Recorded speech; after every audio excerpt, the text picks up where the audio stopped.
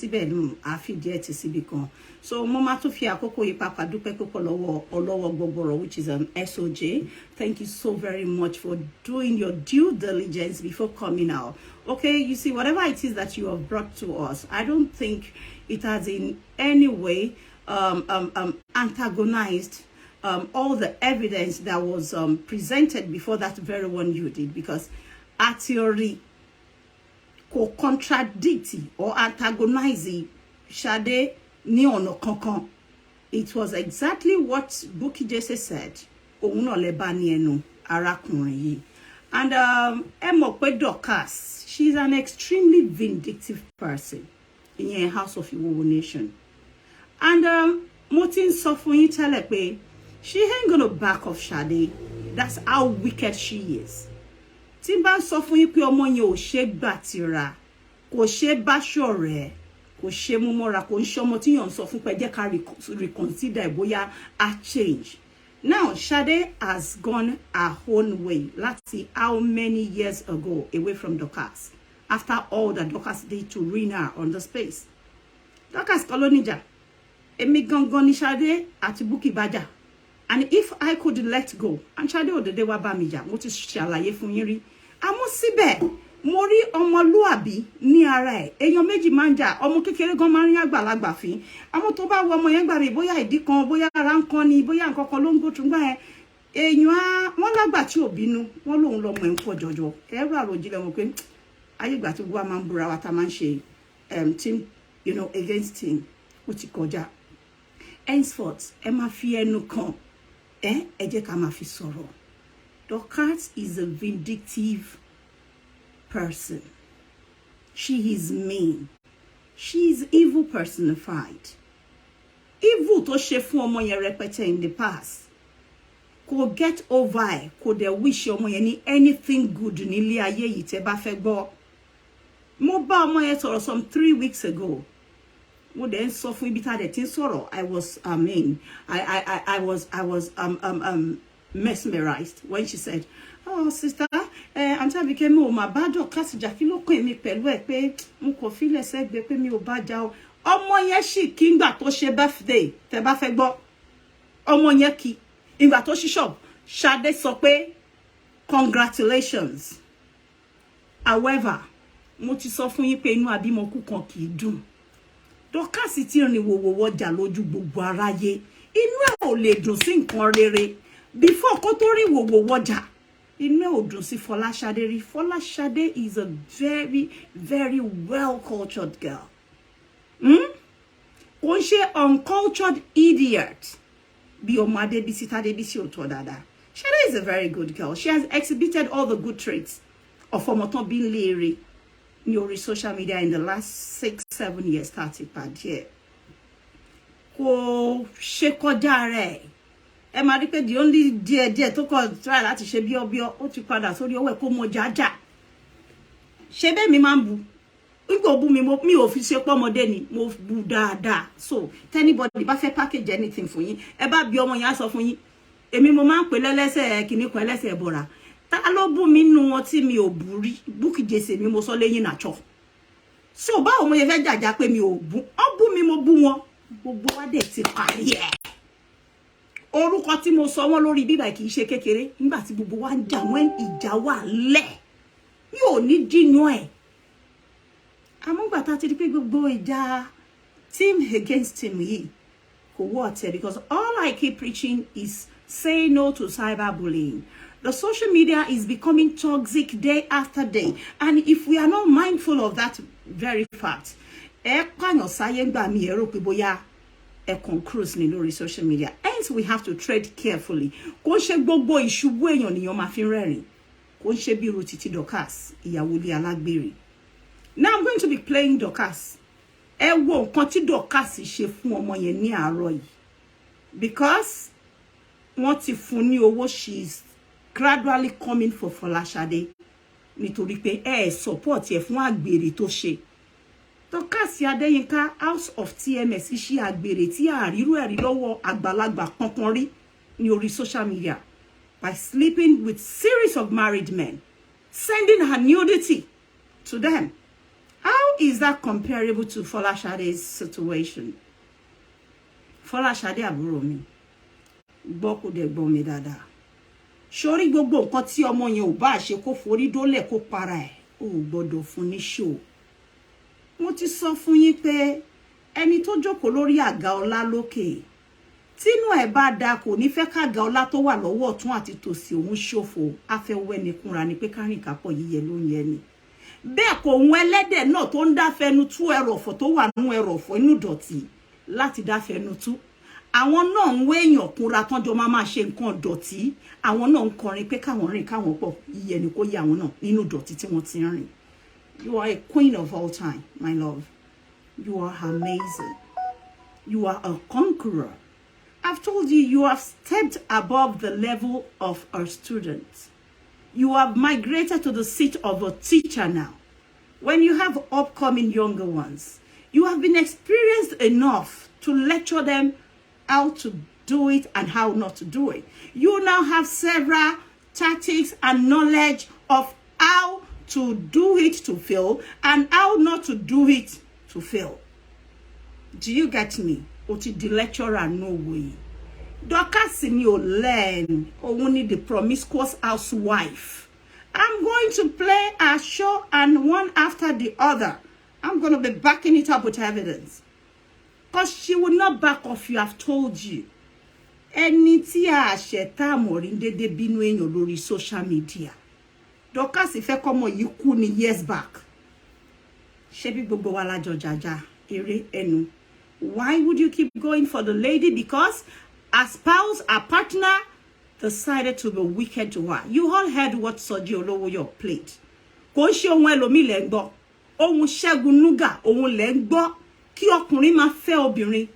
Nítorí pé ó gba owó lọ́wọ́ ọmọ yẹn lọ forúkọ ẹ̀ jálè, ó lè cancel. Ọmọ yẹn dẹ̀ sọ pé you have to return owó HMRC. Kì í ṣe owó tẹ́nikẹ́ni gbọ́dọ̀ ná. Owó ìjọba ni. How could you hide under the influence of being a partner to her? You now started using her business name to collect loan, to take money from the council illegally, unlawfully, and you think you can go scot-free. Ọmọ yẹn dẹ̀ wá approach ẹ̀. Ó dẹ̀ bẹ̀rẹ̀ sí ní body shame ẹ̀. Soji ò kì í ṣe ọ̀rẹ́ ẹ̀. Ó ní relationship kankan pẹ̀lú Soji. It's like you met a stranger and you believe after asking him or her a few questions that do you have your phone, do you have me on recording, you now feel, well, it is okay for you to start talking down on her. Talking bad of ẹni tó ń sẹ́njẹ fún ẹ, tó ń gbowó lọ́wọ́ ẹ, tó ń gba aṣọ lọ́wọ́ ẹ, ọmọ tó ń ṣiṣẹ́ dédé, tó ń fi owó ẹ bọ́ ìwọ ọkùnrin. Ìwọ olè oníjẹkújẹ. Running to Dorcas will ruin you. Virtually all the speakers tó ní ọpọlọ ló máa come for you because kò ń wá kó ṣẹlẹ̀ sí wa. Èyí tó ṣẹlẹ̀ sí Dorcas deserve ẹ̀. And she ain't gonna get any support from anybody. Now, ma analyze ìgbésí ayé ẹ̀ fún Dorcas Kemi, House of Iwowo Nation, House of TMS, àbí kí ló máa ń pè ra ẹ̀. Ìkà ọmọ ni ẹ́, ọ̀dájú ni ẹ́, ọmọ tó yẹ kí gbogbo àgbáyé kan sá fún gidi gan òun ni ẹ́. Kò sí nǹkan kan lẹ́nu ẹ̀ tó lè sọ. Ó rọ́rọ̀ sọ mọ́jọ́ tó ti rìn wòwò wọjà, Dorcas Kemi Adeyinka. Kò sẹ́ni tó ní kò ṣe mistake o. Ìdókùdó, àìlójútì, waywardness, kíyàwó lé kó ya lágbèrè kó má lè pa ìdí ẹ̀ dé. Òun ló sún ẹ sí predicament ẹ̀. It is totally different from what happened to Folashade. Folashade was engaged by this man. They were about to be married. Èèyàn tó fún ní òrùka ní ojú gbogbo wa tí gbogbo ayé rí. How could you compare that to you? That was sleeping loosely about with different married men that are actually friends. Ó tiẹ̀ kò sleep about with married men. Ó tún fẹ́ ọ̀rẹ́ mẹ́ta, ó fi wò wẹ́. Ìkan wá sí London, ó gbé ẹ lọ Liverpool. Ó gbé ẹ kúrò Liverpool, ó gbé ẹ lọ sí Turkey. Ó tún ní guts. Ó tún pe ìyàwó ilé ẹ. You have that temerity to call his housewife to your show. Nítorí pé ó fẹ́ ṣe gbáǹkó. Ayọ̀ kì í ṣe bẹ́ẹ̀, ó máa hun ẹ̀ ọmọdé yìí. Àwọn ẹni gidi gan. So gbogbo show tó ṣe lẹ́ni, hold on. Gbogbo ẹ̀ pátá ló ní èsì. Let me see.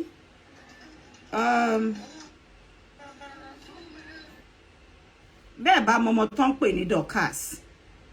ọmọ aláṣẹ́wó tí ojú kì í tì òun rèé ọmọ aláṣẹ́wó tí ojú òkì ń tì tó péré ní House of TMS òun ni Dorcas nìyẹn tó ń bá àwọn ọkọ lọ́kọ sùn káàkiri gbogbo ohun òun àti àwọn ọkọlé tó bá sùn máa play fún yín gbọ́ pàtì títí ẹ̀ náà what she said òun rèé ìyàwó lé alágbèrè pọ́nbélé lẹ́rí yìí wá compare situation Segun Nuga the gigolo man to extort Folashade Olatunji tó dẹ̀ wá ń pe àwọn èèyàn tó bẹ̀rẹ̀ sí ní fi ẹnu bá ọmọ yẹn jẹ́ tó kó gbogbo àṣírí ẹ̀ fún stranger because stranger la máa pe Soji even though Soji went as a blogger whereby tí fẹ́ wà tó nífẹ̀ẹ́ obìnrin not just obìnrin tó dúró tì ẹ́ nígbà ṣòro èyí tó ń ṣiṣẹ́ nítorí tiẹ̀ kínú tiẹ̀ lè dùn ọmọ tó tẹpá mọ́ṣẹ́ tó ń ṣiṣẹ́ dédé tó gba 12 good years ní ọwọ́ ẹ̀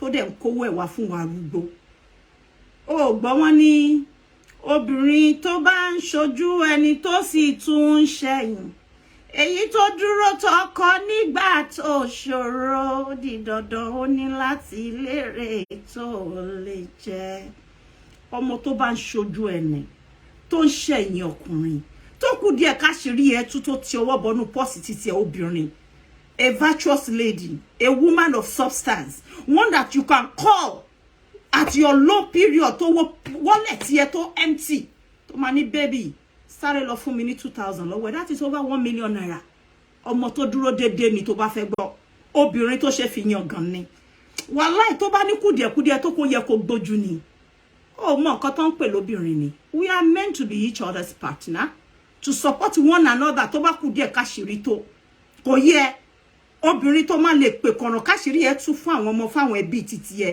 tó máa sọ pé láyé dádì ẹ gbà ẹ fàkọ bí yín ẹ lọ fi sanwó child support ẹ gbà ẹ lọ fi kún owó mọ́tò yín òun ni Ṣadé she is a woman of substance a virtuous lady gbàgbé gbogbo mess tí ò bá ṣe ní orí Facebook now it is just you and her pé ta ni ìyàwó tó fẹ́ rú ta ni ọmọ tó ń kówó fún ẹ̀ Ṣẹ́gun ìwọ̀n ni wọ́n wá lọ ń pè ó wá bá ti ẹ̀jẹ̀ òkété máa wá fẹ́ fi wé òun ọmọ tó gbé lé ọkọ yan àlè ọmọ tó fi ọkọ lẹ̀ sínú ilé tó sọ fún wa pé I have been married for 16 years a lady who posted her husband picture this year 2022 February on Valentine's Day tó gbé photo Nasiru sí tó sọ pé husband òun wish òun happy Valentine only for us to start seeing her nudity in the inbox, in the hands of several married men on social media.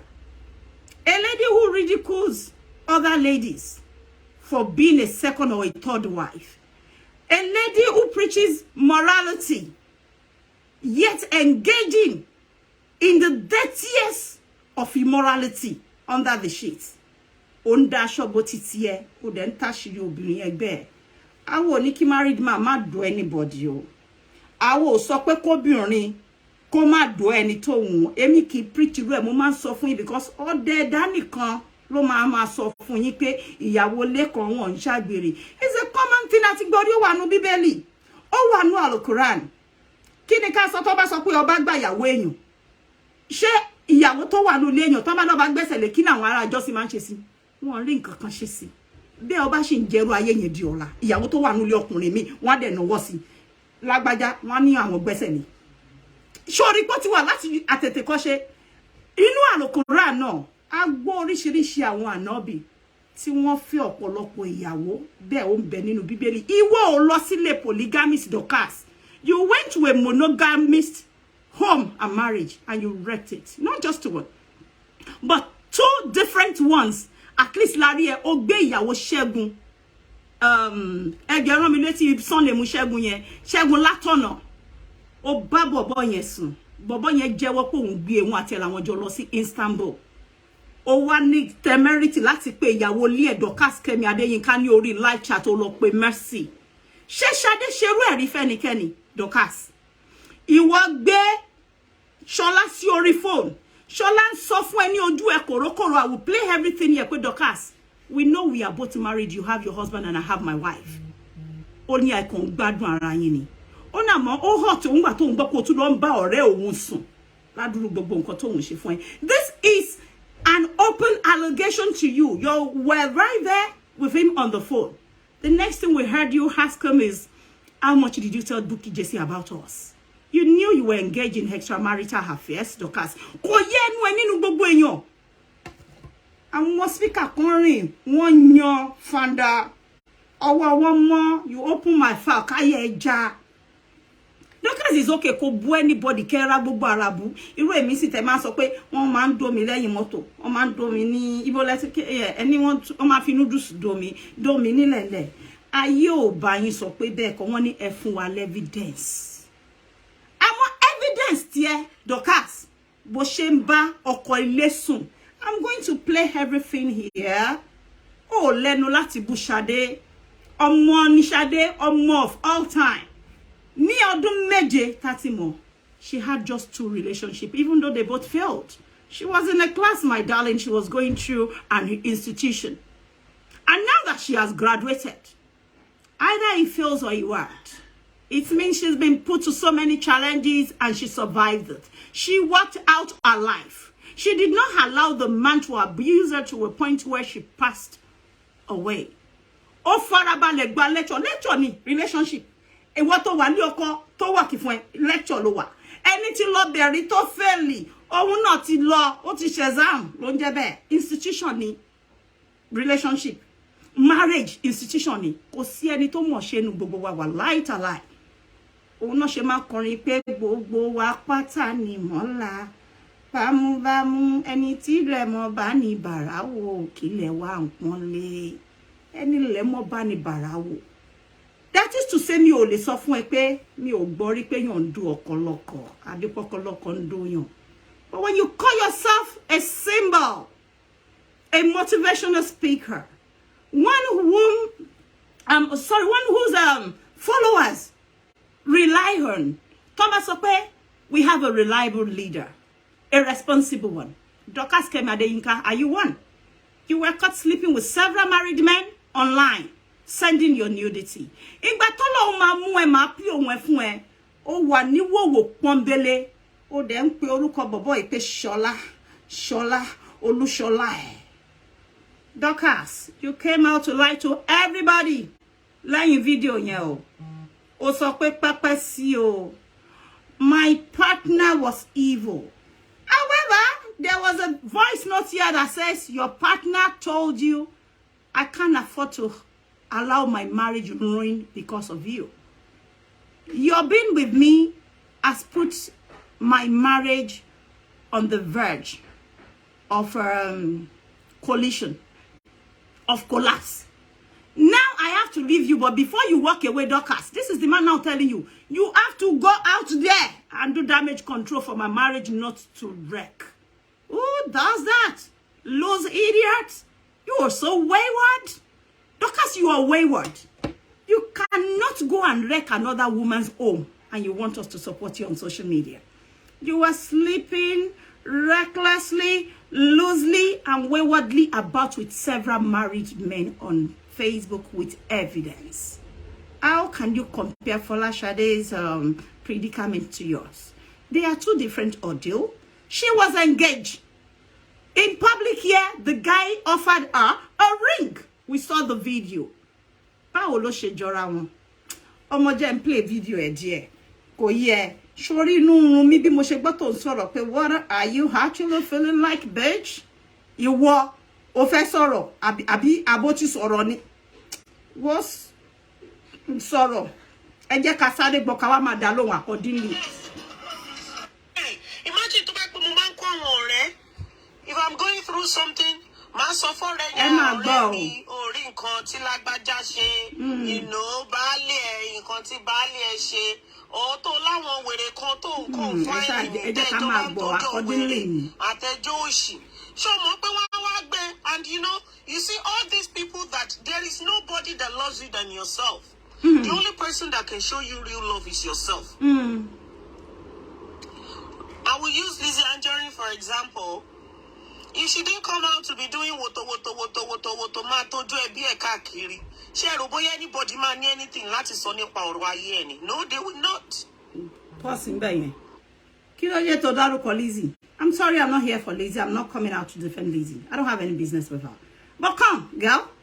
Tí o bá rẹ́ni bá ẹ sọ tòótọ́ Lizzie better times 1 million times. Lizzie, bóyá o sọ pé gbọ́kọlọ́kọ àbí kò gbọ́kọlọ́kọ. The fact remains pé ó gbà legally. There was a bond between herself and the man. Tí bọ̀bọ́ yẹn bá wà nílé ìyàwó ni, tó bá jẹ́ pé monogamist oníyàwó kan ni, then ó yẹ kí ìyàwó yẹn ti lọ sú àwọn ìyàwó tí Lawal fẹ́ before Lizzie. Nǹkan tó bá mu tí ò sú àwọn yẹn, á jẹ́ pé ó feel threatened pẹ̀lú status Lizzie nìyẹn. Téèyàn bá fi ọkọ tó bá fi pé ọkọ ẹ ti lọ kí no máa ní wọ́n commit yẹn bigamy. Ó yẹ kó ti sú ẹ because bọ̀bọ́ yìí ní àwọn ìyàwó mi kó tó wá bá Lizzie. Bó kó lọ sú àwọn yẹn. Ó ṣe jẹ́ pé Lizzie lẹ́jọ́ mú ẹnu lẹ́jọ́ gẹ́jẹ́ lẹ́ ń gẹ́jẹ́. Ohun Lizzie kò fẹ́ married man kò matter. Ó fẹ́ ó so yigi. Kò bá gbé sínú ilé. Lizzie ò bá gbé lọ lé yẹ. Wọ́n bá jọ máa sùn títì. The fact remains there was a tie. A lawful tie. A legal tie. Ó make sure pé òun ò kàn máa do. Ajido ni wọ́n ṣe Dorcas ó wà nínú ilé Nasiru ó dẹ̀ ń bá ọkọ lọ́kọ sùn káàkiri ó dẹ̀ ń send ìwòwẹ́ ló lọ káàkiri yẹn. Ẹ̀yin tẹ́ bá mọ link gbogbo link tí ìwòwò Dorcas wà ẹ máa bá mi tẹ̀ síbi káwọn èèyàn lọ máa wo ẹni tó ń sọ̀rọ̀ yìí. Lizzie ò ń ṣe ẹgbẹ́ ní gbogbo ọ̀nà tó yẹ kó fi mo wá sorry pé mo dárúkọ I don't have business with her. But sori tó ẹ̀ bá rẹ̀ ní báyìí sọ tó tọrọ vindictiveness òun ló sọ ẹ tó ṣe ń gbé case. You see, nothing good has ever happened for you, little girl. Oh, she àṣeyẹ àbí àṣeyege anything. It's so sad pé Adébísí màmá ẹ̀ ní ọjọ́ orí at 55. Ó wo ìwọ àkọ́bí ọmọ 36, 30 àbí 37 náà pé ẹ̀. Ayé ẹ̀ dẹ̀ ta pátápátá. Ó dẹ̀ ń fi ojoojúmọ́ níwọ̀ ọmọ tó sọ pé ó lọ sí secondary school. Ó kì í ṣàwá tá dàgbà sí Bàrígà, tá dàgbà sí Èbúté Mẹ́ta, tá dàgbà sí Onípànà. Ó ní ó dàgbà. Ibi Èkó lèmi ti lọ university. And I'm still here. Ìwọ tó wà ní o law school lu yìí, báwo la yí ẹ ṣe jẹ́ tẹ́ pé wàá máa jí láràárọ̀, wàá máa ṣáná sí live chat, wàá máa bá títa àwọn èèyàn jẹ́. Haven't you an office? Jẹ́ ká gbà pa wa tẹ́ máa ń pè ní lazy, àwa lazy gan àti ẹ̀fẹ́ ṣiṣẹ́ àwa máa lọ ń káwó lẹ́yìn. But ìyá ẹ fowó nú ẹ wá sí ìlú òyìnbó. Ọkọ màmá ẹ, ẹni tí màmá ẹ náà gbà tó fẹ́, wọ́n fún ẹ ní ìwé pupa pálí pupa. So that so that you can become better. Don't you know what they call the firstborn of a family? You have a whole lot of duty, a whole lot of load on your shoulder, little girl. Come on, pick it up. Be the big sisters to your younger one. Your mother lost a child a few years ago. Why can't you console her and become a better person? Wake up to an office. Do what your mate that called in here does. Make her proud. Stop bringing her curses every day. Ìgbà mi tí n bá wo story Adébísí mo tún máa ń soft pedal díẹ̀ pé ọ̀tọ̀ ni kò bí bọ́ ọmọ sọ̀rọ̀ ọ̀tọ̀ ni kò mọ́ gbọ́. Màmá ẹ̀ ti sunkún lẹ́ẹ̀mẹ́ta lórí social media Dorcas ẹkún kíkorò ni màmá tó bí ẹ sùn ní orí ìkànnì Dorcas lọ sùn kó lọ sùn oorun tí ọmọbìnrin tó máa ń sùn tó pé tó bá jí ayé á dáa. Look at your life. Are you fucking sick? Àbí nǹkan ṣe ẹni tó ṣe sọ̀rọ̀ pé wàá bully girl yẹn.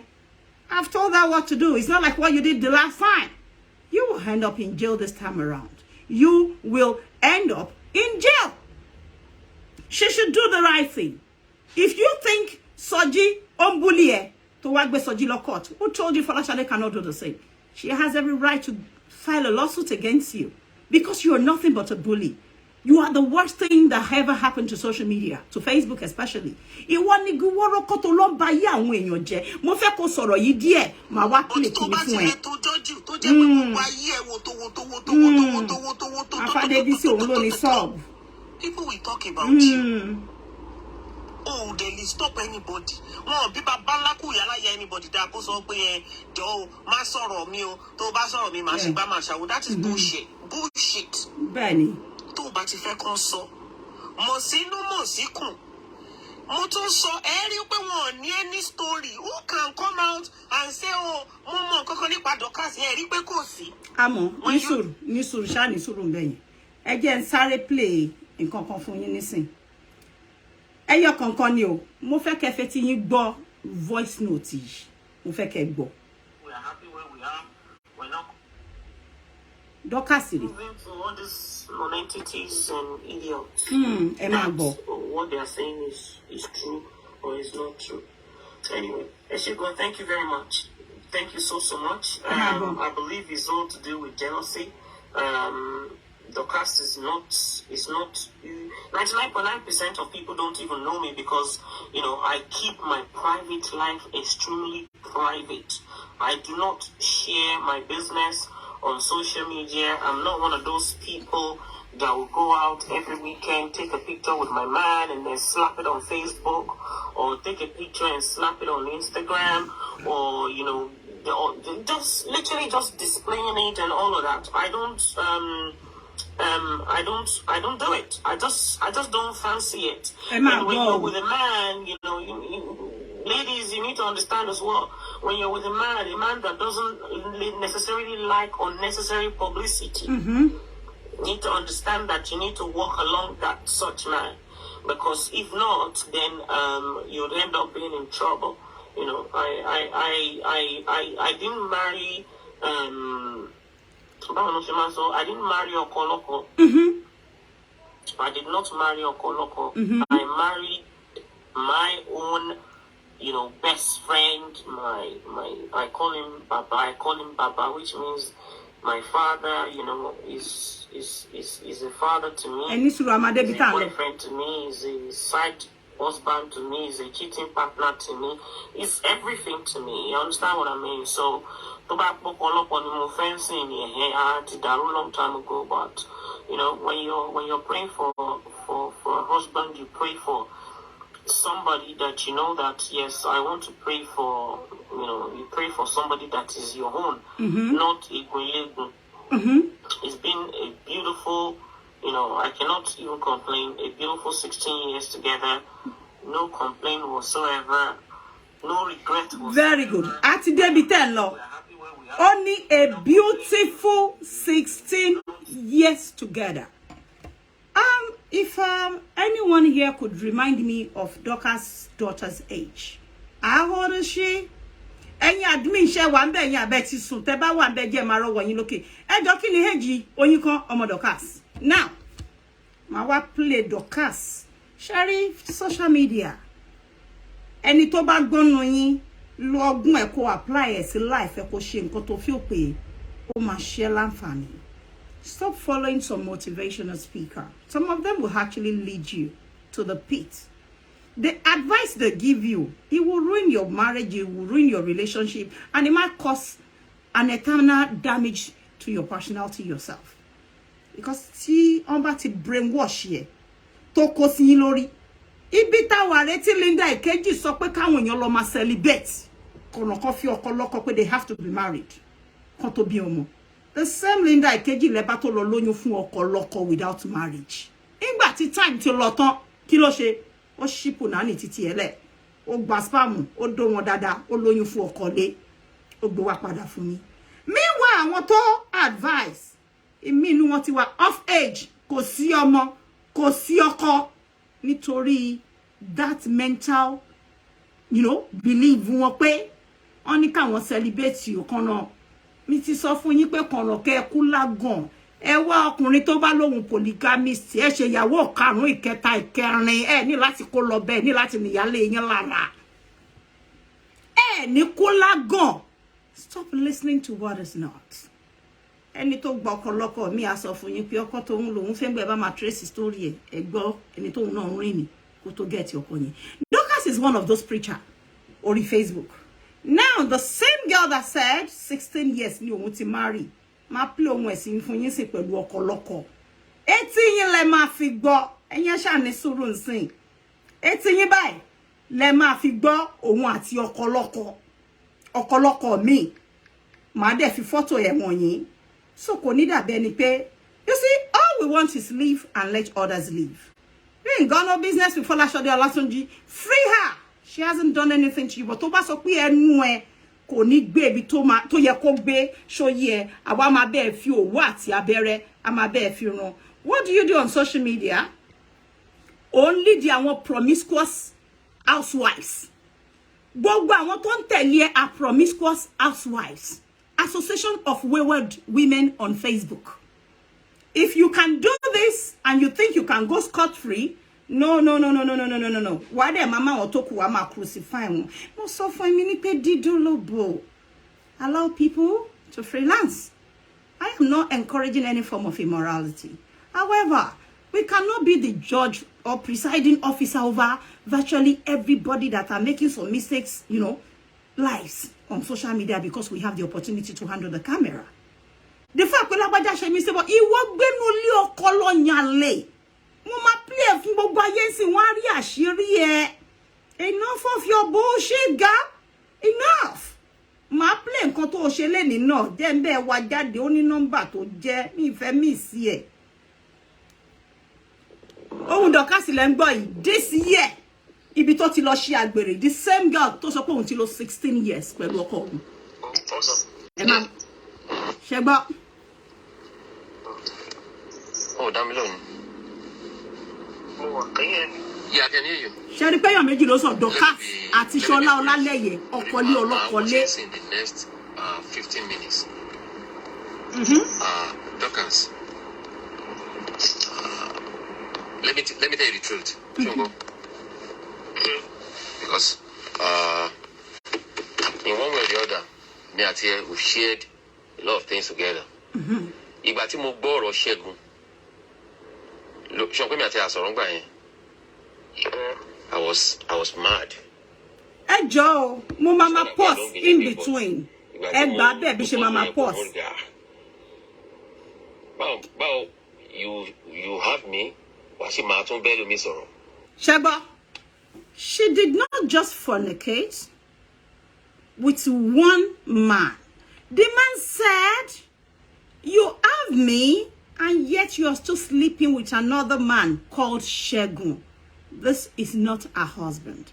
Her daughter is not even 17 or 16 yet. I think her daughter is 15.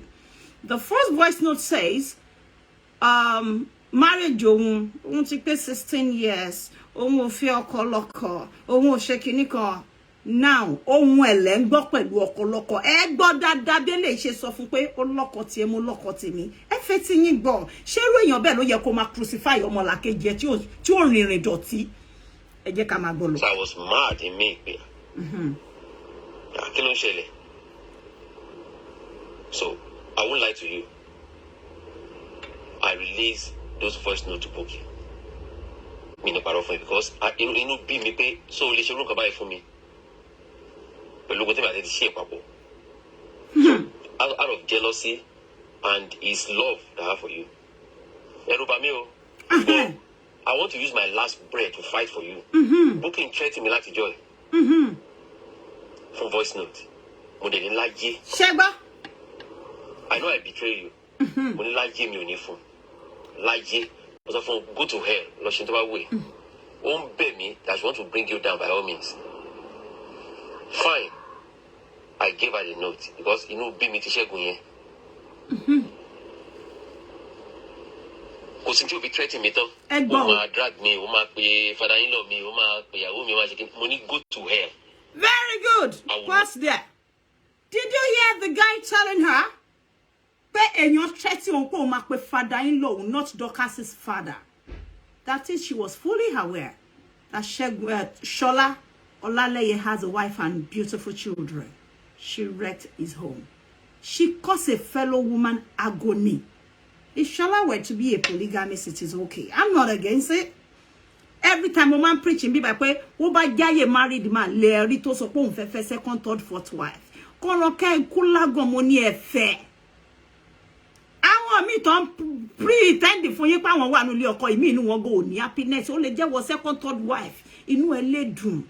Man, yali elara. Ejokora poko jama yimbe.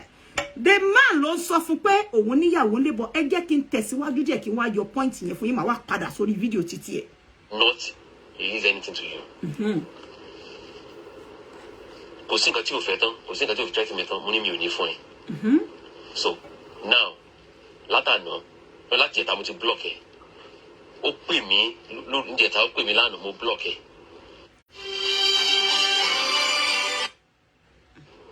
So now, mo rí bó ti ń block mi látàárọ̀. And me ò fẹ́ release anything for. Are you guys listening? That will affect you. Now she's bugging me. I don't care. But what I just wanted from you is, Dorcas, can you rubbish anything to have some for me, Lola? To buy the Kwame. I just want to please get my back. Though, because for me, I can't lose my marriage. I can't. I've told Lady everything. Now, I have to come in there. Did you guys hear the last thing that guy said? Only I cannot lose my marriage. If you heard that, can I see your thumbs up? Only I have told Lide everything, which is his wife, his housewife. Dorcas was right there on this conversation with him. You heard her say hello. So Dorcas knew all the while that she was sleeping with a married man. Not just him, but she was also sleeping with his friends. 2 of his friends.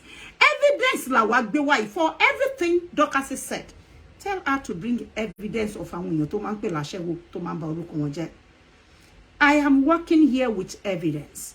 I will play more of our show today, and I will be playing all those voice notes. And then you will get to understand what her bitterness for Folashade is. From the beginning, to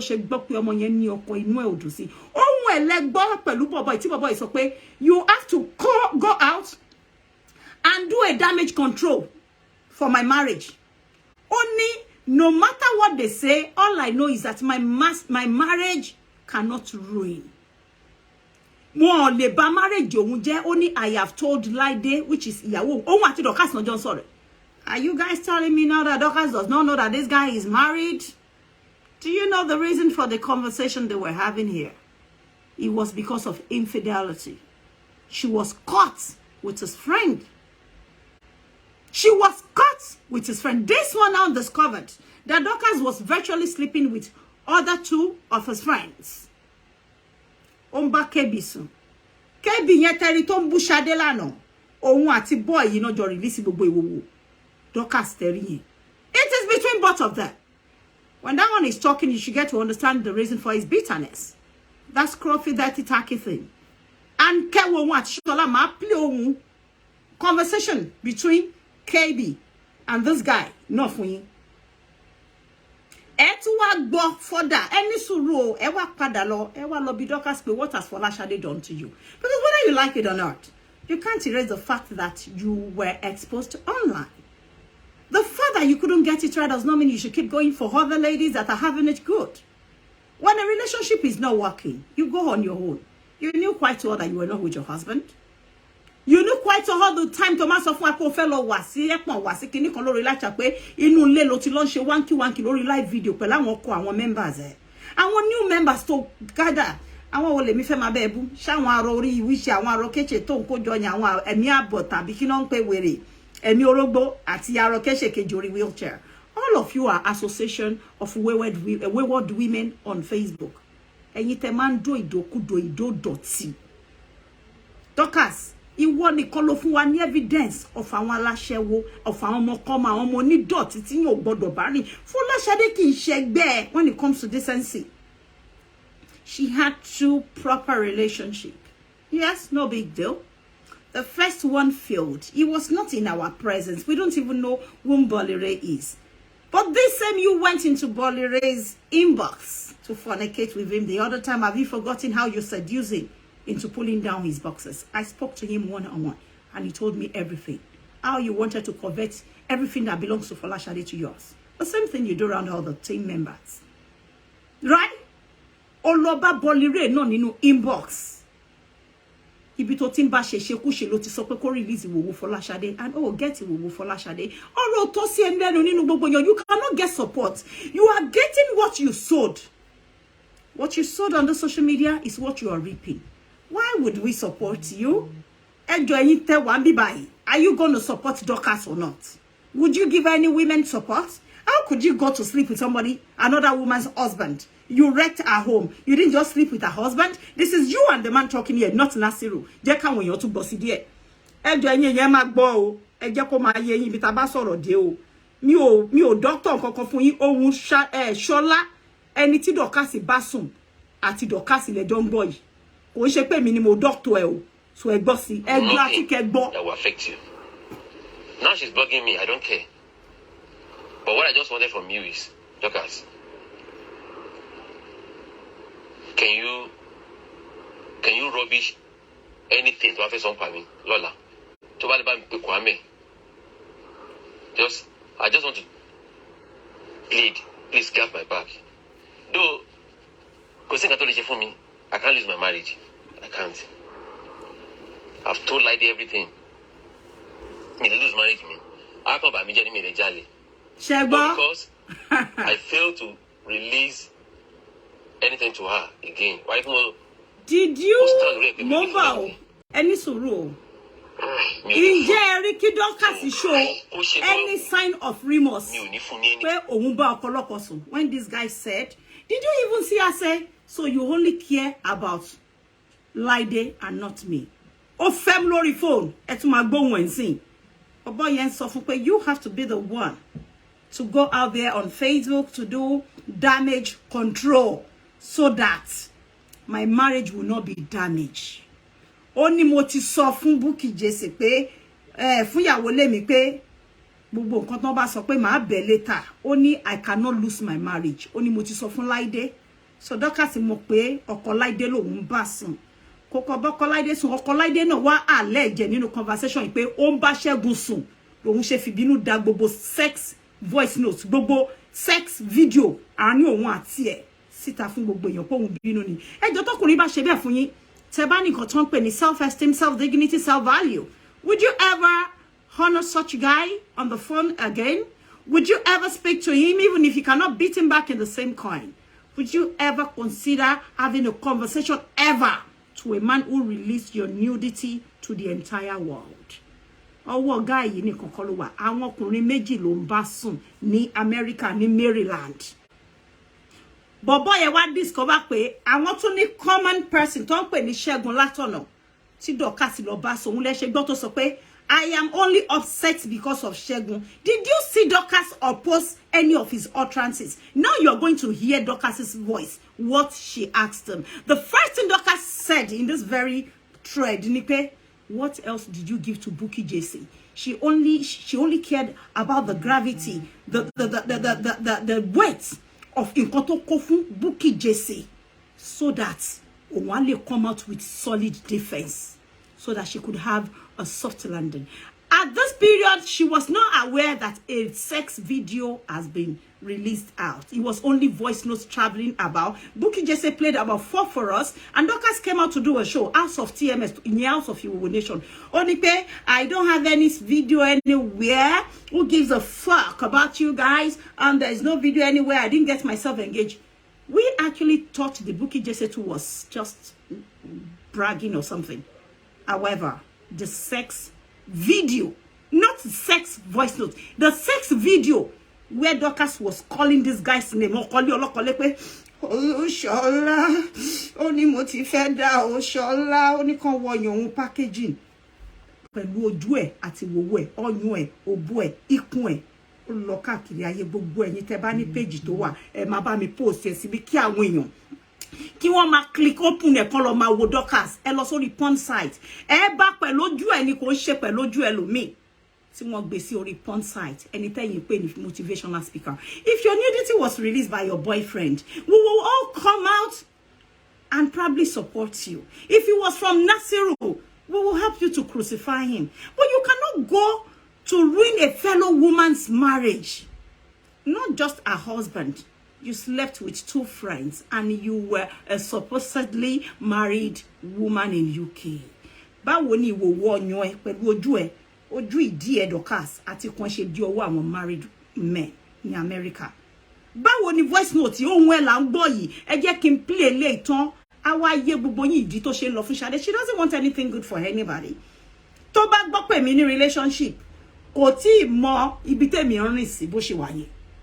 Ó ń wá, wọ́n wá díẹ̀ tèmi assignment. Bẹ́ẹ̀mi dẹ̀ ṣe máa ń jó disco tèmi lélẹ̀. Ó ti sọ fún yín pé èmi overall ìyá yín lèmi, street credibility ò lè jẹ́ kẹ́ mú mi mọ́dọ̀ ọdún ẹ̀. Mo fi Ọlọ́run ọba búra fún yín.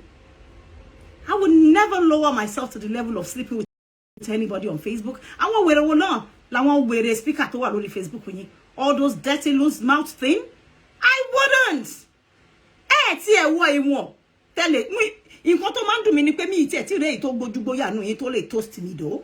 I mean, it's okay for a man to walk up to me and say, I want a man toast me. Do I want be round two about set up? We can wa no import. So I just to ni wo. Why wo virtually everybody. If not for me, I'd be getting more but I would debunk it or boys about Kolile. Shebi, you did the same thing to you on your page with your face before you started seeking a soft side again.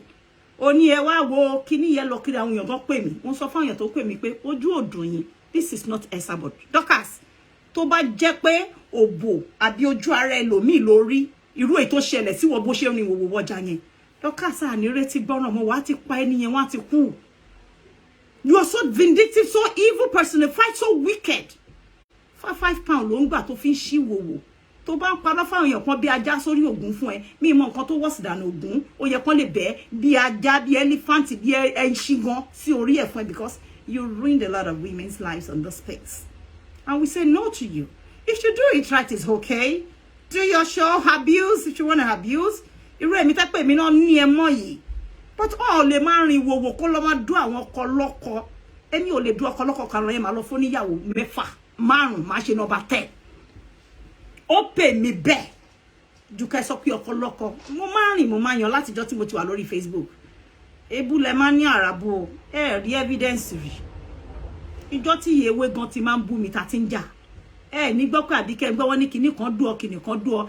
Elekisa nonsense girl ọmọ tí ò ní ran àwọn regular thing tájọ máa fi ń búra wa ni tí gbọ́ kó allege mi má láṣẹ wori ẹ bá lọ́wọ́ gbogbo ebu ní gbọ́ pé ṣan sọ pé kíní kan náà ń bá sùn a máa gbọ́ o Abike wọn máa ná tún rí kíní kan kò sínú ebu èmi àti wọn go and check my file káyé ẹja adójútì ni ọmọ ni ẹ adójútì ni onídọ̀tí proper ní ẹ Dorcas ó ní ẹnu láti sọ̀rọ̀ sí Folashade máa play létan máa tún wá play boy yìí àti ọ̀rẹ́ tó tún jọ ń sọ bó ṣe ń bá ẹ sùn wá fẹ́ tí ẹ gbọ́ wá dẹ̀ fún wọn wá gbọ́ pẹ̀lẹ́ tí ẹ̀yin fans ẹ gbọ́ ohun Dorcas náà bí ń sin ẹ ní sùúrù.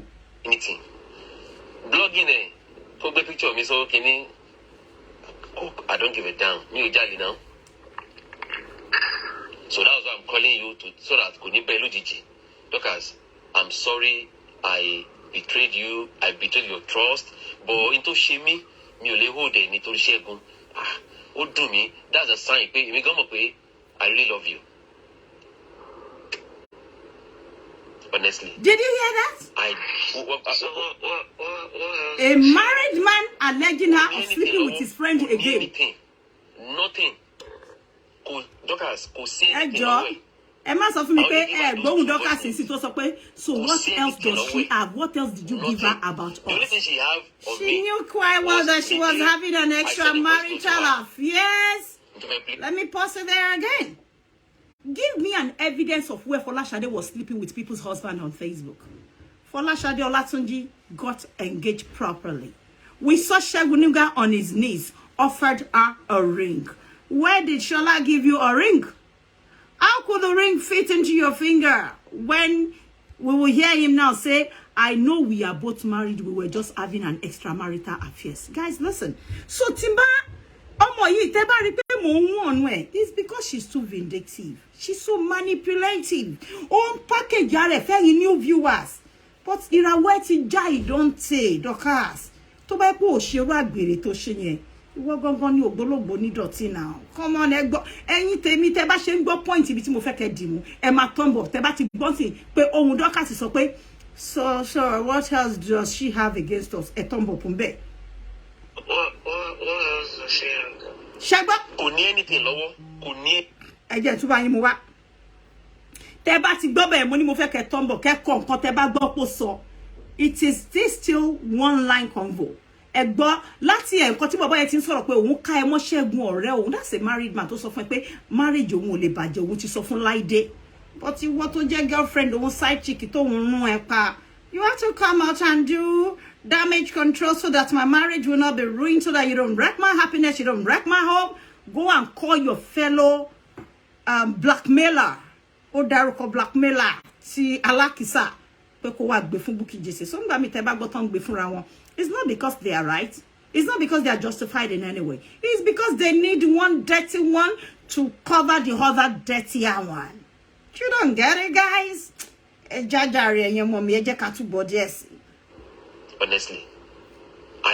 what else does she have?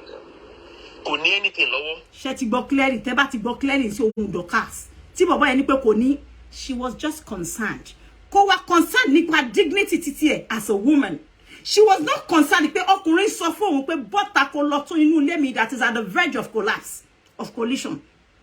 Kò feel bad pé odu ọkọlọ́kọ. He placed his wife practically right before you. Of course that is right. He's a real man. It shows he loves his wife. But you took that insult of being in the back place, in the gutter, after sleeping with you. He told you he was the one that released your voice notes. You didn't even find that, spiteful.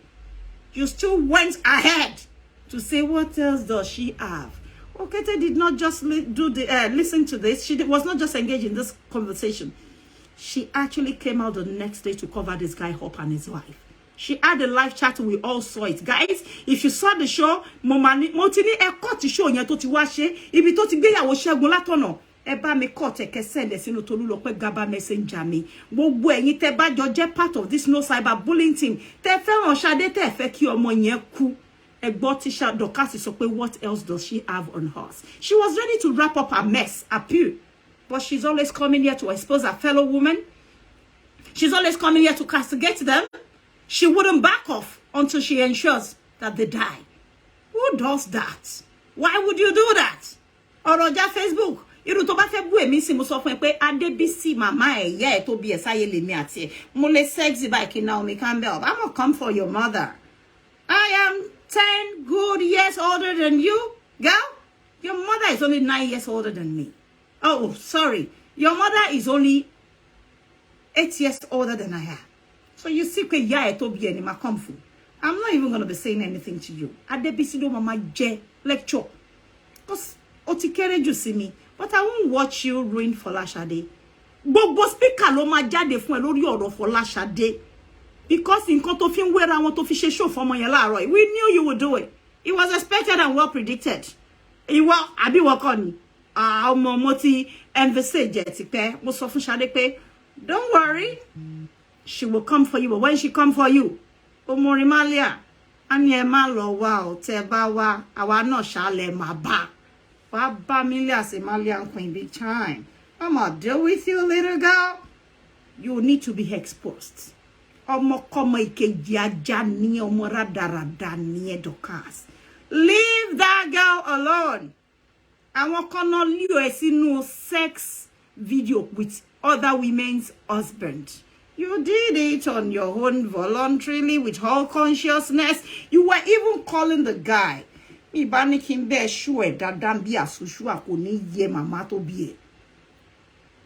But mo fẹ́ kí so jíjẹ́ pẹ̀lú ẹ dáadáa tó kẹjọ fà kójọ tó ra wọn kájọ wá fún witness.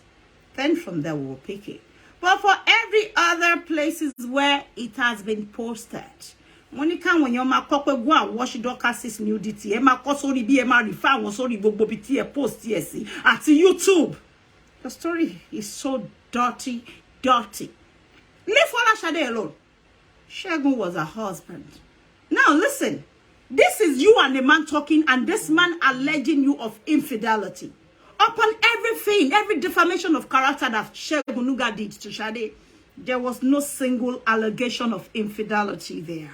He only felt insecure because she's an already made woman, a self-made woman, a woman of substance. You see, women of substance, they usually have problem with a man that is just upcoming, or with one chotin ni owo lowo to mama feel insecure nítorí pé ọwọ́ ìyàwó gbé sókè. Gbogbo ọkùnrin kọ́ lórí bí Segun Nuga, ọkùnrin mi ò kì í kọ̀ ọwọ́ ìyàwó òun gbé sókè. Ọmọ jọ fọwọ́ ru ọwọ́ kí gbogbo ẹ̀ tó ra wọn ni. Àmọ́ ọkùnrin tó bá ní lára, ọkọ náà ń lára ìyàwó. Òun máa ṣe bí Segun Nuga. So yeah. So Segun Nuga said all those spiteful things, all those horrible remarks.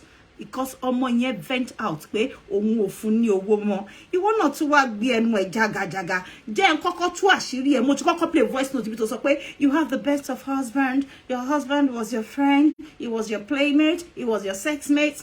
But this is you engaged with another woman's husband right here. Voice yẹn la gbọ́. Then play it on phone. Kò ní anything. Nothing. Dorcas, kò say anything away. I only gave her those 2 voice notes. Kò say anything away. Nothing. The only thing she have on me was the day I sent a voice note to her. To my plane here. Ọkùnrin bẹ́ẹ̀ sùn. Ọkùnrin record rẹ̀. The same thing tó fẹ́ máa bó Segun Nuga fún tí wọ́n fẹ́ go mad fún yìí. Oh, Pashola. Ó ṣe jẹ́ kí Segun ló ń bò. A voice note to her. Oh. That I said I want Dorcas to change. Ma said to go convention and me ati. Ma said they say go play. Go mo fẹ́ play. Go mo fẹ́ jà fún wa báyìí. I told her. Ma said to go convention me ati. Ẹ jọ̀ọ́ ẹ má bínú phone mi ring in between bẹ́ẹ̀ yẹn sì. Tẹ́ bá ṣì ń gbọ́ mi dáadáa, ẹ jọ̀ọ́ torí Ọlọ́run ẹ nawọ́ yín sókè. Ó ní party bí kan tí mo fẹ́ kẹ́ gbọ́n sí in the last few seconds. Ẹ̀gbọ́n kan tó wà most ridiculous ever to a woman's dignity. The guy said, I have told my wife pé ìwọ ló fẹ́ jà fún wa lọ́kùnrin tó ń bá ẹ sùn. Ọkọ lé ọlọ́kọ ilé ẹ jẹ́ n tún gbé bẹ̀ yẹn sẹ́yìn díẹ̀. Ẹ tẹ́tí kẹ́ gbọ́. I said I want Dorcas to change. Ma said to go convention and me ati. Ma said they say go play. I will send everything to you. Now mo sọ fẹ́ obi pé nsin ìwọ mo fẹ́ pè ó gan fẹ́ jà fún wa báyìí. Ẹ̀yin obìnrin ẹ fọwọ́ bojú fún Dorcas. Ẹ dáwọ́ bojú. Odó bọ̀bọ̀ yóò bá ẹ sùn. Ó wá sínú London ó tún wá gbọ́ṣẹ́ ìwọ sọ fún wa pé wọ́n wà ní holiday. Aṣọ kọ́lọ́kọ́ ló wá láti Maryland. Bọ̀bọ̀ ẹ wá so ridiculous. Èmi Abike mo máa ń gẹṣin lọ káyàn mọ́lé ni. Kò sí bàbá ńlá kó bá bọ ọmọ ẹni tó lè gẹṣin wá ká ni mọ́lé. Oko tí n bá fẹ́ do èyí tí máa ń proud of. Máa flaunt here. Máa sọ pé Ṣẹ́gbọ́n sì gbogbo nǹkan tẹ́ máa ń sọ pa mi. Ó dó kinní kan. Màá ní yes. Kí lẹ máa ṣe sí? Ó dó ọba. Mo ní yes. Ó dó joyè. Mo ní yes. Ó yàwó náà ó dó Ṣọlá àbú odò Ṣọlá sọ yes. Òun ló sọ ní òun á sọ fún ìyàwó òun pé ìwọ ló fẹ́ jà fún àwọn. Nǹkan dọ̀tí. Ó gbọ́ kí Ṣadé sọ̀rọ̀ ẹ̀rìn. Ṣé ìyàwó Segun Nuga wà nígbà tí Ṣadé lọ fẹ́? That's a big lie.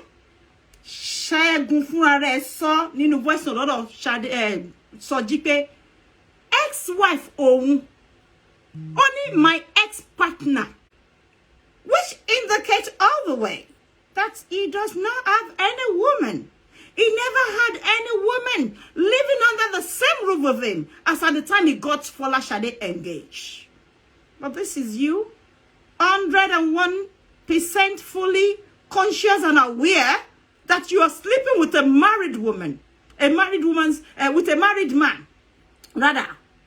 And not one so fun e pe iwo side chick to won useless ba esun. How I go help a married man ma do tan were atu wa ba mi kemi wa protect o mu wo npe ko mu e to fo danu. Mo ran lagbere si. O le lo haya awon ọmọ mi bi Dorcas.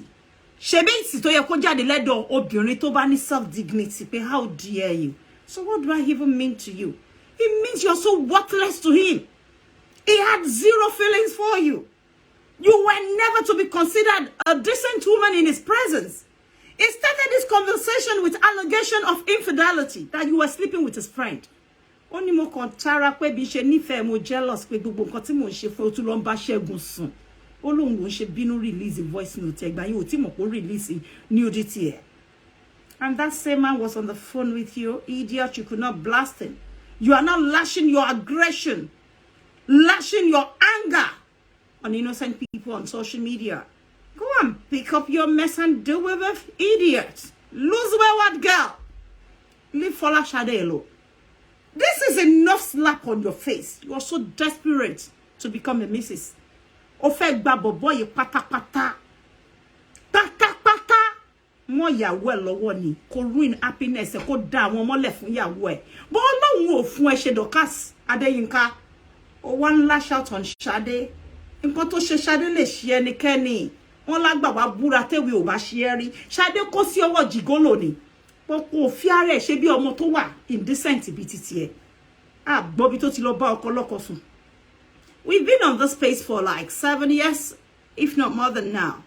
Dorcas, you've been engaged with several men. You posed to be a married woman.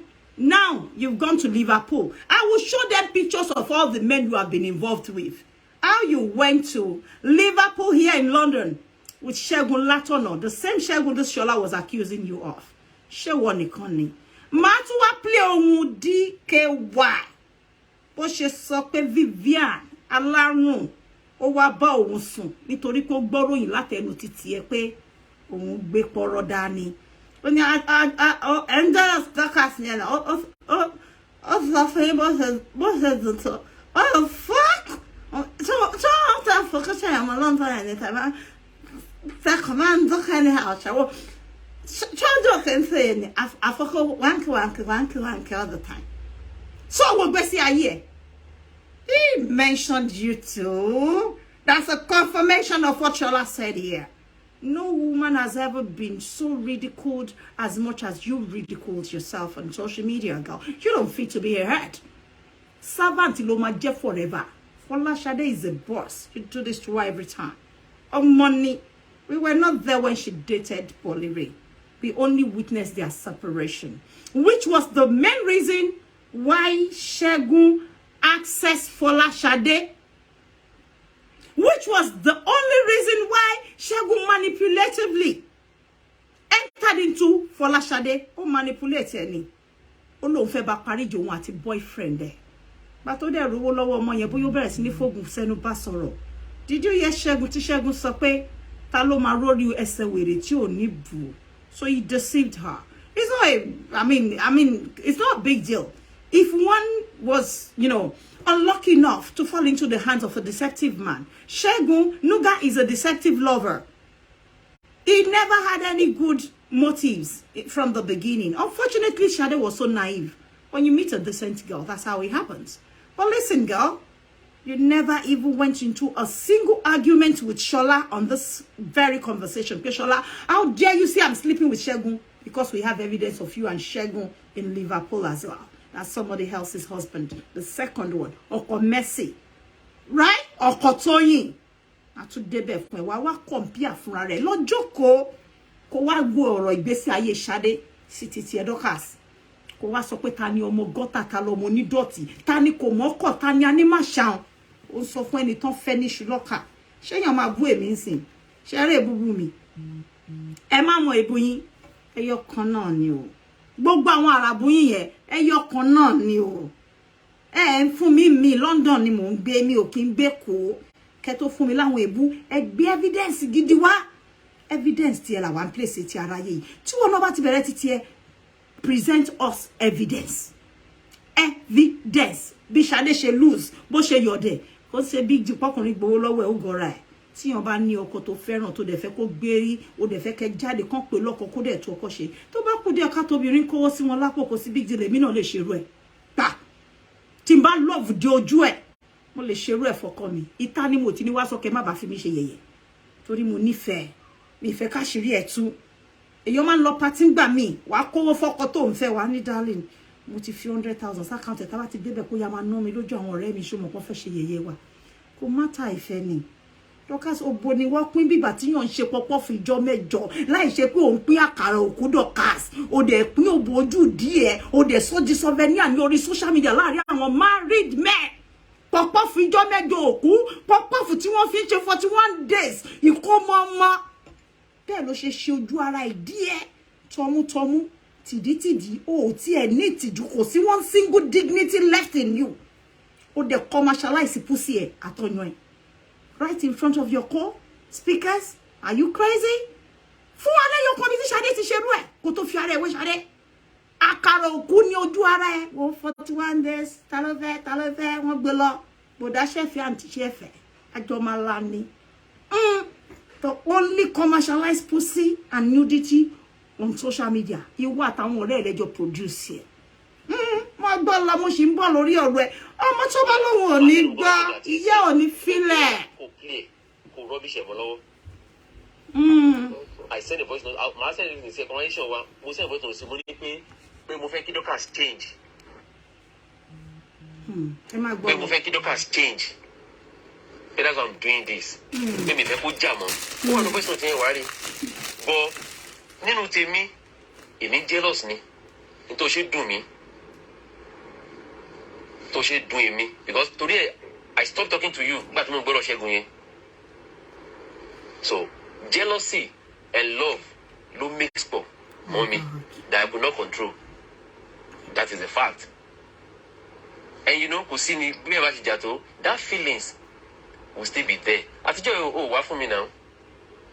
The feelings, oh, leka kuro. They may go leka kuro. Go easy. We know we are married. Very good. Easy. That's the feelings in kuro. Sheba, I know we are both married. You have your husband. He was aware. Shola too was aware. Did you just hear what he said? I know we are both married. Oh, one canvas and tori yawe. As at this period, a speaker from Manchester, ti ṣe show fún boy, to release the voice note meta tí ìyàwó lé ìyàwó boy. Bó ṣe ká Dorcas ní wòwò pẹ̀lú ọkọ ẹ̀. Ìyẹn ti fi bínú send gbogbo kíní sí speaker yẹn Bukky Jesse. Bukky ti play bí mẹ́rin. Ẹsẹ̀ boy wá gbọ̀n. Ṣé mo kò sọ bí ko pé òun ti sùn lọ. Ó nígbà tóun sùn, tóun bá Dorcas fani Dorcas ó wá lọ record ọ̀rẹ́ di Ṣẹ́gun látọ̀nà. Ó wá send it sí boy ti wá sùn. He was probably waiting for her to send some voice notes pé òun ó fẹ́ try láti convince boy pé òun ò do boy yẹn. Unfortunately for her, the guy has gone to bed. As at the time the voice notes was coming in, this guy's wife picked up his phone and he saw all Dorcas's voice notes. Gbogbo sex kini won dildo red bó ṣe ńlá ìdí fún boy bí yẹn ṣe fi bínú send ẹ yẹn sí speaker boy náà ló sọ ó send ẹ sí speaker ní Manchester. As at the time tí Bukky just play meta boy yes gone. He was looking for a better landing, a soft landing. He now called Dorcas pé ìwọ ló kàn tó máa lọ ṣe damage control kan kí Bukky just finish òun. But remember he also said, I am sorry for betraying you. Did you see this loose wayward girl even go into argument? Pé Ṣọlá kò dé ní dá fún ẹ bó ṣe betray me. Ó ṣe pẹ́m káṣírí ẹ̀ má bàa tún torí Abike àti Yewé àti gbogbo àwátá androdes yẹn. Torí kò lè ṣe kó má wá ṣẹ̀ sí obìnrin. Ṣé yìí lè ṣe Ọlọ́run ò mà ní fi yín ṣẹ̀ sí ẹ̀yin obìnrin ẹ̀yin fellow women, decent women, ẹ̀yin èèyàn gidi. Folashade ò ṣubú àsápojúdé. Ó fẹsẹ̀ kan lásán ni ó tún dìde ó regain balance ẹ̀. Dorcas, it was shubu or crash Humpty Dumpty. We were not able to recouple your ruins. Remain there to zero. Kò ṣe couple pardon. Kò sí nǹkan tó lè fi ṣe damage control. Ohun àtòhun àlè la jọ ń gbọ́ yìí. Ẹ jẹ́ ká gbọ́ tó kí n lọ sí next line kí n wá bẹ̀rẹ̀. That I could not control. That is a fact. And you know, kò sí ni bí ẹ bá ti jà tó, that feelings ó sì lè tẹ̀. Àtijọ́ ò wá fún mi now. The feelings, oh, leka kuro. They may go leka kuro. Go easy. We know we are married. Yeah. But go easy. We know we are both married. He actually knew. He knew she was married. Dorcas was practically having extramarital affairs with all the married men that were in her team. Some few years back, we heard about this. Otu koko boto wa lo banko fun wa ngba to won ti Kebi ja. Ta gbokon lo ni oko Kebi ni owo. Fife won se mi o analysis yi dada ni.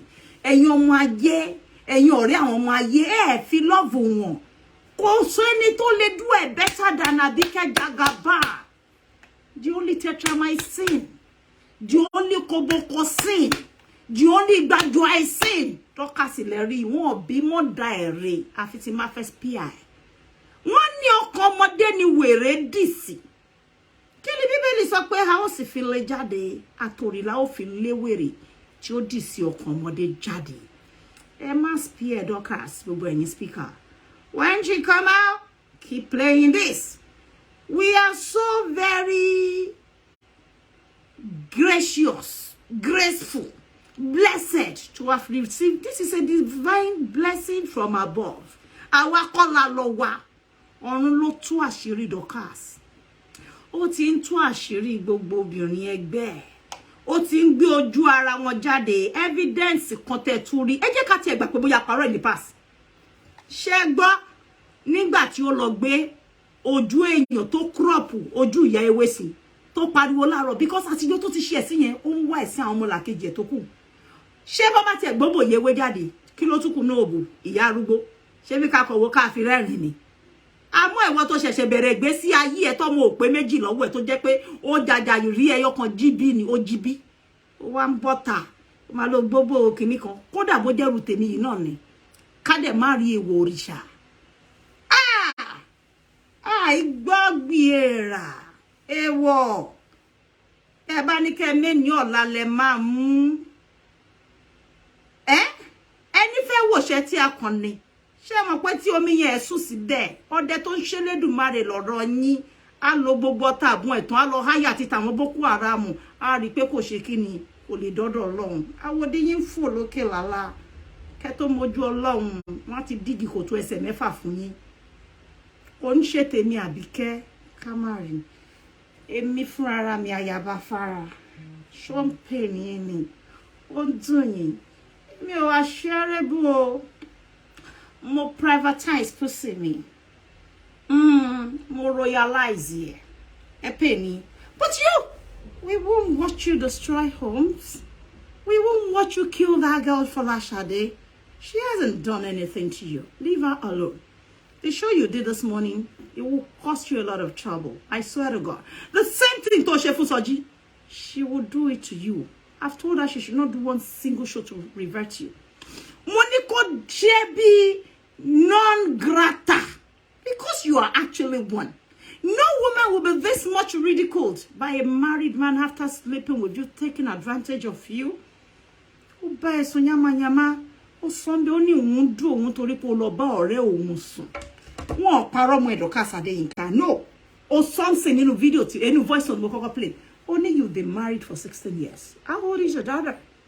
You were involved in adultery, fornication, promiscuity, infidelity. Ẹ̀jẹ̀ tún yà mí láwọn òyìnbó tí ó lè portray indecent person ní ẹni tó ń cheating partner ẹ̀yin èèyàn mi mọ̀ òyìnbó mọ́ promiscuity, adultery, fornication, infidelity. What else can I need that word.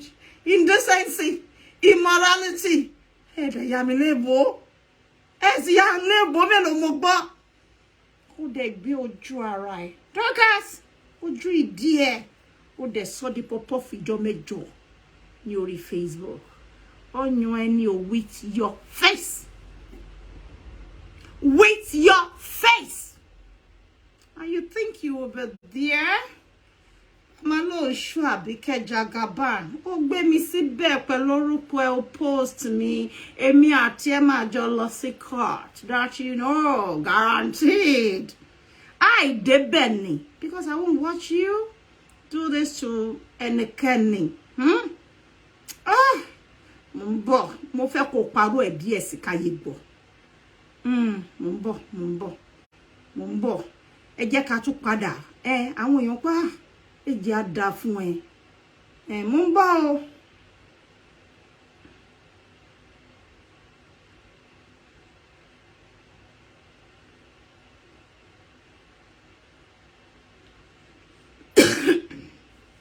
Mo ń bọ̀ ẹni sùúrù. Àwọn nǹkan tó sọ láàárọ̀ yìí ló múnú bí mi. So in case you guys are wondering, kí ló dé tàbí kẹ́ bọ́tà? Of course, this is what onre ìyàwó ilé alágbèrè pọ́nbélé rẹ̀. Ẹni tó bá dẹ̀ tún máa re léyìí, mo sọ fáwọn bàbá mi, ní jísọ̀fì ayé. Wọ́n ní kó packaging alábàràgò fún yín. Ọmọ yìí, black market tí ayérayé tẹ́ bá ń gbọ́, tó bá ti fún yín sign, black market. Ẹ yá sádànù. Ẹ lè mọ ojú ẹ̀ gangan. Ẹ lè mọ ojú ẹ̀, tó bá níyàn lè mọ ojú èèyàn. Ẹ lè mọ ojú ọmọ yìí gangan. Bẹ́ẹ̀ bá rí fọ́tò nǹkan tí mo fi wọ̀nyí sìn, ní sọ pé ọmọ kan náà tí ó ṣe ojú ẹ̀ bó bá máa wá sórí line. Èmi Àbíkẹ́ mi ò lo filter. Everybody yẹn rí color mi. Ẹ rí ẹnu mi. Na ṣe báyìí. I feel numb. Me numb. I am not numb. Ẹ gbọ́ mi yé ẹ̀yin ọmọ mi. Dorcas rè, black market rè. Ẹ wo ẹnu, ẹ wo bó ṣe pajúdé. Ó dàbí nǹkan tó ṣe fún àwọn boys yẹn ní orí line lélẹ̀. Ó ti package are burúkú. Ṣó yé yín, àwọn èèyàn wá ń sẹ́rí mọ́. Bẹ́ẹ̀ bá ti rí fídíò, èmi ló lọ gbé síbẹ̀ ló lóhun, òun gbé kí wọ́n ti ń pè síbẹ̀. Ẹ rí àwọn fídíò bí tó ti fi ọṣẹ sórí mi mọ̀ bóyá gbà lórí WhatsApp. Òun nìyẹn tó ń rìn wòwò ọjà kí ọmọ wà, ọmọ tán rẹ̀ sí ń lo òyìnbó, kó máa send ìwòwò ẹ̀. Dorcas gangan rẹ̀, ojú ẹ̀ gangan lẹ ṣẹ̀ṣẹ̀ ń wò yìí.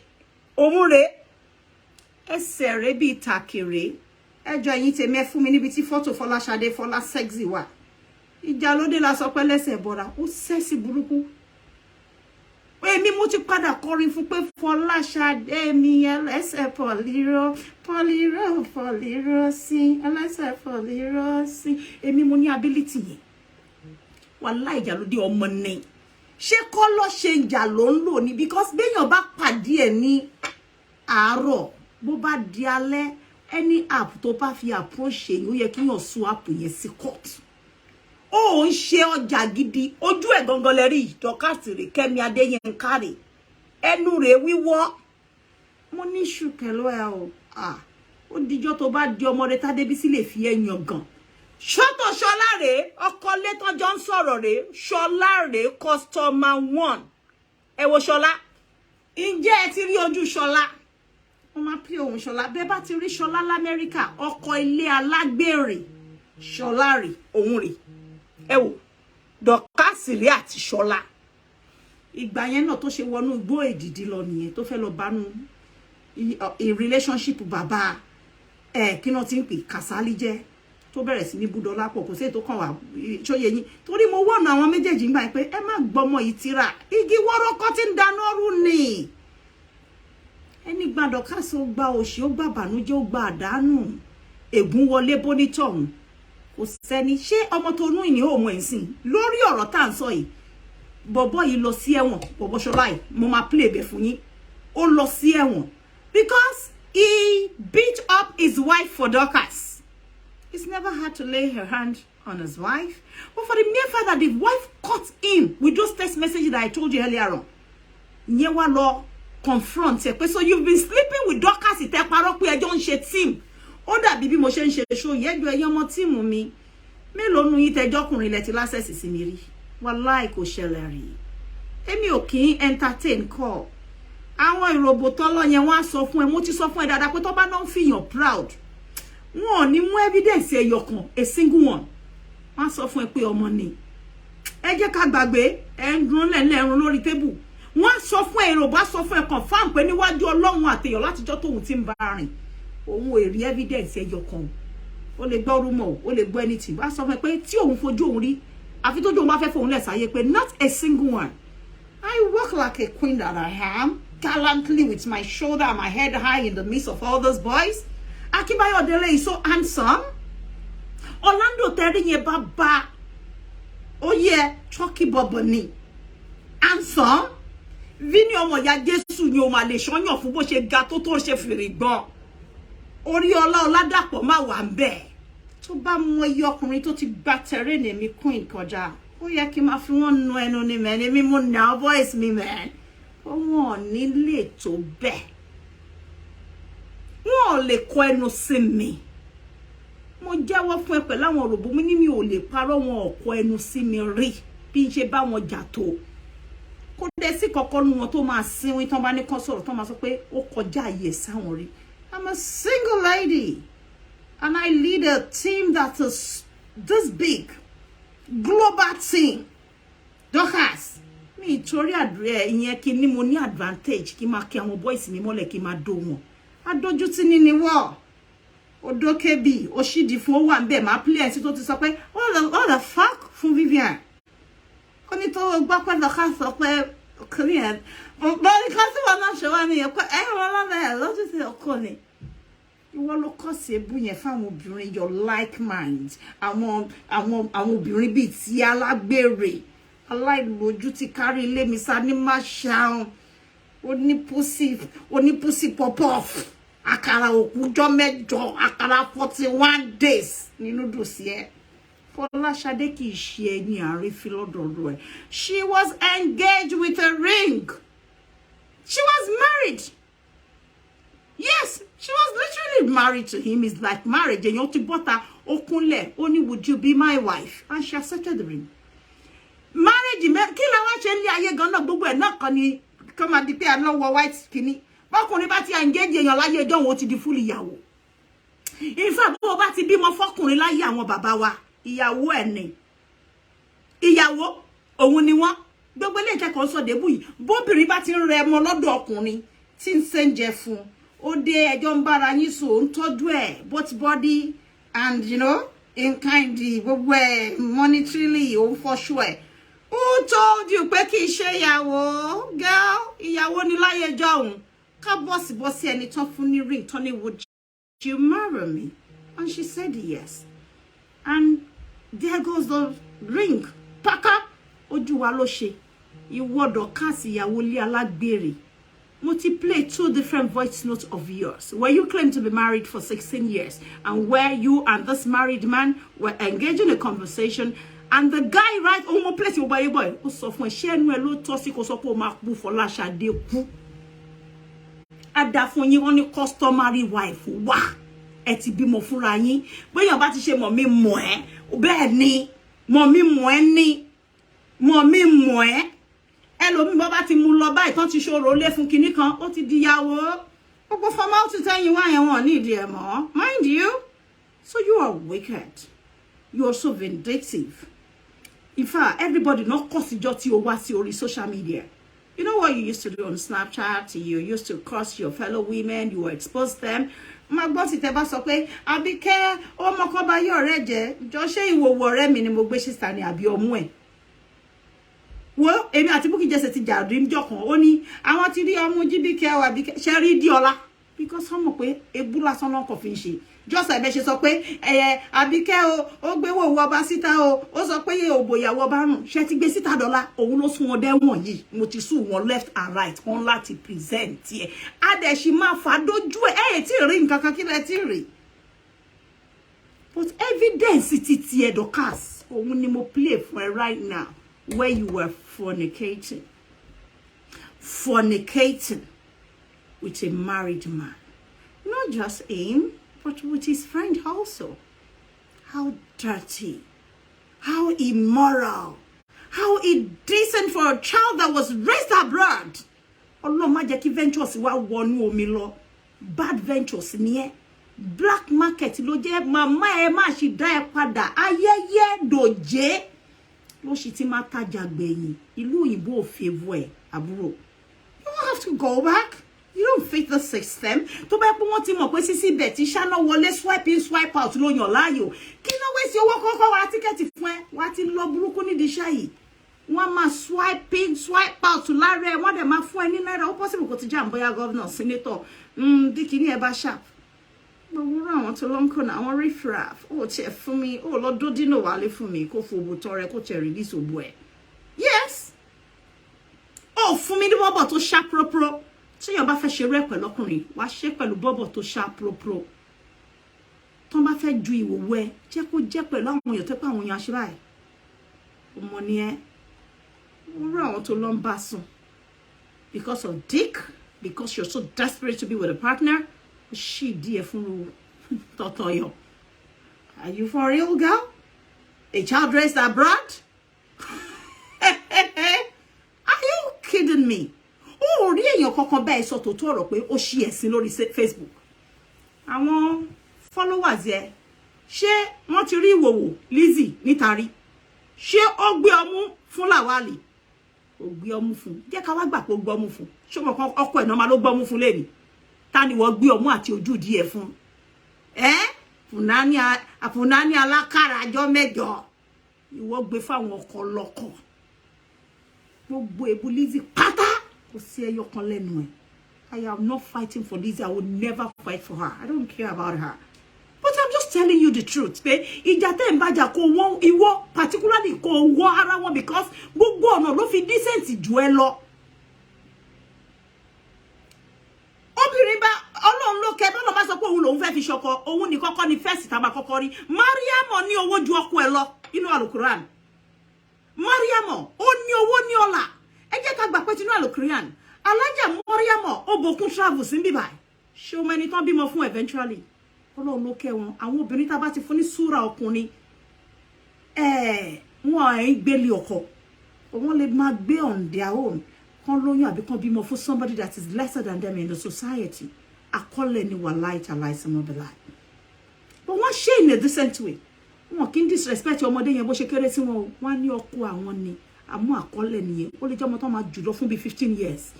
Ibẹ̀ lọ́lọ́run sọ pé wọ́n ti máa ṣàbíamọ. Wọ́n á dẹ̀ tún máa wárí fún náà bó ṣe jùlọ tó. Àwa ti rí irú ẹ̀rí títóbi Ọlọ́run ni. But wọ́n máa tẹríba fún ọmọkùnrin yẹn. Wọ́n máa bọ̀wọ̀ fún. Ó ń ṣerú wọ ìyàwó ilé alágbèrè ní ìwọ Dorcas Adeyinka. Ó wà nínú ilé ọkọ. Ó post kíní NAS earlier this year. So Folashade is nothing compared to you. You are a loose lady. I'm going to play some more of àwọn kíní ẹ̀ bíbá. Kó fetí ara ẹ̀ gbọ́. So tó bá fẹ́ ṣe àfiwé, tó bá máa bú àwọn èèyàn. Èmi kàn yẹ ẹ̀yin létí ni because ó yáyé yí àwa yìí ju ẹ̀yin lọ. Ni mo ṣe sọ fún ẹ pé ihun tẹ́ fi ń bullies yẹn kò ṣe nǹkan tá yóò gbọ́ rí títóbi Ọlọ́run ni. Obìnrin pọ̀ jọkọ lọ. Ìyẹn ò ní kò lè lọ́kọ. Obìnrin ní lárí jọkùnrin lọ. Ìyẹn ò ní kò lè dẹ́ríba. Obìnrin ní àwọn nǹkan kan láyé tó yẹ pé àkọọ́lẹ̀ ni. Ẹni tó bá lè bọ́ lọ́hùn wínú yín nìkan, Ọlọ́run ní kẹ́ lọ bá fà. Àmọ́ the fact remains pé ó fẹ́ ọkọ, ó dẹ̀ fẹ́ dáadáa. Yálà òun ló gbé wálé yẹn ló gbé lọ problem títí wọn ni. But kí ni wọ́n ṣe? Ó fi díẹ̀, ó fi ṣe posts. Ó fi ṣe puff 41 days fún àwọn ọkọlọ́kọ all the way from London to Maryland. Ó tún wá gbé ọkọlọ́kọ láti Dublin. Ẹ jọ̀ọ́ ẹ̀yin fellow comrade, ẹ yá mi ní photo Segun látọ̀nà. Ẹ wo Dorcas tún rè pẹ̀lú ọkọ mi, Segun rè látọ̀nà rè. Dorcas lẹ rí yẹn lẹ́gbẹ̀ẹ́. Ṣé rí eléyìí? Ẹ jẹ́ ẹ má bínú sí mi. Ṣé ti gbórin tó máa sọ pé àwa ti rẹ́ni tó gbé màálù, wọ́n gbé gbójú wíńdò, aláìlò kọ̀ǹdọ̀, èyí lè tàbí ó lè, ṣẹ̀rí pó lè kú, èyí lè tàbí ó lè. Ọmọ yìí gbéra láti odidi ìlú London. Ó dẹ̀ sọ pé òun lọ sí party kan lára àwọn ọmọ mi lọ́mọ yẹn náà, ó ń ta kíní, very good girl and respectable, very respectful. Ṣẹ̀rí ó wá tẹ̀lé. Àṣé ó ti gbé ọkọ lé ọlọ́kọ lé kẹ́mọ̀ pé ọmọ yìí láì ṣe pé ó jẹ́ custom officer. Láì kí ń ṣe immigration. Ó package ọkọ lọ́kọ.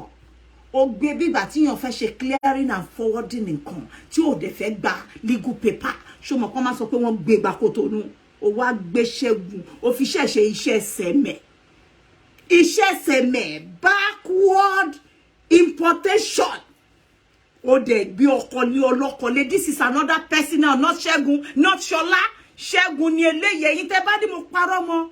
Ẹ má sọ fún yín bá ṣírí ẹ ṣe tún síbi tó nǹkan tó fàjọ wọn àti Sherry. Segun nìyẹn. Ẹ bèrè pé ṣé wọn ọmọ mi fún Segun yìí ní invitation. Invite Segun. Pé Segun sí party wa.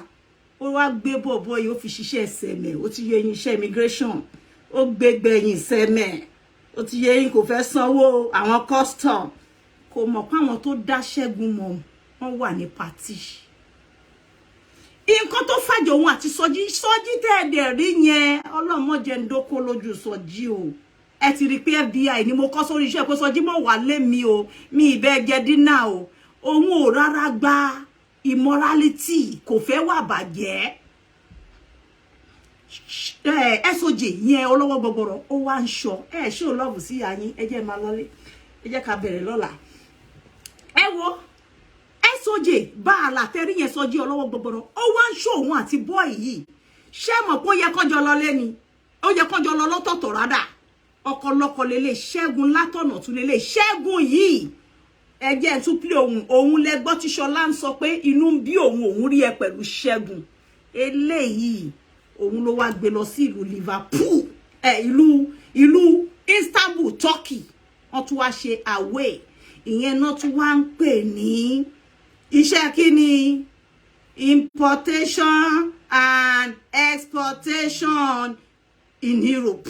European exportation tí sẹ́mẹ̀ ní lọ́kà tí ó lọ gbá yẹn ó gbẹgbẹ̀yìn oyè yín ìyẹn ní títí sẹ́mẹ̀ ó gbé wọ Badagry láì gba papers ìyẹn eléyìí Liverpool ní London lélẹ́yìí ọmọ mi ló ṣe wedding ọmọ mi ò invite bọ̀bọ̀ yìí náà kò fún ní kan lára wa good girl like that too kò fún bọ̀bọ̀ yìí ní invitation Dorcas wá dọ́gbọ́n jókòó bí ẹni pé wọ́n jọ jókòó lẹ́tọ̀ọ̀tọ̀ àṣesọjí ó ti tọ́ kíní signal FBI yìí ẹ̀lẹ́ ṣé mo sọ fún yín pé àwọn tó ń bá ṣiṣẹ́ Ọlọ́run má jẹ́ kọ́wọ́ mi dọ̀tí ní ọ̀dọ̀ ẹ̀ èmi máa bàálà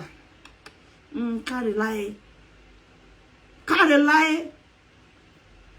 balógun ọ̀tẹlẹ̀múyẹ́ ọ̀tún ọ̀tẹlẹ̀múyẹ́ àṣẹ yẹn ń sọ nígbà tí wọ́n máa dìde ṣẹ́mọ̀ pé ó yẹ kó máa lọlé lọ́tọ̀ọ̀tọ̀ ni wọn ò lè lọlé lọ́tọ̀ọ̀tọ̀ Dorcas àti bọ̀bọ́ yìí ti ń fi fóònù tẹ̀sí ara wọn pé ibo ni ká ti pàdé ìwọ kọ́kọ́ bọ́ tèmi kọ́kọ́ bọ́ ta ṣe rí bó ṣe sọ fún Sọjí báyìí pé a ti ń padà sótẹ́ẹ̀lì wa Sọjí lẹ fi ṣeré ó gbá kurukuru tẹ̀lé wọn ó lóun náà ti lọlé dúdú àbúrò ìgbà tó máa dé di mọ́tò ló bá Ṣẹ́gun bẹ̀ ni mo dẹ̀ jẹ́rìí ni Sọjí bá béèrè pé Dorcas ṣé wà tí Mr. Ṣẹ́gun lẹ́jọ́ wà ní ó ní no ó ní wọ́n lọ sótẹ́ẹ̀lì wọn ni òun máa drop wọn ní Sọjí ọ̀tẹlẹ̀múyẹ́ ló bá tún rọra ń yọ tẹ̀lé wọn Sọjí nígbà tán dé hòtẹ́ẹ̀lì òun ẹ̀fẹ́ kí Dorcas drop òun rọra ń wò wọ́n àti Dorcas àti ẹ̀ náà bá jọ wọnú yàrá pọ́lá ṣẹ̀tìrẹ́ni tó gbé màálùú wọ́n gbé gbójú wíńdò láláì ló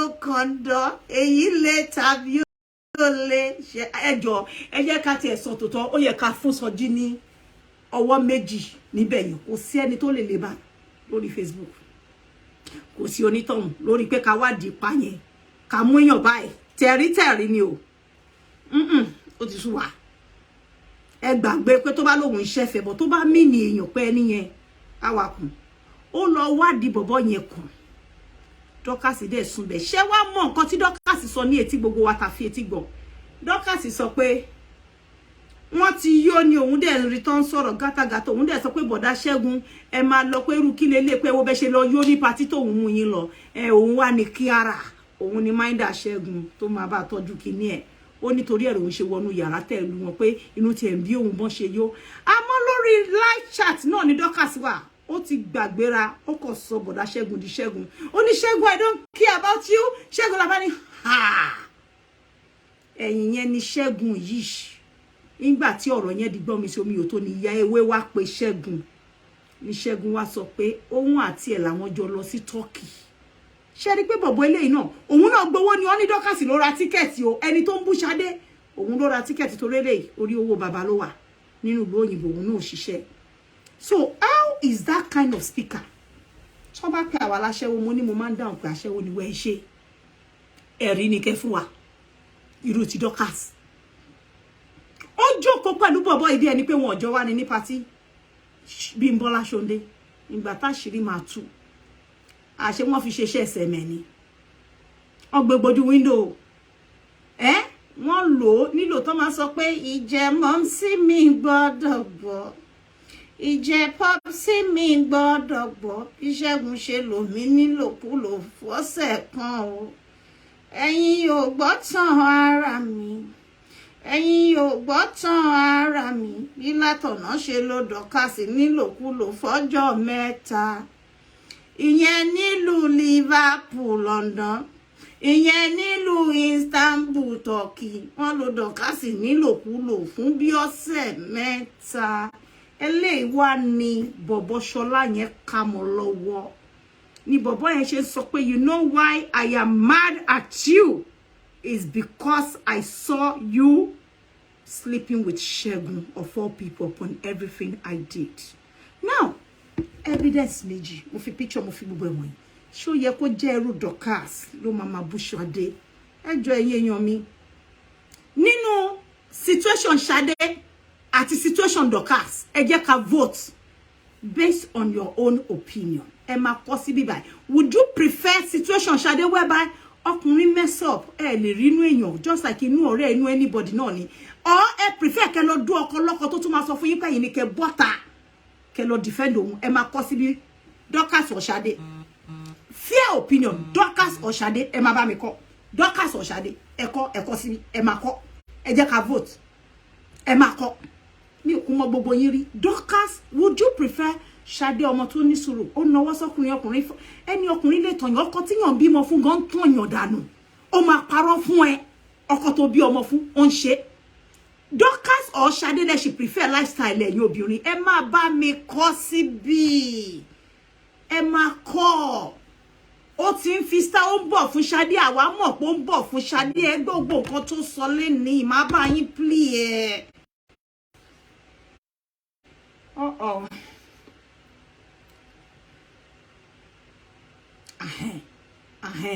Òun làwọn èèyàn ń kọ yìí. Òun làwọn èèyàn ń kọ yìí. Kí ọmọbìnrin kó ridicule lára ẹ̀. Débi pé ó lọ ń bá ọmọ tó bí sí London, ọmọ tó gbé wá sí London, ó wà bí age 10. Ìyẹn ọmọ aláìlọ́gbọ́ràn alétí lápá yẹn age 10 ni ó wà náà ìyá ẹ̀ ti gbé wá sí ìlú òyìnbó. Ó wá fẹ́ fi rí àwa wà. Wọ́n bá náà nú àwa parírun pa ní àwọn ọmọ tá ti ẹ̀dàgbà sóyìnbó. Tó jẹ́ pa lọ university lẹ́kọ̀ọ́. Bó bá jẹ́ àrírú opportunity, bóyá ẹ̀ bá tẹ̀ máma wà báyìí lẹ́ni lórí social media. But yeah, Gbewa, you're supposed to be one of those tush, posh, reserved girls. It shows how horrible, how bad your background is. I'm sorry to say, you have a terrible parental, upbringing. Only very bad parental upbringing. Your background is poor, terrible. If your mom is a disciplinarian, you wouldn't be what you are. You wouldn't become Lenny on Facebook. Enu mame o kai. Enu babe o kai. Enu àwọn òbí o kai. You don't just bully Folashade. You bully virtually everybody on social media. I mean, a lot of times, mo máa rí àwọn kan tó máa ń bí mi nínú gan. Irú mi ó yẹ kí n máa bọ́ta kí n máa ṣe show fún àwọn abẹ Rufus kí n máa ní kíníkan kí n gbé wọn ṣe pé lọ́ra ẹ̀. Ṣé ti rí mi? Àìmọye so many other people tó yẹ kí n máa gbé tó má ti bú mi, tí má ti dá wọn lólẹ́kọ̀ọ́, but look at iye èèyàn, the amount of people to cross lane wọn. So èmi mọ̀ mo ti sọ láti mo ti prepare Shade Soji pé she's coming for Folashade. It's just a matter of time. So gbogbo shade tó ń ju lẹ́ni tó kọ́kọ́ bẹ̀rẹ̀ pé báwo lèèyàn ṣe máa lọ máa kó owó fọkùnrin. Èèyàn lè kó owó fọkùnrin o. Ọkùnrin tó bá dó obìnrin dáadáa tó serve a right angle tó dẹ̀ rí ẹ pé bóyá wà reliable. Èèyàn lè kó owó fún. Why not? Tí Mary as my boyfriend ó dẹ̀ kù díẹ̀ káàtó fún ẹ mo dẹ̀ like ẹ. Kí ló dé tí mi ò lè bá ṣírí ẹ? Mo lè ṣe náà. Ẹ jẹ́ ká gbàgbé gbogbo àjọ máa ń sọ pé out of ìtìjú. Obìnrin bá kó fọkùnrin tó wọ́n fẹ́ sọ fún yàn. Àwọn ìfẹ́ lè mú yàn ṣe nǹkan táyé ò ní rí. Ìfẹ́ kọ́ ló mú wọ ṣe sí wọ lose ni. Bàbá àwọn ọmọ mi ń ṣe àbọ̀kọ́lé mi ẹni tí mo bímọ fún tó bá kù díẹ̀ kó tó kára kó àṣírí ẹ̀ tú. Ṣé mi ní daṣọ àṣírí bò? Obìnrin gidi máa daṣọ àṣírí bò ni torí tá àṣírí ẹ̀ bá tú àṣírí àwọn ọmọ ẹ̀ ló tú yẹn. Bẹ́ẹ̀ bá débi tẹ́ fi fẹ́ jẹun. Bí ọkọ ẹ̀ ò bá rí kọ́bọ̀ yọ táwọn ọmọ ẹ̀ dẹ̀ wà ńbẹ̀ ìtìjú àwọn ọmọ ẹ̀ náà ló jẹ́ so ó pè kó ti asáré fi ya lọ́wọ́ dádì ẹgbẹ́ fi sanwó. Understanding ló ń jẹ́ bẹ́ẹ̀. Ayé ẹ yọ fún mi ni mo ṣe rí fún. Táyé ò bá yẹ mí náà tẹ́wọ́ pé kò sí. Àwọn tó lọ bá ti fawọ́ èèyàn kan sókè tó lọ bá fẹ́, why wouldn't you support your husband, your spouse? They were meant to be partners.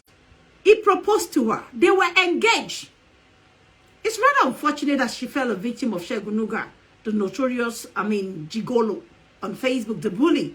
Because if he's not a bully, he will not be body shaming obìnrin tó ń bá sùn tó ń jẹ oúnjẹ. Èèyàn jẹ oúnjẹ bí ìgbà tí wọ́n hide pot káyàkáyọ́ fún yàn bẹ́ẹ̀ yẹn oúnjẹ àmàlà. Ó dẹ̀ ń dọ́gbọ́n sọ pé ìwọ kò ń ṣe oúnjẹ fún ẹ. Ó dẹ̀ máa gbé pot ẹ̀gúsí abọ́ ẹ̀gúsí sí bọ́tà. Ó ti mú gbogbo ó ti fa lápò. Mo sọ fún yín pálájẹ ìbọ́kọ̀ ìjẹwùrú ni Segun Nuga. I told you. Ẹ̀mú lẹ ti rí evidence yẹn tí Folashade gbé jáde. Ó tún wá ń parọ́ pé Folashade wá ń jíwèé oko what man of woman will be talking about her husband ní wọ́n tí ọkùnrin ọkọlé ọlọ́kọlé gbé ìwòwò tí wọ́n síta tọ́yàn tóbótóbó. Ẹgbẹ́ ẹ̀yẹ èèyàn mi ṣe ẹ máa kó àwọn wall ibi tí ìwòwò Dorcas wà káwọn èèyàn máa click ẹ̀ kan máa lọ wò. Àbí ìwọ kọ́ ni? Ìwọ ni man, it is you. Ìwọ náà gbé ìwòwò tó lọ bá wọn kan ikọ́ ni mo fi wọ̀nyí Ṣẹ́gun látọ̀nà. Màá tún bẹ play wanky. Nítorí Dorcas náà sọ jẹ́ńbẹ̀ wọ́n náà fẹ́ jẹ́ńbẹ̀. Ìwọ tó máa ń pass nudity ẹ̀ sí gbogbo àwọn èèyàn rádaràda kiri. O ò tiẹ̀ mọ ọmọ tó ṣe ṣàn. Wọ́n sọ fún ẹ mo ní àwọn ẹrú mi ò lè dọ̀ ẹ́. Àwọn akọ́dà ò lè gbọ́ṣẹ́ ẹ̀. You are dirty. You are so dirty. You are evil personified. you're not attractive in any way. Wo bó ṣe kéré sí mi tó. Máa wojú mi sí ojú ẹ, mi ò lo filter o, mi ò change. Mo sọ fún ẹ pé kò sí bó ṣe lè dọ́run tó ní wọnú inú àpáàdì Dorcas. Because ojú olójú ló ń lò, orí olórí ló gbé wọlé nínú passport ẹ dọ́run. Báwo ló ṣe ní wọnú inú àpáàdì? Wọ́n fẹ́ dájọ́ Kẹ́mi ọmọ Adébísí. Ó mọ̀ bóyá ṣáná tó ń ṣaṣẹ́wó níjọra lójọ́. Ojú olójú ni. Má ní bàbá bẹ̀ mí wò gẹ́gẹ́ bí iṣẹ́ ọwọ́ mi. But ìwọ tó bá dé, tó bá ń gbọ́ èèyàn impersonify. Kí tún lọ ìbò bí? Ojú olójú ló lọ. Àmọ́ ojú ẹ. Jésù ò lè recognize ẹ, Allah ò lè recognize ẹ, Ọlọ́run fún ààrẹ ò rántí ìtàlí nọ́mbà ẹ mọ́ ó ti délé ayé fowó rà mí ilẹ̀ mọ́ra ẹ lára níbi tó ti ń lo filter kiri. Kò sí tó bá ń bá lọ báyìí tó bá ṣe mistake gbé pálí tó gbé home office tẹ́lẹ̀ níbi tó ti dàbí fi kí n gbìyẹn tó ń bá rí títí present wọn á bẹ̀rẹ̀ sí ní sàbọ̀ ẹ níbi 1.5 years because wọ́n lè mọ̀ pé wọ́n ọmọ tó ti gbà ó rí pé ó wà proud of ara ẹ rí ṣó lè bọ́tà báwọn èèyàn ṣe ń bọ́tà without filter. You are the only Facebook speaker that lacks self-esteem, self-confidence, ní self-value. You're so, I mean, me mọ nǹkan tí mo lè fi qualify mi fẹ́ kó má dàbẹ́ pé 18 you àbí kíní kan mò ń bọ̀. Àwọn èèyàn text mi wọ́n ní please play mò ń bọ̀. Àbí mo para ni ojú olójú lọmọ ìlò láì ṣe pé bóyá o ti ṣiṣẹ́ ní Olúwọlé rí. Ṣé o ti ṣiṣẹ́ lÓlúwọlé rí ní Dorcas? Ṣé o ti sáàbò ní Olúwọlé? Ó mọ àwọn Olúwọlé àwọn tó máa ń ṣe pálí fún yàn. Ṣé o ti ṣiṣẹ́ Olúwọlé rí ni? Egbo iṣẹ́ àwọn Akíndélé ní pétì ṣe bí ó sọ mi fún ẹ. Tó bá ṣiṣẹ́ lÓlúwọlé dé o ti sáàbò rí ní passport office ní Ìbàdàn láwọn ẹgbẹ́ títí àwọn tó máa ń sọ pé brother you need photocopy because iṣẹ́ jùrù ká gbé orí olórí sórí èèyàn okun ní ọwọ́ ẹ̀. Ó lè má lójú olójú bó ṣe ń lò yẹn. Tó bá fẹ́ serve sentence sí yẹn àfikún kọ́kọ́ fi nǹkan sú ẹ lọ́wọ́ lẹ́sẹ̀ kárí pé bọ́dì ẹ̀ làmú bó tiẹ̀ jẹ́ pé ojú ṣí àmáká ojú kí náà ti ń pè Monica Lewinsky àwọn bí èbó àwọn ló lọ ti convert ara ẹ̀ sí òbúrẹ́wà ọmọ ní láti inú oyún ó lè fi ara ẹ̀ wé Folashade Ọlátúnjí ọmọ tí Ọlọ́run kẹ́ wo bẹ́ẹ̀ ṣe jókòó èmi ìyá yín sórí ó mọ̀ túmọ̀ ẹ̀ natural ni Ṣadé ní curves naturally ó wà endowed wo bí èmi ẹ̀gbọ́n ẹ̀ ẹ̀yìn yẹn ń kọ́ ìyẹn bá dé mi go pọ̀ tó yẹn ìwọ tó jẹ́ pé má jẹ́ kí n tún bẹ̀rẹ̀ àìtí débẹ̀ yìí leave Folashade alone ẹ̀rọ ẹ̀ ò tọ́ sí ẹ ní ẹnu nínú gbogbo èèyàn bọ́ bá ń sọ pé yàn ń bú yàn Dorcas ìwọ kọ́ ló yẹ kó máa lanu sọ pé o fẹ́ bú Folashade mú bọ̀ ẹ wá wo irọ́ kan ó pa irọ́ kan bíbà nínú ṣú ẹ jẹ́ ká gbọ́ díẹ̀ nínú ṣú ẹ máa gbọ́ o torí monetization o fẹ́ máa bá tọmọ làkejì ẹ jẹ́ àná mọ́. Ó máa ní nǹkan tí obìnrin yẹn tó ti ṣe. A worthless woman, a woman that is worthless, one that talks so much, everything. I don't know. Sometimes I'm always thinking like, why are people always looking for social media sympathy? Sheba. There is no love on social media. Nobody loves anybody. Nígbà téèyàn bọ́ sórí Facebook tó bẹ̀rẹ̀ sí ní describe bí ẹ̀pọ̀n ọkọ ẹ̀ bó ṣe rí. Ṣẹgbọ́. Hello. Ó bọ́ sórí Facebook ó bẹ̀rẹ̀ sí ní describe bí ẹ̀pọ̀n ọkọ ẹ̀ bó ṣe rí bí okó ọkọ ẹ̀ bó ṣe rí. Ṣẹgbọ́. Ẹ ṣe. Ó ga o. Ọkùnrin tó jẹ́ pé tẹ́lẹ̀tẹ́lẹ̀ polygamist ni. Ṣẹgbọ́. Ọmọ gbogbo lè yàn lọ́kọ́ sí. Ṣẹgbọ́. Gbogbo òbò fífọ́ gbogbo kó dídó. She's lashing out her aggression, her bitterness from a nude video that went viral on virtually everybody that is doing good, that are doing great exploit on social media. Awakola sọ pé kó rin wo kó send wo we.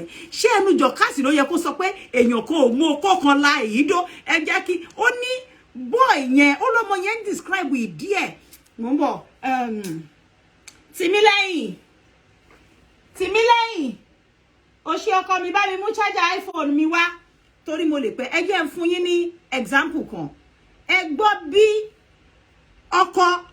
ọkọ Láìdé ìyẹn Ṣọlá not Ṣẹ́gun tí mo show yín nas ẹ gbọ́ bó ṣe ròyìn ojú ìdí Dorcas ẹ bèrè lọ́wọ́ Dorcas pé how many times have you come out to do a show fún Ṣọlá Ọlálẹ́yẹ nípa ojú ìdí ẹ̀ tó jíwèé fún gbogbo ayé ẹ gbọ́ ń sìn bọ́ yẹn máa sọ pé ó ń fi dídò gún ara ẹ̀ ní ìdí ó describe ìdí ẹ̀ ó ní ọmọ jàtijàti ó lọ́mọ tó loose ẹ gbọ́ ń sìn ẹ bí ọmọ ìpè ṣó ti bọ́ta wá ṣe analysis lé lórí rí mò ń bọ̀ òun dà mò ń bọ̀ o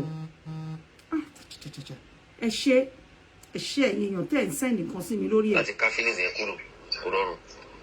mò ń bọ̀. nọ́mbà nàìjíríà kan ló sẹ́yìn. mò ń bọ̀ o. olùsọ ọmọ iṣu. mò ń bọ̀ o. ẹ wo. gbogbo ohun tí wíìlì sọ ó lọ́nà ló ní kó máa fún gbogbo wọ́n tó kó gbogbo ẹni mú lọ́wọ́ tó yẹ pé mo delete tó ń lo dídò red. ọlọ́run ó máa ń dùn mí dé ní tí mo delete gbogbo kíní òbò yẹn tó bad. Àwọn máa ń dùn mí gan. Ṣẹ́gbá. Ṣé ọmọ o bó ṣe ní ó pọ́sìtì ẹ̀kọ́ lórí report comment mi olùṣọ́ ọmọ iṣu. Kí ló dé tí Dorcas ò wá kọjú sí Ṣọlá Ọlálẹ́yẹ láti sọ pé why tó jíwèé ojú ìdí òun tóun máa ń send sí ẹ tó dẹ̀ release ìwòwò òun síta ẹbí ló lẹ́sí tó ṣe ṣó fáwọn tó release ìwòwò ẹ̀ instead ẹ̀yin tí ẹ fi ń ṣe yẹ̀yẹ́ torí bóun náà ṣe máa ń fi gbogbo obìnrin ṣe ẹ̀sín ẹ̀yin ló wá ń kanra mọ́ àmọ́ Ọládó ní láyà ò jẹ̀bi aya yín ni ẹ kìlọ̀ fún a lè blame àwọn boys yín àbúrò wa Mrs. Karile Mrs. Tanima Shaun oníkíní àkàràjọ mẹ́jọ 41 days pọ̀pọ̀fù ní noodles tí òun la máa bá wí pé kí ló dé tó lùsì lọ́mọbìnrin Fọláṣadé ò bá ojú wa jẹ́rí mo gbé ìbẹ̀rí fún níbẹ̀ ó yan ayọ̀ ẹ̀ ní ayọ̀ nítorí pé ìyẹn ni mo fẹ́ sílé ẹ gbọ́ nínú history pé she sleeps around kò sleep around látijọ́ tí Ṣẹ́gun ti fi magomago penetrate ẹ̀ pé òun fẹ́ bá parí ìjà òun àti ex yẹn ò gbé ní London kò gbé l'Amẹ́ríkà Nàìjíríà ló gbé ex yẹn kẹ̀rẹ́ ó ní nǹkan tó jọ pa wọ́n pọ̀ tí àwa náà a rí ojútùú ẹ̀ di ọ̀la amọ́lọ́ lórí àárín yẹn òun ní Ṣẹ́gun ṣe penetrate ọmọ ló ṣe wá parọ́ fún pé òun náà ti fall in love unfortunately she fell a victim but òun ní kọ́kọ́ ní victim Ṣẹ́gun kò dàbí ìwọ tí ìwọ ń fi ìdí ẹ gbọ́ nǹkan tí ọkùnrin tó ń bá ẹ̀sùn sọ nípa ẹ̀ ó ní òun fi red dídò olúwa fẹ́ di sóhun ó ló máa gbẹ́sẹ̀ kan sórí tọ́ílẹ̀tì wá gbé láì ṣe partner ẹ̀ èèyàn lè ṣe rẹ̀ pẹ̀lú partner èèyàn torí partner bá san tó bá jù síta á jẹ́ pé ìjà àárín wa àti ẹ̀ mo kò ní jẹ́ nǹkan tó yẹ pé àwọn kọlé ọlọ́kọlé married men series of married men numerous married men individual married men ló ń fi ìdí ẹ̀ ránṣẹ́ sí Dorcas now how does nǹkan tá play yìí justify ọ̀rọ̀ tó ń sọ bí are you trying to create false impression you need to come out and let people see who you are because this is not who you are. You are the most wayward, the dirtiest, the most loose, the most adulterous, the most promiscuous, you know, of all the speakers on Facebook. Iwo Dorcas Kemi Adeyinka House of TMS Iwo Nation. Ló yẹ kó máa pè ní kíní tó máa sọ pé plug in, plug out. Ojúlé sójúlé, ọ̀dẹ̀dẹ̀ sọ́dẹ̀dẹ̀. Tí driver mi bá mú ẹ wálé máa dá ẹ padà. Bá kọ́dà bá lóun máa fi ẹ́ ṣe ìyàwó, Ọlọ́run ò ní jẹ́ àlegbà. Ó máa fi ẹ̀rẹ̀ rá àwọn èèyàn ńláńlá tó bá because èèyàn kì í fi irú ẹlẹ̀ sínú ilé kan sọ pé ọ̀rẹ́ ọkọ. Ọkọ ò sí nílé. Ìyàwó kàtìkè wọ́n ní pẹ̀lẹ́pẹ̀lẹ́ o. Ó máa dọwọ́ àbúrò ọkọ. Ẹ̀yin lọ Lando kọrin yẹn fún. Ìwọ ò ń ṣe ọmọ téèyàn ń fi sílé nígbà tí àbúrò ọkọ bá ń sùn. Èèyàn máa ń jírò ẹ lójú oorun bí n bá lọ́kọ tó bá wà nílé máa ní ẹ sáré lọ wẹ̀ àìrọ market yẹn wọ́n ó mọ̀ pé mo ní mo fẹ́ fi kinní kan wọ̀n ẹ lọ́wọ́ ẹ jẹ́ ká jọ lọ. Ní ò lè fi ẹ́ ti ọkọ mi torí ó jábúrò mi ọmọ ìyá mi ọmọ bàbá mi máa mú ẹ dání torí ó máa mú dóni pọ́nlá. Ihun tó mú ẹ tó lọ bá ọkọ lé ọlọ́kọ lẹ́sùn tó tún sọ fún ẹ pé wàá bọ́ta lọ bẹ̀bẹ̀ wọn àti ìyàwó òun ò gbọ́dọ̀ jà. You are the most ridiculous, the most wayward obìnrin that I have ever in my entire life come across. It is with evidence. E wo be se ma wo mi sin. Èmi sì ẹ sọ pé mo ti do Àyìndé Wàsíù rí, ẹni mo ti do Tinubu rí, ẹni mo ti do MC, ẹni mo ti do àwọn bàbá mi kábíyèsí, ẹ ti bí kábíyèsí mẹ́rin lẹ ni mo ti ẹ ti do. Mo sọ fún pé rí mi ló gba adé. A jẹ́ pé kíní aládé ni kíní mi royal p, royal punani. You know what I mean? It's got that royalty tag on it. But tala ma sọ pé wo lọ do àbúrò mi. Bí ma ti do àwọn Jagaban, àwọn Àyìndé, àwọn kíní kan yẹn bóyá ye mi jà náà ni. No matter. Evidence la fẹ́, evidence ti Thierry, ìwọ àti Ṣọlá, ìwọ àti Ṣẹ́gun, ìwọ àti gbogbo wọn bí wọ́n ṣe jẹ́ n play there. Ẹ jẹ́ ká play forward àwa tú wá ó ti yé yín counter. Knowing the kind of things you share on social media. It's not everything that you will bring on Facebook. I want to say this, I want to say that. Motivational speaker. If you provoke a man, olórí burúkú tó gbé nudity síta. What is that? What you call love? That is not love. Ashe, what's there, Aburo? How could you fall in love with a monogamist? You knew that he has a wife. He let you know his intentions with you, that we are just playing about. You are just my commercial pussy. I have got a reliable, a responsible woman at home. That is the reason why he told you here. I have told Laide about it, that you must come out to defend me. How ridiculous. Before you go ahead, Shola will share. You will share Shola. Thank you for his point.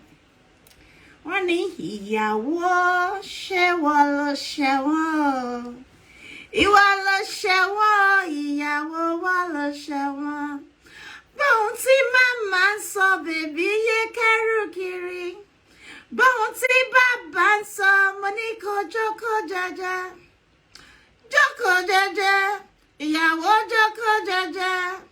Ìyàwó ṣe wọ́n ló ṣẹ̀wọ̀n. Ìwà ló ṣẹ̀wọ̀n, ìyàwó wa ló ṣẹ̀wọ̀n.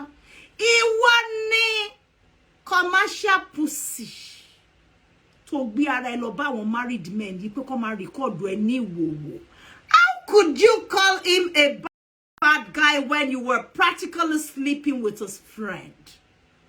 So when you women do some things, you expect him to honor you back after he told you right before you there that he knew you were sleeping with his friend. You did not antagonize him. You didn't say a word. Can you? I will send everything to you. Mombo, ẹjọ́, ẹ̀yin tí ẹ ń gbọ́, ẹ bá mi gbọ́ kíní dáadáa. Sherry tí ma ti ṣe tán. Mombo. Ẹ bá mi gbọ́ pẹ̀lú nǹkan tó. Ma send it, say go play. I will send everything to you. Now, mo sọ fẹ́ ọ bí pé nsìn, ìwọ pé mo fẹ́ pè é, kó o gan ló fẹ́ jà fún wa báyìí. Told her. Ma send gbogbo information mi àti ẹ. What honorable woman would a married man tell? But mo ti sọ fún ìyàwó mi pé ìwọ gangan ló máa gbà wá nísìn, ìwọ ló máa jà fún wa. It's because he knew what a cheap slut you are. What you depicted in this very video you did this morning is totally different from nǹkan tó jẹ́. Àṣànà ní ẹ, ẹrù custom ní ẹ. Ẹ jọ̀ọ́ ẹ jẹ́ ká máa sọ̀rọ̀ ká máa fi làákàyè. Ẹ má torí pé ẹ fẹ́ ṣọ̀tẹ̀. Kẹ́ máa lẹ́yìn support ọmọ yìí.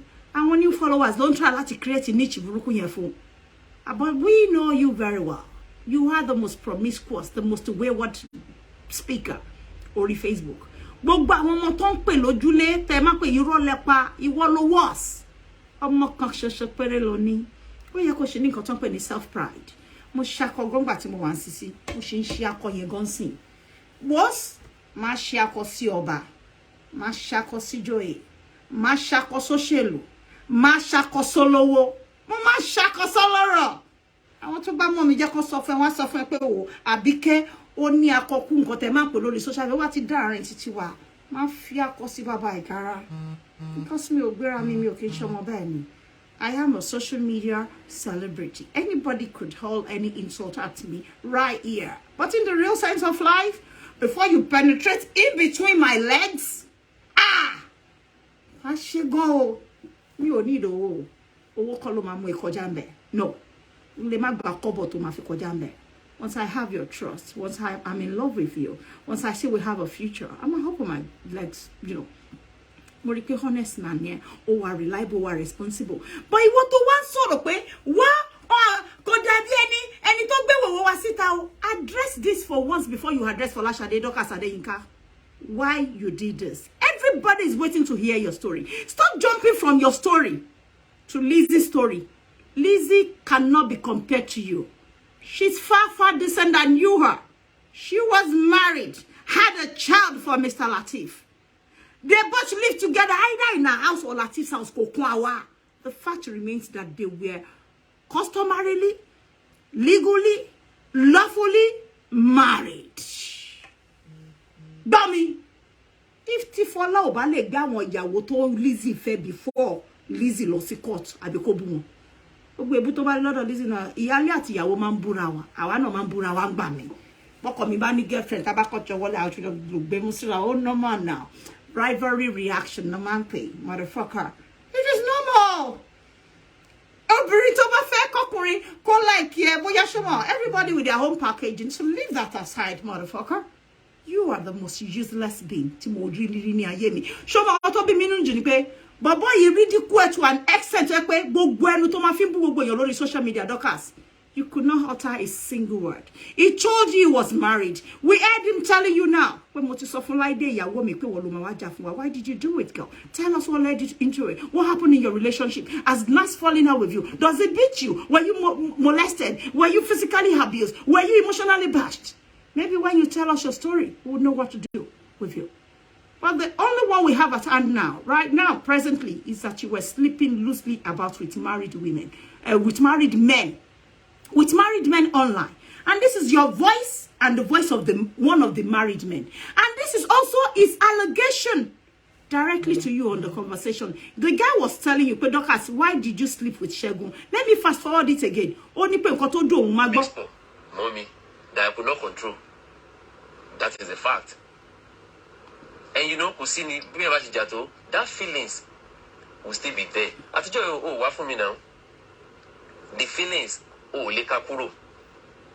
They may go lekapuro. Go easy. We know we are married, but go easy. That's a conjunction word. You know why no it was a conjunction word? A joint word like hand, we, us. He said, we know we are both married. It means you were consciously aware he has a wife in the house. It means he was fully conscious of the fact that you were married to another man. And you both decided, agreed to go into extramarital affairs. It's not just that, my darling. You were also sleeping with his friend.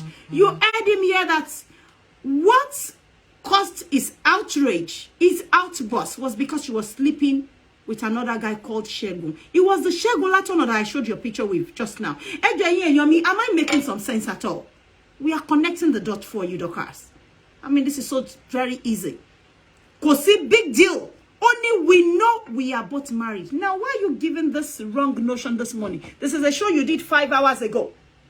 And one so far our fans even you talk about married. Could offer any second wife seat. I can just be a 4th wife, a 5th wife, a 7th wife, even a 20th wife. What's the big deal? Alaafin, o fe àwọn ọmọ kékèké. Àwọn ọmọ tó jẹ́ number 7 wà nù wọn, number 5 wà nù bàbá tí wọ́n sì mọ́lẹ̀ ní kọ́lọ̀ fún orike bàbá Alaafin. Number 10 wà nù àwọn kékèké yẹn. Choice wọn ní life títí wọn ní kó tó choose láti live ní at that young age. Nǹkan tó pay house wọn ní wọ́n ṣe wọ́n rọmọdé bẹ̀ wọ́n fẹ́ dèk. Fún mi ní iPhone charger mi. Now, pardon me, guys. Now, you to fair manipulate situation ni mo try láti sọ pé nǹkan tí ó ṣe. This girl was fully aware of the things she does. Ó fẹ́ sọ fún yín pé bọ̀bọ́ yìí ó rẹ́ òun jẹ́bọ́ òun lè mí play fún yín yẹ̀yìn tẹ́ ń gbọ́ pé never you tell us again that you did not know that this guy was married. He didn't do anything to you. And the moment you have decided to be sleeping with his friend, this is how men react. By nature, they are so very jealous. They are still babies.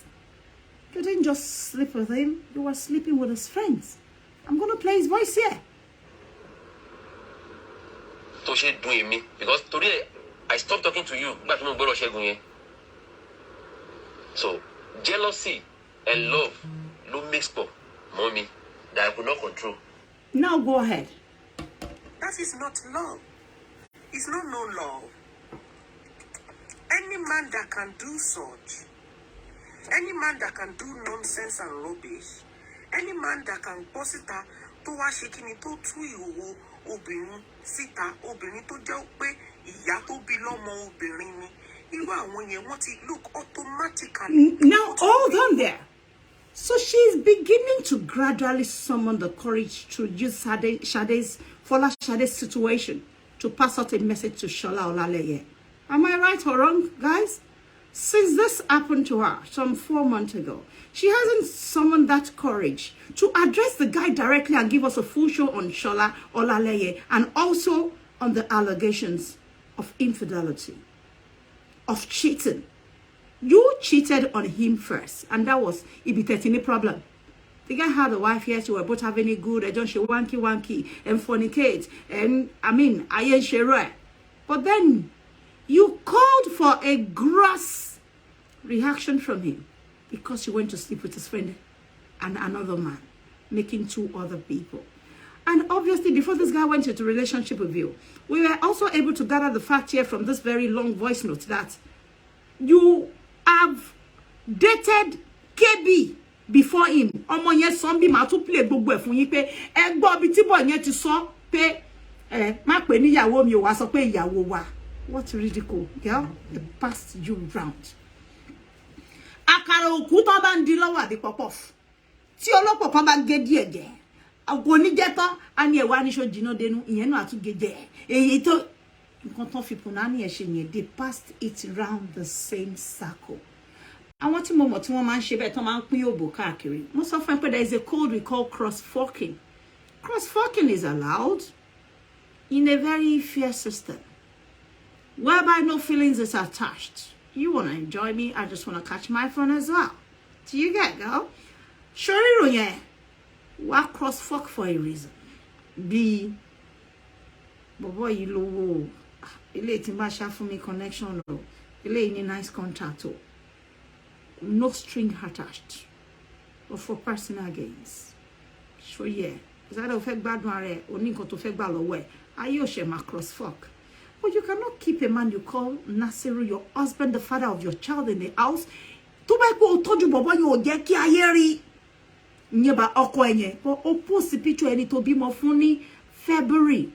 O so pe my love is celebrating me. Timileyin. Ah, omo you. Oti sun. Choyeyin, omo yi wa se be. Again, pay omo yen kuba mi mu charger mi wa sibi by because o ma di mi gan o. Ah, kini o nka mi lára ni sha. Cha. Ah, Dorcas, o pa digbi nu ro. O le ran yan lewon te eyan o ba smart. O le ran eyan ni ewon. So who does this? Nkan tí mo sọ fún yín eyan pé ọmọ yìí wà very very Angela, could you please tell me to bring my iPhone charger right away? Right away. Angela. What is it? Are you Jerry? Show you o wan create impression be any pé àwọn èèyàn dáadáa. Mumbo. Timmy. Oh, aye mi o mo ti sùn. Tim, come here now with your phone. Since you don't want to give me my charger, come with your phone. Come and give it to me now. Boy. Okay, let Angela bring it for me. Tell Angela to bring it for me, please. Hello, I'm bathing. Phone me I have to charge it. Let me even put it here. Wait, I can do this. I've only got it. I've only got like how many kinimbi by no je manage bi ba. Tó bá ṣàgbèrè, tó bọ́ta tó sọ pé gbogbo ayé mo wà sorry. Oh, bọ́ta mi lọ sọ irọ́ tí má lọ sókè kó sọ pé oh bọ́ta kó sọ pé kí girl Láìdé yẹn pé kó má bínú pé oru ni happiness yẹ. Ọkọ ẹ̀ nà ṣé ń gbọ́ mi.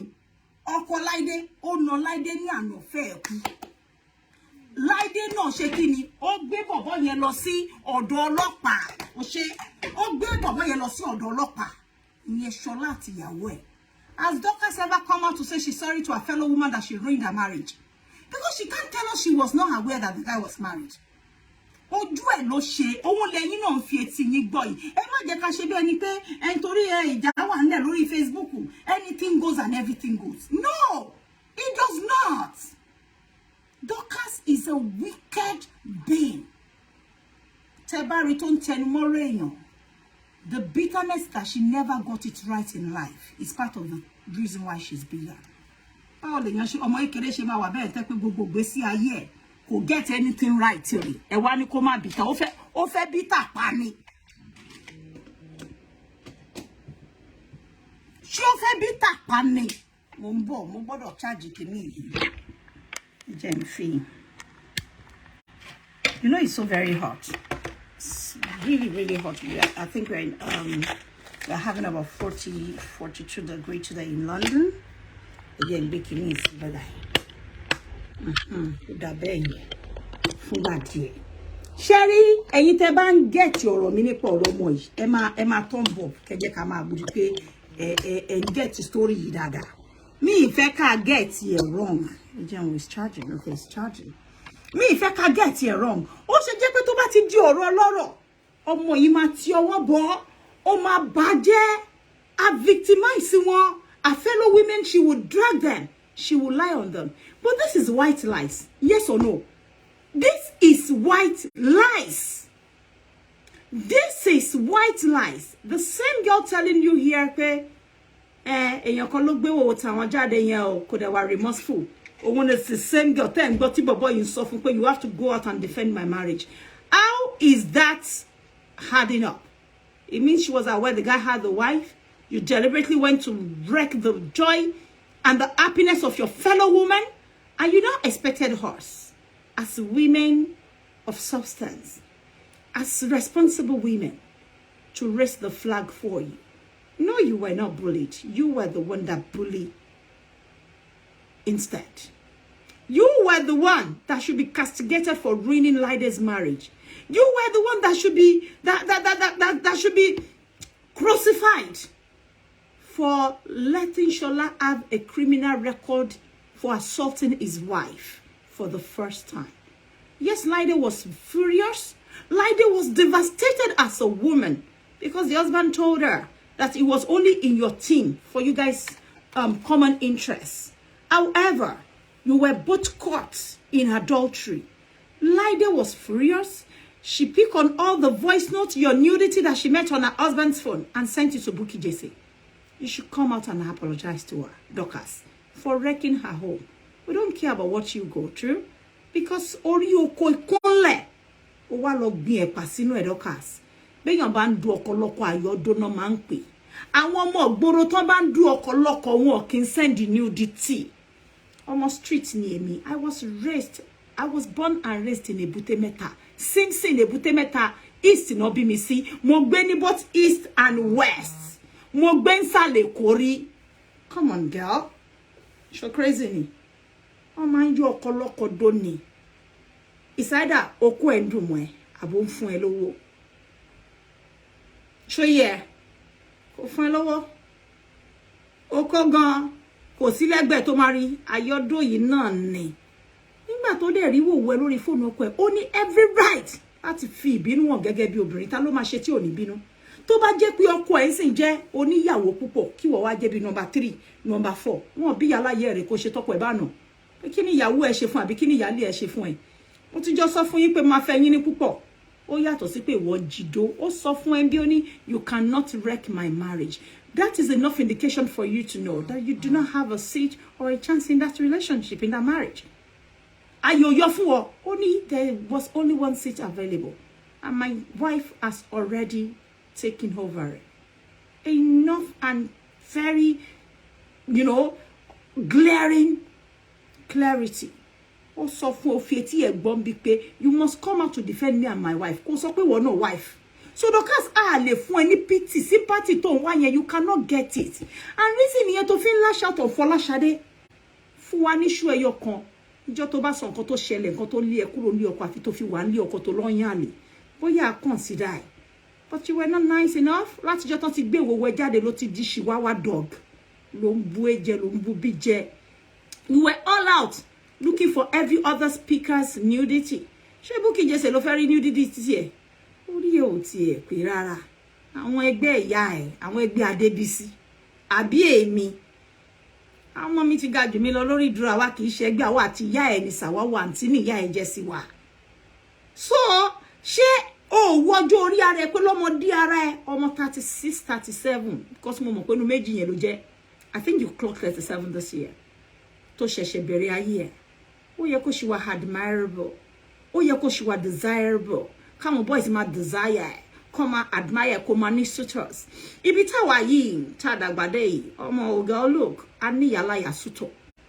Àwọn admirers wọ́n sọ lọ súwà. Wọ́n kàn gbé súnmọ́ mi bí o, mi ni wọ́n máa move number báyìí, wọ́n á pè wọlé pé wá sí ayé, àwa dìjẹ ni. Ó mọ̀ pé mo ti máa ń sọ fún yín, èní dẹ̀ kọ́ ni mo ti máa ń sọ fún yín pé I am not open to relationship. I think I've been saying this for the past 3-4 years now. But nobody, because it got to a stage I could not bear it anymore. The way boys were coming to my inbox to say, are you open to relationship? I am not open to any form of relationship. As much as when it is not time for joke, I don't joke with all these boys. Kini wa ti Kebi Johnson to fi obo ránṣẹ́ sí Kebi. Debi pe ngba ti Kebi àti Yeweja Kebi too said it. But Dorcas má kọjá àyà rẹ̀ gbogbo ojú díẹ̀ ló wà lọ́wọ́ òun. He repeated it when he had issue with Vivian. I am a motherfucker wanker pe. If your call for Kasha ya mother to Dorcas te sọ fún ẹ bó ṣe dùn tó. Confirmation. Now you knew quite well that Shola Olaleye and Kebi were friends, and you went ahead to sleep with him. That was what cheapened you. You disqualified yourself in that relationship. He would have probably considered you a good mistress. Mistress, man, for married men. It mean woman need mistress that it could get, the feelings could get to a point where we consider you coming in. But well, you've been with me for too long. I'm marrying you because I feel comfortable with you. But you didn't play it fair. You practically slept with his friend from the beginning of the relationship. Yes, your voice with him. Oh, Sofun, stop saying that I did not sleep with Segun. That is a fact. Oh, right? No, Ojú ẹjọ́ wà lórí phone. Ẹ máa gbọ́. I will send everything to you. Now, mo sọ fún yàwó mi pé nsìn ìwọ mo fẹ́ pè é kó o gan ló fẹ́ jà fún wa báyìí. I told her, màá send gbogbo ọ̀fẹ́ mi àti èsì ẹ̀ ní tó fẹ́ play ọ̀la kó o play kó o rubbish ẹ̀ mọ́ lọ́wọ́. I send a voice note. Màá send everything sí ẹ̀ conversation wa. Mo send a voice note sí mo ní pé mo fẹ́ kí Dorcas change. Pé that's why I'm doing this. Pé mi fẹ́ kó jà mọ́. Ó wà ní voice note yẹn wá rí. But nínú tèmi èmi jealous ni nítorí ṣe dùn mí Ṣẹgbọ́ tó ṣe dùn èmi because torí I stopped talking to you nígbà tí mo gbọ́dọ̀ Ṣẹ́gun yẹn. So jealousy and love no mix pọ̀ mọ́ mi that I could not. No, guys, I like it when people talk logically with evidence. She was right there on the phone with him while this guy was recording her. Did you see her go into any kind of argument with him? Did you see her challenge him, convince him? No, stop him there. Stop it. I never slept with your friend. The same friend tí wọ́n allege fún pé ó lọ bá sùn. Òun ni Sọjí gbé evidence wá tí ó gbé lọ sí Turkey, tó gbé lọ sí Liverpool. Can that kind of relationship survive? If you were to be a man and a very loose woman, tó ní ọkọ ńlé, tí ọkọ ìwọ ń bá sùn, ọ̀rẹ́ ń bá sùn. Má tún jẹ́ kẹ́ tún gbọ́ ibi tí bọ̀bọ́ yìí tó ti sọ pé I know we are both married. So bọ̀bọ́ yẹn, ẹni tó mọ̀ pé ó fi ọkọ ẹ̀ lè wá nyàlè, ó wá ń dó òun. Do you think he's going to treat you right? Is either you declare yourself single first, a single parent, lone parent, wá dókó para ẹ̀ freely. tó bá kó jẹ́ lone parent tó tún wá do married man nǹkan tá à ń sọ yìí kọ́ la mama sọ. But you were married. He is married. You post as a married woman because voice and Nimo play initially to say you've been married for 16 years. Your daughter is not even 16 years. And just earlier this year, this same year, when your nude video went viral that you sent to him, you came out again to say, after all, you were never married to Nas. What do we believe? Girl, what do we believe in your story? The way you sit is the way it's the way you want people to address you, that you should present yourself in life. You have presented yourself like a perpetual liar. And that is the same treatment we're going to be giving you. Your words against your words, right here with evidence. You cannot compare you with Sade in all ramification. Sade is a far preacher, a more decent, a more honorable, a more trustworthy lady jeweler. Segun did not in all this. Segun Nuga. This is another Segun now, guys. Mumbo, eje play, please. Segun ko ti mo fa bebo. Automatically, wọ́n ti forí ṣe kíni, wọ́n ti forí kó èpè. Oh my God, I want to know post office. Oh my, justify. Sherry, Eddie, let me tell you something like myself. What's it called? Kilo day. Let me show you manage. You can't already have it. You just go room, uncle. No, it's too off. Oh my. Some man, she shop with all my best pain. Really? Jesus, I don't know if I'm going to be able to stay in the shop today. Oh, really? Thank you. Radara she doggy or akumu. Oh, I she shop. I become wọlé lọ ṣe pé ńbẹ̀. Don't worry. Cause this one go to for you baggy. Oh, where? Àwọn wo olóṣì ó ní ìyàwó ńlé o á dẹ̀ tún máa ranjú mọ́ ìyàwó ńyàwó lórí kórí burúkú rìn síwájú. Ọ̀gẹ̀dẹ̀ má pa mí náà.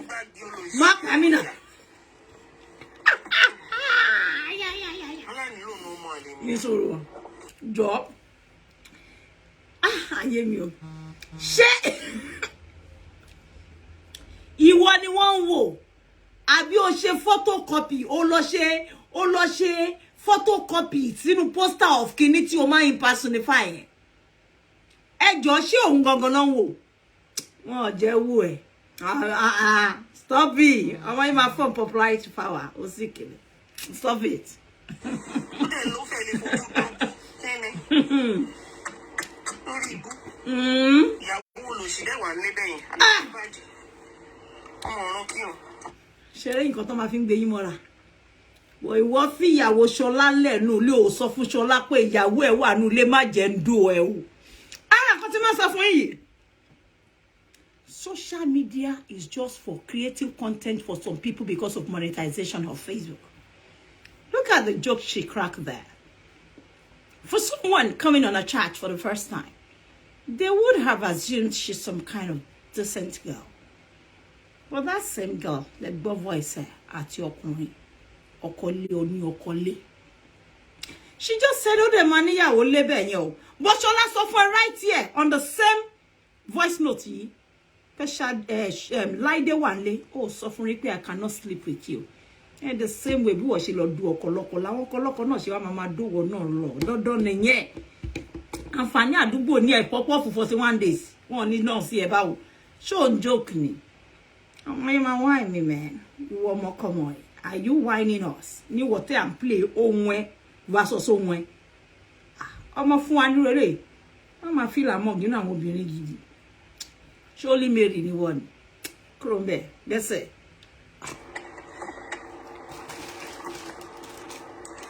Wisdom is profitable.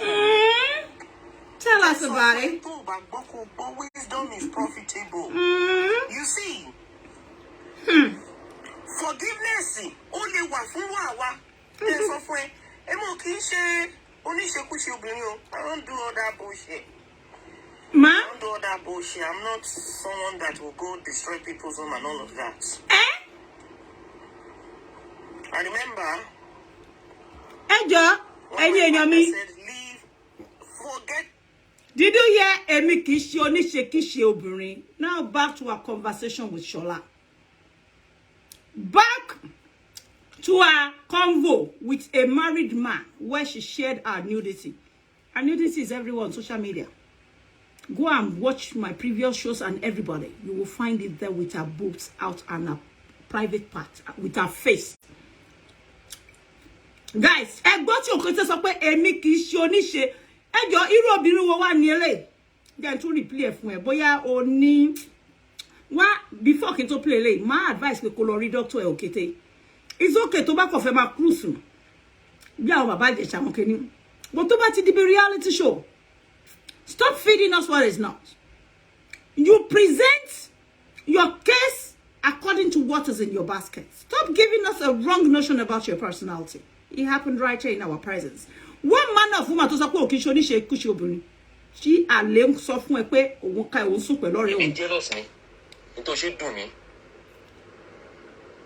Tó ṣe dùn mí because today I stopped talking to you but mo gbọ́dọ̀ Ṣẹ́gun yẹn. So, àlè and love no mix up, mommy, that I could not control.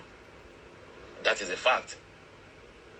And you know, Kusini, that feelings will still be there. I tell you, oh, what for me now? The feelings, oh, leka puro. They may go leka puro. Sheba. Easy. We know we are married. But easy. Sheba, we know we are both married. Oh, there's only Shekushi Obiri. So, can you, I will send everything to you. Everything. Yes. But she has blocked me again. Yes, software Dorcas. Want to block me Tó again? bá jẹ́ pé nǹkan tó ń rò ní pé bó ṣe máa commercialize gbogbo ògùn àwọn obìnrin ní orí bíbá kò lè work fún ẹ o. Because tó bá lè ṣe àdúró eléyìí tó sọ pé ìwọ kì í ṣe oníṣekúṣe obìnrin. Tí bọ̀bọ́ yìí tún sọ bẹ̀ pé ó ń send ojú díẹ̀ sóhun pẹ̀lú red dildo. Jọ ó ní kí ni obìnrin ni ẹ́? A virtuous one, a decent one, a responsible one, a reliable one, a trustworthy woman, I mean, an honest one. With question mark, I'm asking you, what are you? If a man could tell you that he has a wife and you went ahead sleeping with him loosely, what are you, my dear? Listen again here. So that was why I'm calling you to so that Dorcas, I'm sorry I betrayed you, I betrayed your trust, but into shame me ò lè hold ẹni torí Ṣẹ́gun. Ó dùn mí. That's a sign pé èmi gan mọ̀ pé I really love you. Honestly. So what else does she have? After he told you, he released your nudity. All you said is, what else does she have on her? So what else did you give them about our extramarital affairs escapades? You didn't say, are you mad?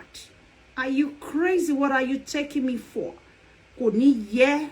Èpè tó máa ṣe fáwọn èèyàn yẹn, kí ló dé tí you find the right words fún boy right in his presence. You think you just come online to form for us? Shadow doesn't have all this dirty history, dirty past, dirty presence, and, you know, unseemingly beautiful future. I'm sorry to say. Future I know only da. Kò sí ọkùnrin kankan tó máa trust ẹ mọ́ because èyí tó ṣe yìí ló ń allege of infidelity. Ẹ̀yin tẹ́ ẹ léyàn pàápàá. Ẹ bá mi pe àwọn ọmọ kékèké guy, ẹ̀yin òbí, ẹ̀yin àǹtí mi, ẹ̀yin ìyá mi. Ẹ pe àwọn ọmọ yín tó wà ní 20 something. Ẹ wá béèrè pé if you are seeing a guy and you later discover that he has a wife and he's been recording you from the one, he sent out your nudity or probably your voice note, your private time out to public. What would you do to such person? Ẹ béèrè lọ́wọ́ ọmọ yín tó wà ní 20s, ẹ padà wá sọ fún mi, ẹ̀yin tèmi. But nítorí pé Dorcas ojú ẹ̀ ò kúrò lára Ṣọlá di ọ̀la, she was meant to rain his home. And ẹ̀gbọ́n bẹ̀ yẹn nínú chat tó ṣe lẹ́nìí ni mò ń play ní ọ̀tún, fóònù mẹ́rin ló wà níbí. Àwọn rèé, ìkan rèé, iPhone ni mo fi ń bá yín. Ẹ wo irọ́ tí ọmọ yẹn ń pa. Ẹ jẹ́ n tún play síwájú. All these fucking idiots, people on social media, leave them alone. Let them go and fuck themselves. Tó máa fẹ́ nọra wọn pa jẹ́ kó nọra wọn pa tó bá dẹ̀ fẹ́ nọra wọn pa problem ayé wọn nìyẹn. Anything, nothing. Now, we'll stop this.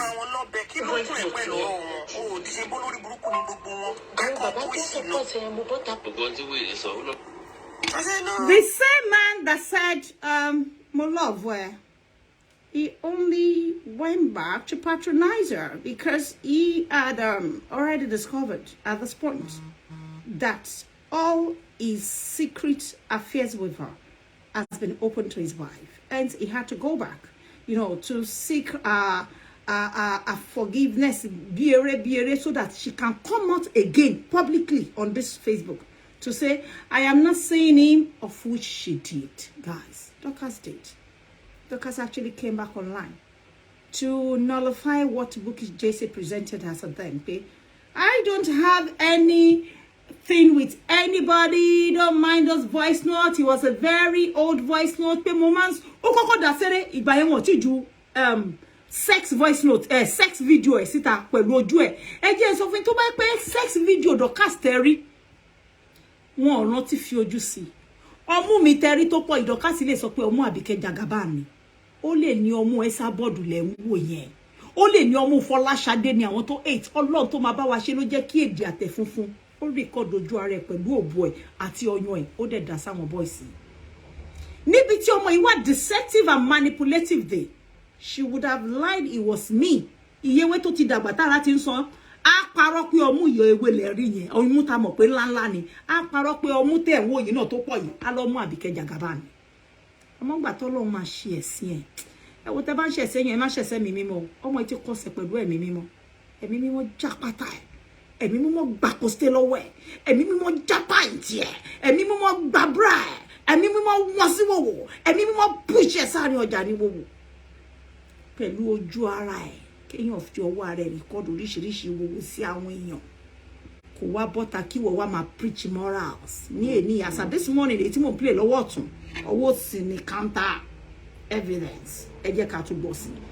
Now ibi tí ọmọ yín parọ́ dé ni mo sọ fún yín tó bá jẹ́ pé kò sí ojú ńbẹ̀ apara ni ẹ wá wo òbó Folashade tó ń lò máa gbéjú àmọ́ ẹ má ṣẹ̀sọ́ Ọlọ́run tẹ́ bá ń ṣẹ̀sí yàn ó ní bí Ọlọ́run ṣe mú yàn Ọlọ́run dúró de ó jẹ́ kó pa gbogbo orú ẹ̀ ó form ó ní there was no video anywhere ṣe rí ngbà tí kinní yẹn jáde ọmọ yìí wọ kó mà orí line lẹ́wọ́ tó ti sọ náà ó ní wọ́n get on last ó tún dé Ọlọ́run ti ní PTSD ó mú yẹn sọ pé I would rather advise you to seek help Dorcas you don't sound okay anymore stop preaching morals you're too dirty to be talking about morals.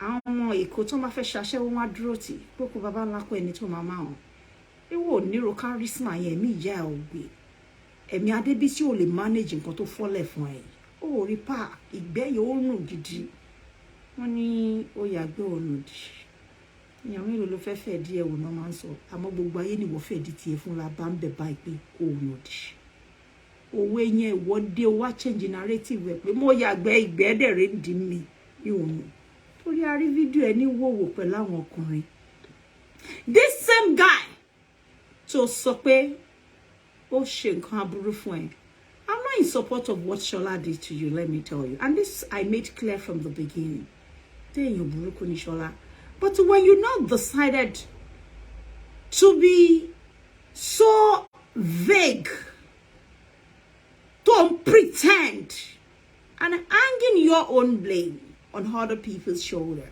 That was when I came out to tell you that, come on, Tabambe Poti Laking, it is okay. You have done a very terrible thing. To your married men, so to fetch in your nearly. Also, but you, Lati wa matulo do o ma pass around the wall of Shiara ebe. O lo so for loju ara pe nkan to se to dun ni pe o lo ba Segun sun. Not just Segun, the guy actually came from a relationship that you dumped.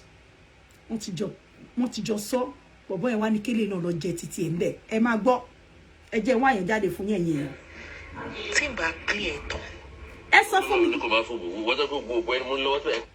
ẹ gbọ́ the same guy tó sọ pé I am talking in your interest Dorcas forgive me going further ẹ tún gbọ́. ọgbọ́n tí wíì sọ ó lọ́nà ní kò máa fún gbogbo wọ́n tó kó gbogbo ẹni mú lọ́wọ́ tó yẹ kó mo delete ẹ̀ tó ń lo dídò red.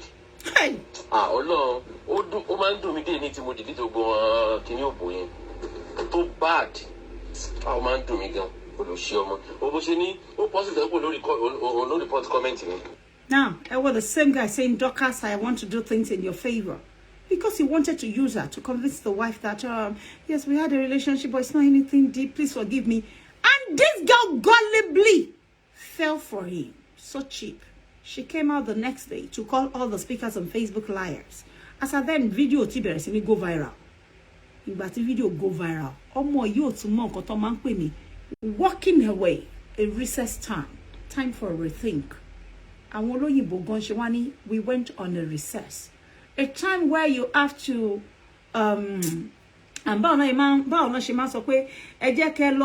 brainstorm. You should call your mother, your loved ones. But this is the time where you should go for a recess. Call to your sisters, call to your mother, call to the father of your child, because your nudity video with your face went round the world. Apologize to them and tell them you are sorry. Let them know the reason why you did it. If Nas, your baby father was depressing you, tell them your story. Be fair for once. Cry if you have to cry bitterly, girl. You'll still find somebody pat your shoulder and give you a hug.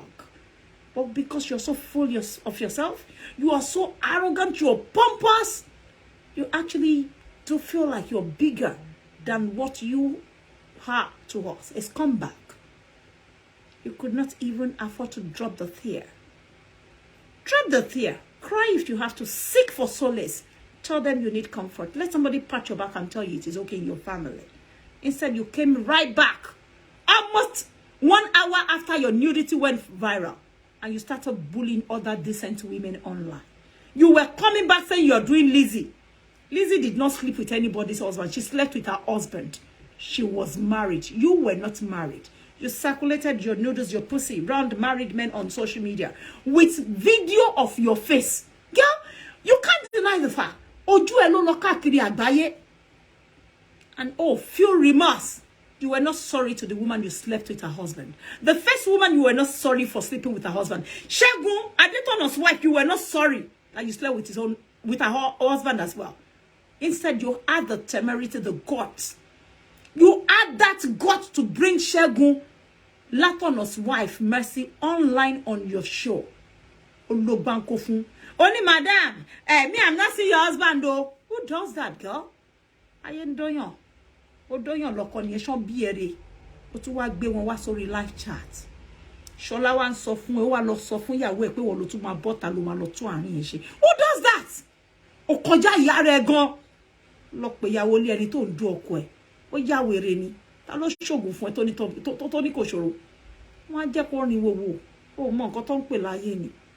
Ayé ta mo ti yé wọ́n máa bẹ̀rẹ̀ rìn. Gbogbo nu wọn ro ni fún ẹ. Wọ́n bá ọkọ wọn jẹ́ wọ́n ṣe bẹ́ẹ̀ ni pé no mind and a useless man. Wọ́n ní ṣe bí you see wetin. Ọmọdé ṣiṣẹ́, ọmọdé ò mogun pé lefo. O ní jẹ́ mọ́jọ́ mi tán bá ṣe fún ẹ wá sọ fún wọn pé fọkọ lele. Tó ló ti há ẹ lẹ́yìn. Àwọn ìyàwó lẹ́yìn á máa bẹ̀rẹ̀ rìn torí pé wọ́n fẹ́ gbẹ̀san kan tó ṣe. Wọ́n náà wá ṣe bẹ́ẹ̀ ni pé na useless man, but wọ́n á kọ́ ẹ ní nǹkan tó pé when next you come to this world. O ní dó mi lọ́kọ kó tún sọ pé o mú mi lọ́rùn fẹ́ máa bá mi ṣe ọ̀rẹ́. Kájọ máa wọlé wọ̀de. Aláìlójútì ọmọ jàtijàti ni ẹ. Adójútì ni ọmọ ni ẹ. Gbogbo ọ̀nà ní Folashade fi dájú ẹ lọ. Bó bá ní ìyá bí ẹ táwọn àbúrò ẹ tó wá láti léèrè. Wọ́n sọ fún ẹ pé ẹ̀sìn ayérayé ló ṣe. Now come back in. Let us talk to you. For the first time, calm down for your family. They can't feel nǹkan tó ń pè ní ìrírí ayé. Ọmọdé ò mọ ògùn ló ṣe pè lẹ́fọ̀ọ́ náà ṣe sọ fún ẹ pé ó wèrè. Ó gbọ́. Àjèjì ni ẹ. Ipa tó pamọ́ owó wọn ìpọ̀gbẹ̀rì bẹ́ẹ̀. Ọgbẹ̀rì lásán ni ẹ náà ṣe fi nǹkan tó ń jáwó wọn ẹ̀. Ojú ẹ rí lọ́tùn lósì. Wọ́n wá fayé wọn ẹ̀ tó wá rìn wòwò wọ́jọ́ wá ń kanra máwọn tí wọ́n ṣẹ̀. Gbogbo ayé ló rìn nǹkan ẹlẹ́yà tó ṣe. Ibi làwà ló ti gbé bàbá Folashade, bàbá 70 something years. Ibi làwà ló ti gbé grandma tèmi. Ìyá 101 ló ló ń ṣépè fún 101 ó ló máa kú ni mo nígbàgbé àwa gan retí kó kú nítorí pé ó ti dàgbà. Ògbójọ́ tó bá ti dé àtìgbà kámú because over time ló ṣe àti 100+.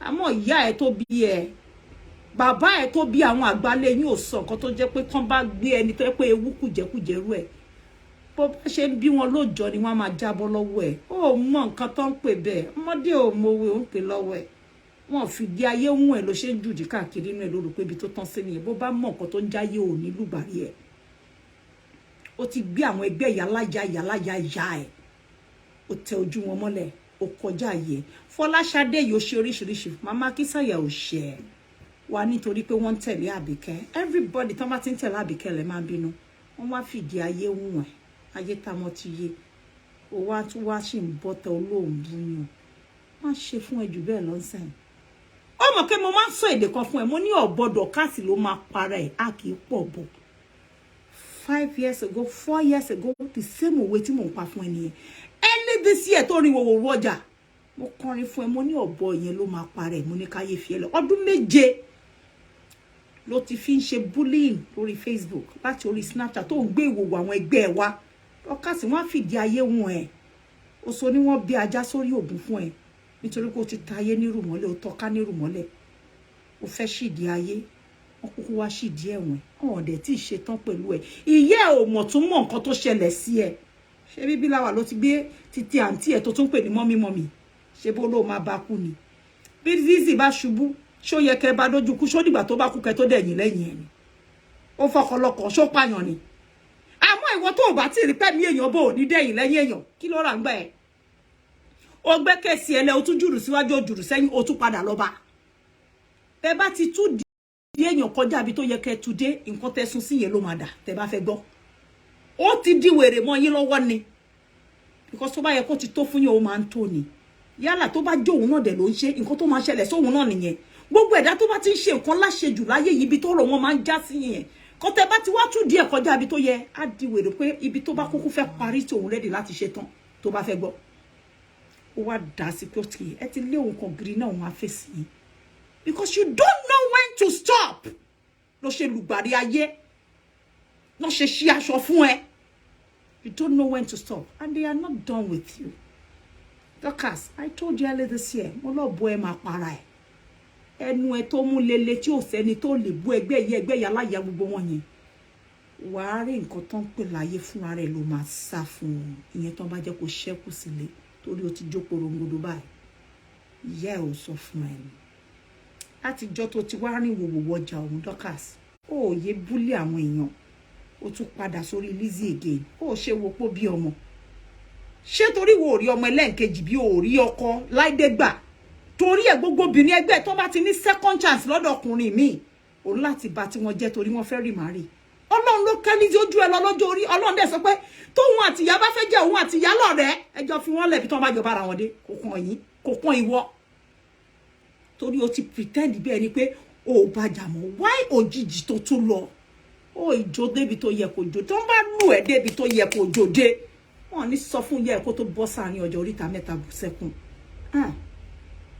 ṣùgbọ́n ọmọdé ò mọ òwe ò ń pè lọ́wọ́ ẹ̀ mọ àgbà confam lèmi Àbíkẹ́ àgbà ní mímí ò ṣe ọmọdé gbàgbé nǹkan tí mo dé sórí ó ti lùgbàrí ayé nísìjáde tún jókòó ẹ̀ jẹ́jẹ́ ó tún lọ bá Ṣadé níbi tó ti ń sun ẹkún omi díẹ̀ lọ́wọ́ jẹ́jẹ́ kò wá bá ẹ kò bú ẹ rí ọmọ yóò ta sí ẹ òun ló tún bá wí yẹn pé ṣóbìnrin kówó fọkùnrin lọ́mọ tó ṣe ń sunkún òun ò sùn loosely pẹ̀lú ọkùnrin ọkọlọ́kọ ọkọ ẹ̀ ló fẹ́ ẹni tó hùn kò bá dẹ̀ jẹ́ jìgólò ojú ẹ̀ dẹ̀ já nìyẹn báwo nìyẹn ṣe tọ́ sí yẹ̀yẹ́ ẹ̀ filẹ̀ yẹ kó dá gbé nǹkan ẹ̀ bọ́tí nítorí pé ò ṣí okùnlẹ̀ lọ́rùn ọmọ yẹn ó fẹ́ bá dójú kú ní Dorcas those are the kind of women that we will rise up for and give our voice if Segun should mess up jubito mess no not you a promiscuous housewife àwọn evidence ṣì pọ̀ bí jẹ́ tún sọ bí tí boy yìí ó tún allege with ọ̀rẹ́ ẹlẹ́ǹkejì ó di ọkùnrin méjì tó bá sùn nísòro ọkọ lè sọ pé Dorcas kan bá yẹn kò sí anything lọ́wọ́ ẹ̀ olùṣọ́ ọmọ iṣu. ó ta fún o. gbogbo tí wíìlì sọ Ọlọ́run ní kò máa fún gbogbo wọ́n tó kó gbogbo ẹni mú lọ́wọ́ tó yẹ pé mo delete tó ń lo dídò red Ọlọ́run ó máa ń dùn mí dé ní tí mo delete gbogbo kìíní òbò yẹn tó bad How man do me gan? Sheba, the same guy don't confess love for Lenko. Show ni fair, ko ni feelings koko fun e. He only took advantage of you because you present yourself like a whore. Like a whore. Like a wayward girl. You are actually a wayward girl. Ọkùnrin kọ́kọ́ ló ka ẹ mọ́ ọkùnrin mẹ́ta. Mẹ́ta ọ̀rẹ́ kan náà. I mean, ó ti dojú ti ara ẹ̀ náà. Èèyàn máa ń ṣàṣẹ lábẹ́ cotton. Ayé ń ṣerú ẹ o. Nǹkan tó ṣe kọ́ láyé ò ṣe rí mo ti sọ fún ẹ rí bọ́. Nítorí wo ló máa ń bọ́ta wá pé gbogbo obìnrin láṣẹ́wó ló máa sọ pé òun bá wọn wí. Nígbà tí Mercy Aigbe tó fẹ́ Adékàsà àbí kíní kan bí ìwọ lọ́rọ̀ ẹ tọ́ sí lẹ́nu ló gba ọ̀kọ̀lọ́kọ̀. Pé ìwọ ló ń fi òbò ránṣẹ́ sáwọn ọ̀kọ̀lọ́kọ̀. Ìwọ ló rí Lizzy pé ó gba ọ̀kọ̀lọ́kọ̀. Ṣé wo pútì girl yìí ó traumatize ìyàwó Ṣọlá tí ìyàwó fi di ẹni tó gbé ọkọ ẹ̀ lọ sí police station. Nǹkan tí ó ṣẹlẹ̀ rí nínú relationship wọn ti ọkọ ẹ̀ mọ́lé ó bá the criminal record for beating his wife because of you. You should come out and apologize to Laide and apologize to Segun's wives as well. Oh, kò dó wọn lọ́kọ, traumatize wọn, or bully wọn, or oppress wọn because you could handle the camera and they cannot come out to do a show to tell you how pained they are, how much you hurt and destroy their happiness. So torí o feel kò lè handle camera. Yala jai, Adebisi. Emi ò ní handle it. Right? You leave Folashade out of your mouth. Bring it on, and the more you bring it on, the more we will keep going back for you with your video. And when you are to bed, recycle. Ẹjọ́, ẹ má bá wa recirculate ìwòwò káyé máa rí. Wọ́n ló lọ bá àwọn ọkọlọ́kọ sùn fi ọmọ yẹn sílẹ̀. Gbogbo ọ̀rọ̀ tó sọ lórí issue ẹ̀ lẹ́ni. They are just false impression that you are trying to create. You know that is not who you are. Nǹkan tó jẹ́ kọ́ yẹn. Ready agege. Ready for. So ti di tí conductor bá ra rí nígbà tí mọ́tò bá wà lórí motion. Ajá díẹ̀ dẹ̀jẹ́ ajá sílẹ̀ ajú mi sí conductor fellow conductor ẹgbẹ́. Àǹfààní àdúgbò ni bread yẹn wọ́n jọ máa ń jẹ ni. That is what your punani is on social media. You are a wayward girl. We ain't gonna give you sympathy. I, Abike, I control Yala crowd. I won't give you that support. You deserve everything you got. Look here. Nígbà mi tẹ́ bá ṣe nǹkan fún mi kí ni máa ń sọ pé kò sẹ́ni tó lè gbèjà mi bí èmi. Àwọn èèyàn máa ń sọ pé Abike tó jà rẹ̀ gbé. Tó bá jẹ́ lóòótọ́ ló tó jà rẹ̀ gbé. Face Ṣọlá. Come out and tell us the story. We don't know the story yet, except for the packaging you gave your followers. The moment Toba te ready, boya ta bagbo. Because èmi fẹ́ fún any support from the beginning. I actually supported you from the beginning. Because no matter what it is, Shola should not do what he did to you. But at the end of the day, you slept with his friends. It actually started with you from his friend that dumped you. And having seen you to we are halfway of the relationship, you started sleeping with somebody that is close to him again.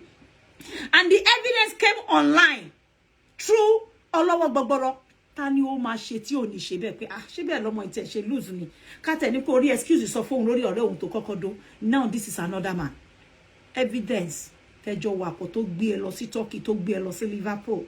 Ìwọ tó dé pé rẹ̀ ìyàwó lé. Ó dẹ̀ tí wọ́n sọ fún ẹ bẹ́ẹ̀ pé I know we are both married. Like I know you are married. You probably have an issue in your home. Okay, at the side láti jọ máa ṣe kíni tọ́jú ara wa console ara wa.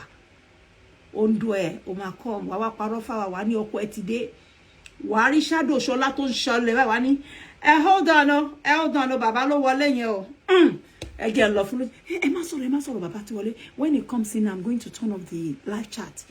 O de gbé wa ní handicap àṣẹ Ṣẹ́gun látọ̀nà ló ń gbé wọnú ilé ẹ.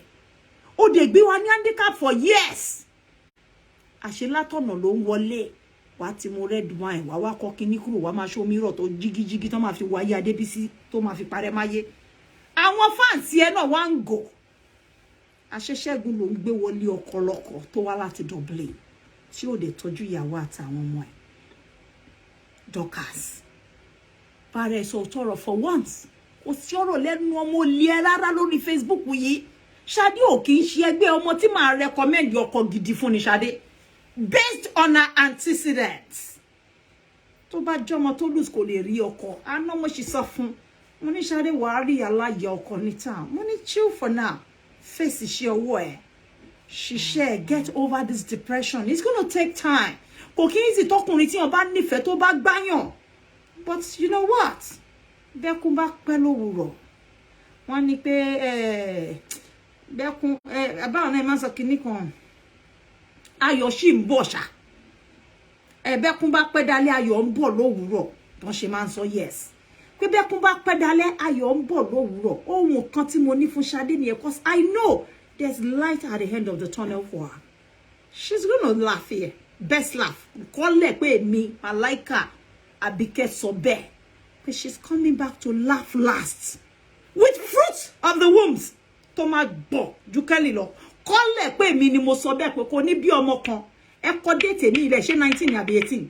Pé mo sọ bẹ́ẹ̀, she will come back here with children. Fresh babies. Call it. She's going to laugh last here. O ma fi yín rẹ́rìn, ẹ̀yin adversaries ẹ̀. A fi yín ṣákò. Tá ṣe nǹkan tí Ọlọ́run tọ́jú sí storage phone. Ó pọ̀ ju nǹkan tó fi gbà lọ́wọ́ òun lọ. Wọ́n sharpen ọpọlọ ẹlẹ́ni so that she can do it better in future. Not you. Ìwọ ń ṣọmọ tó ṣe mú yangàn, ọmọ onídọ̀tí aláṣẹ́wó dójú tì mí pé ó jẹ́ ọmọ ọ̀dọ̀ mi rí, because ó ti jẹ́ ọmọ ọ̀dọ̀ mi rí. I can't deny that fact. Tó bá ń pe sister AJ. Ọmọ tí ń bá train láti ṣá pro. Ọmọ tèmi bá train láti ṣá pra, kó ṣá proper, kó ṣá prim. Èmi ò ń train àwọn àṣànà. Èyí tó bá fẹ́ yá àṣànà nu wọn wà láìkẹ́ tó mọ́ bẹ́ẹ̀ pẹ́. Tí wọ́n dójú tí èèyàn náà, Dorcas, ó dẹ̀ róbi bí ò róbi bá ẹ sọ̀rọ̀. Ó rí pé mi ò ṣépè fún látàrọ̀ tó bá jẹ́wọ́ ní ìkọ́ra, wà ní kò ní dá fún kankan, kò ní dá fún ìyá ẹ̀, kò ní dá fún kankan. Everyone can tell that you are pained. The bitterness that you exhibit on social media, ó ti pọ̀ jù. Àwa Kọ́lá ní kò ṣàṣìṣe yẹn, fi Folashade sílẹ̀.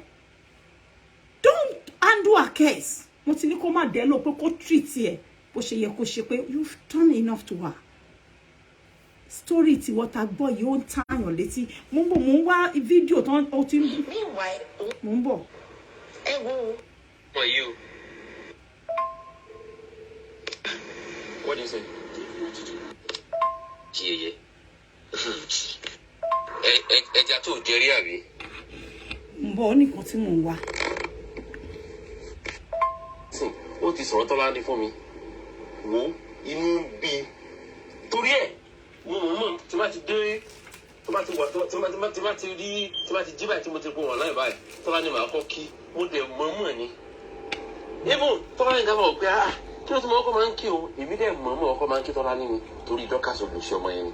Now, guys, that is another woman, Tolani, in Dorcas House of TMS group that the guy was practically sleeping with as well, dating. So by all indication, Dorcas knew that this guy is promiscuous himself. Do I like Shola? I swear to God, I hate him. He disgusts me. I hate him with passion. Let me tell you today. I will never support a man who does this to a woman. But Dorcas, you reaped what you sowed on social media. And that is why I am not going to gang up with anybody to bash this guy, even though it disgusts me. But you are reaping what you sow, girl. The evil men did. The evil men do. There's a saying that. Is it the evil men do? They reap, or the evil men do catch up after them. There's an adage, I don't know, that says the evil men do, that he hunts them. It is the evil that you have perpetrated on this cyberspace to other women that is living after you, Dorcas. I hate Shola with a passion. I hate all the men involved that did this to you. But I'm very glad that you got sat in the portion of what you used to serve your fellow women on the space. However, you are a loose partner, a wayward girl, a very innocent woman. Not you, Loma Masokini Efua. nǹkan tó gbìn òun ló ká. The evil men do lives after them. Thank you, everybody. The evil men do. Ó máa hunt wọn káàkiri ni tó bá fẹ́ bọ̀. We hunt them. Don't mind me. This is how I crave for just chewing on my sweet as usual. There's a particular one. Let's get I'm rounding up some. There are some men, they love their privacy. They love their private life. They're not, they don't like social media. They don't appreciate it. They don't like everything. Your problem, Facebook. What would Facebook do for anybody? But irony. E wo ru eyan bi Lizzy Anjorin. Ajoko lataro síbẹ̀. Atojo Alhaji o ní Alhaji ó gba kíní kan Alhaji ó máa sọ gbogbo ọ̀rọ̀ nú ilé ẹ̀ ṣá. Ìgbà tẹ́ ti depress ẹ kò sẹ́yìn tó kún ẹ òun ló nínú ilé ẹ̀. The same way tí wọ́n ṣe ń gbé ọ̀rọ̀ nurse fún àwa nìyẹn tó máa ní pé bàbá like àmàlà ọkọ ẹ lọ wo ọmọ ẹ. On this very long voice note Timoni o tún discuss ọkọ ilé ẹ pẹ̀lú àlè. How ridiculous. Obìnrin tó bá ń gbé lé ọkọ yẹn àlè tí ò bá pa ọkọ ẹ̀ á pa ara ẹ̀. Surely èmi ò ní anybody tell me fight fún. Mi ò ń ṣe fan Lizzy, mi ò lè ever jẹ́ fan Lizzy táyé máa fi parẹ́. But surely èmi mo kàn like being just. Táwọn tó kù bá fẹ́ bú Lizzy, àwọn tára wọn mọ́, tí ìwé wọn mọ́, tí ìdí wọn mọ́. Not you, let me say. So you just do show for the mere sake of presenting a show, gathering that audience because you want monetization from Facebook. What about being real? What about being truthful? What about being honest? I thought you said you run the truth must be told. Lies must be spread. Lies must be encouraged. You lie too much. You form fake personality too much.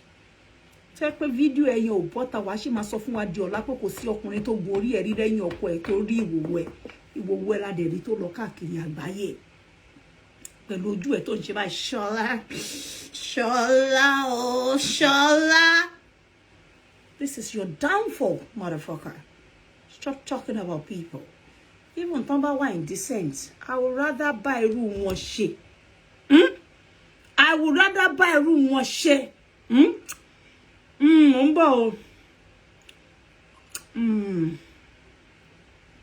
Now, ẹ jẹ́ kí n fi ara wọn irọ́ tí ó máa ń pa wọ̀nyí. How do I show this? How do I show this? Deceptive girl to the core. How do I show this? Okay, let's see. Ẹ jọ̀ọ́ ṣé ẹ lè rí kíní báyìí. Sherry, House of TMS. Only I love both of you dearly. In fact, I can do anything and everything for both of you. My mom and my godmother, I appreciate and love you very much. We had a lengthy conversation this morning and I made some promises.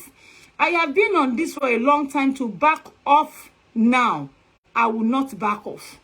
I am ready to lose everything as I have nothing more to lose at this stage. My voice will not be silenced. I am running away for now. Once I finish clearing myself, I will come back to apologize to both of you. You don't need to look for me. I will be fine. I won't hurt or do anything to myself, but I will run away for a while to clear myself. I love you. That was one of the lies she told when her nudity was freshly circulated on social media. Did you keep to this promise? You have been out abusing, cursing, bullying on individuals ever since.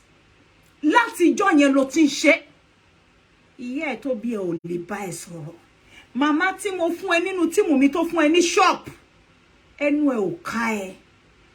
I know today Auntie will say, I trust. Ọlọ́run ò ní jẹ́ kó jẹ́ Àbíkẹ́, but I know she will say, she would have taken to her heels. Ẹlẹ́dàá ò dẹ̀ ní jẹ́. Mo sọ fún ẹ pé àìgbọ́gbi èèrà èèwọ̀. Kò yẹ.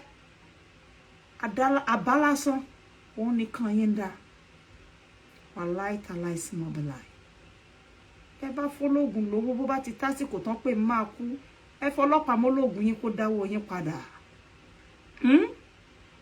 Gbogbo ohun tẹ́ papọ̀ tẹ́ gbé fún pàdí yẹn pàdí ọ̀dẹ̀nsìn. Wọ́n wá gbé fún pàdí yẹn pàdí ọ̀dẹ̀nsìn nítorí Àbíkẹ́ pàdí ọ̀dẹ̀nsìn kò lè ṣiṣẹ́ lórí èmi o. Èmi ọmọ yẹ àfa iye ológun iye babaláwo tẹ̀ ń fún lówó. Ẹni dẹrù lérú ń tọ̀. I will continue to give my voice to the voiceless. Because I can see that you are all out to destroy others. Tí wọ́n ṣubú, irú ṣubú tí wọ́n ṣubú yìí. Fi àwọn èèyàn sílẹ̀, Dorcas. Go and face your shame for once. Ó ti pọ̀jù ẹ̀sìn tó ṣe yìí, ó ń ti èmi lójú pé èmi ever mọ̀ ẹ́ rí. Ẹ ṣé, àwọn kan ti bá mi send. Ẹ wo Folashade, ta ló máa nírú ọmọ yìí tó máa ní kó ṣubú. Ẹ bá mi sí ẹ̀kẹ́ máa bá mi fún Folashade ní love fún ìṣẹ́jú kan at least. Ẹ máa bá mi show love fún Folashade Ọlátúnjí. Ẹ máa bá mi show love fún. If you are a lover of peace, tọkùnrin ti jí ó ti rí, tó ṣe tọmọ yìí. Ẹ máa lọ́mọ yìí ò dání. Ẹ kúrò ńbẹ̀. Kí lẹ ń sọ yìí? Ẹ jẹ́ n tún wá kejì. Ẹ wo kò lóru fita Dorcas o. A mọ̀ pé Ṣadé là ń wò yìí. Tó yé yín. Ẹni rí mọ̀ pé òun là ń wò yìí. Dá padà ọmọ ti bí. Ẹ bá ń ṣòṣò Adé ní love. Ẹ máa bá ń post photo ẹ̀ pé ẹlẹ́ni. Oh, ẹjẹ́ fóònù mi yìí níbi tí kíní dà sí bẹ́ẹ̀ ló fi ń ṣò yìí o. Let me see how else I can enlarge. Ìlú dé ṣé wọ́n ṣépè fún ni? Ẹ bá Abilizi Anjorin lérí. Ṣé wọ́n ṣépè fún ni? Ṣadé agbọ́lẹ́nu ìkan nínú àwọn ìyàwó wípé this person is a reserved person. He doesn't like all this stuff. Ọkùnrin mi wà ó lè bá lè sọ pé wo orí burúkú tó ń ṣe mi ò appreciate ẹ mi ò like ẹ. Why? Tó bá ti jẹ́ pé obìnrin ló ń bọ̀. Ẹ bá ń show Ṣadé ní love. Ẹ má bá ń show ẹ ní love. Tó bá ti ṣe kíni? Tó bá ti jẹ́ pé obìnrin ló ń bọ̀. Ẹ wo cause ẹ wo ọmọ, ẹ wo ìmúra, ẹ wo skinny. Ẹ má show Ṣadé ní love. Ẹ bá ń show ẹ ní love. Ọmọ ni tó èèyàn lè fọ láì tọrọ àrí bó ṣe ká èyẹ. Ó bọ̀wọ̀ fún ìyá ẹ̀.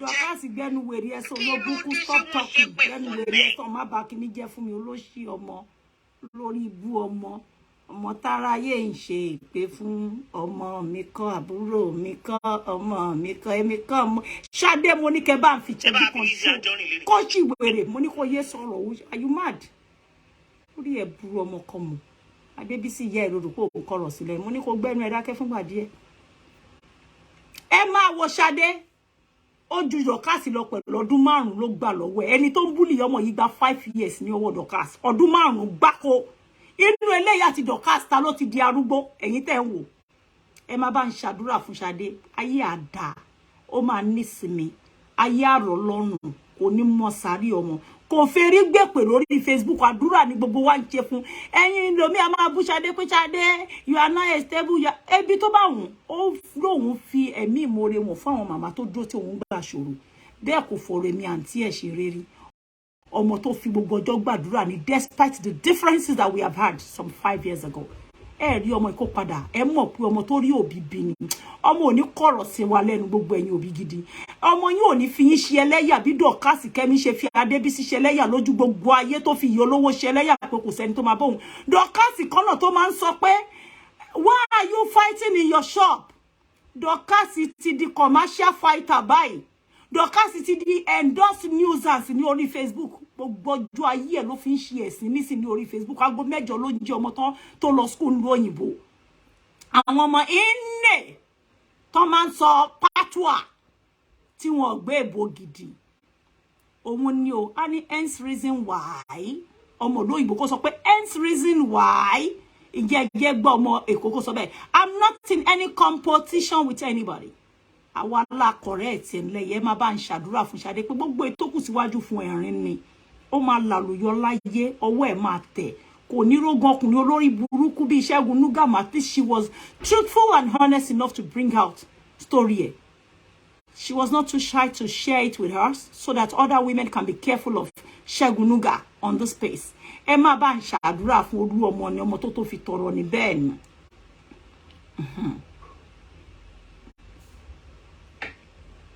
Ẹ ṣeun. Ọlọ́run á bá mi kẹ́ yín. Now, ẹ jẹ́ kí n wá dá padà. Ẹ wá wo ọmọ yìí sí ìgbẹ́ màálù. Ta ló ní ìgbẹ́ màálù? Ta ló ní òkété? Ta ló ní òkété? Ta ló bí ọmọ bí òkété? Folashade lẹ rí yẹn. Ẹ lọ wo sórí page ẹ. Ẹ lọ máa bá ra cream ẹ, kẹ́ lọ máa patronize ẹ kọ́ ta ní fún sin ni ẹ pé kó lálùyọ lójú Ṣẹ́gun kó ṣe oríire. Káyé ẹ̀dá kò forí báàgì èpè. Dorcas ti ń báàgì èpè bọ̀ láti 1900 ayé 19 gbọ́gbọ́rọ́. Báwo lẹ máa ẹ wò Dorcas yọ tí kámẹ́rà yìí sí lójú. Dorcas gangan lẹ̀ ń wò yìí. The real Dorcas. Ó ti kíní tó fi máa ra filter yẹn kò mọ̀. Kíní yẹn kọ̀ yìí sí ojú ẹ̀ ṣe rí fọ́tò tó wà láàrin yẹn tó dàbí shocky baby yẹn la bá rí ojú ẹ̀ gangan pé Dorcas is. Ó mú sọ fún yín pé black market ní ọjà Ládìpọ̀ Òjó ni. Kò sí bó ṣe lè máa lo cream tó máa lóhùn fẹ́ bó ṣe rí gangan rẹ̀ fin kingbin tẹ́ bá ń gbọ́ fin kingbin mo ń bọ̀ mi màmá ẹ̀ nìyẹn. Ẹ wo Dorcas rẹ o elékìsà òfèkìsà nation rí bó ṣe múra tẹ́lẹ̀ rí ṣe rí ẹni tó wá ń dege wèrè òun rẹ̀ ìjàpá ló gbé kọ́rùn wá bá mi yìí ìjàpá ó wà lábẹ́ aṣọ yìí ọmọkọ́mọ èkejì ajá ọmọ táráyé ń ṣe ìpè fún ọmọ àwákọ́ ọlábí ọmọ àwákọ́ ọmọ tó ń dókó kiri ọmọ àwákọ́ ògbélé ọkàn yàlè ọmọ àwákọ́ ẹlẹ́lẹ́yà ọmọ àwákọ́ orí gbèpè ọmọ àwákọ́ ewákọ́ la bí ọ. Ẹ wo bó ṣe lo filter. Low self-esteem. Who are we dealing with here? How can somebody who look like this o den change face here ǹjẹ́ jẹ́rẹ́lẹ̀ kẹ́ má gbowó yín padà kẹ́ èwo lo ohun gangan be ohun gangan lẹ rí níbẹ̀ eléyìí fikingbin yìí ohun rí. This is the fikingbin we are dealing with. Gbogbo yín tẹ́ bá nídìí tẹ́ bá ń gbọ́ return policy ẹ bá ti máa dọ́dọ̀ Dorcas tí ó bá ti present yín ní return policy document ẹ má bá èèyàn pàdé lórí internet Abike wo yìí ẹ̀yin rí kọ́lọ̀ ẹ̀ rè ojú mi rè kọ́lọ̀ ara mi rè ẹ lè rí kọ́lọ̀ ẹ̀ bọ́mọ dúdú ni bí pupa ẹ̀ mọ̀ ẹ rí ojú ẹ̀ kéèyàn ní ojú bí ojú Fiona Shrek ó ti yé yín amúra ń gbà mí bí àwọn fugitive ó dàbí figurine kò dẹ̀ wá ṣeré sexy bí Abike á ṣe mí báyìí kíní filter burúkú yẹn èèyàn ojú ẹ̀ máa ṣe báyìí sọ́tọ̀ báyìí.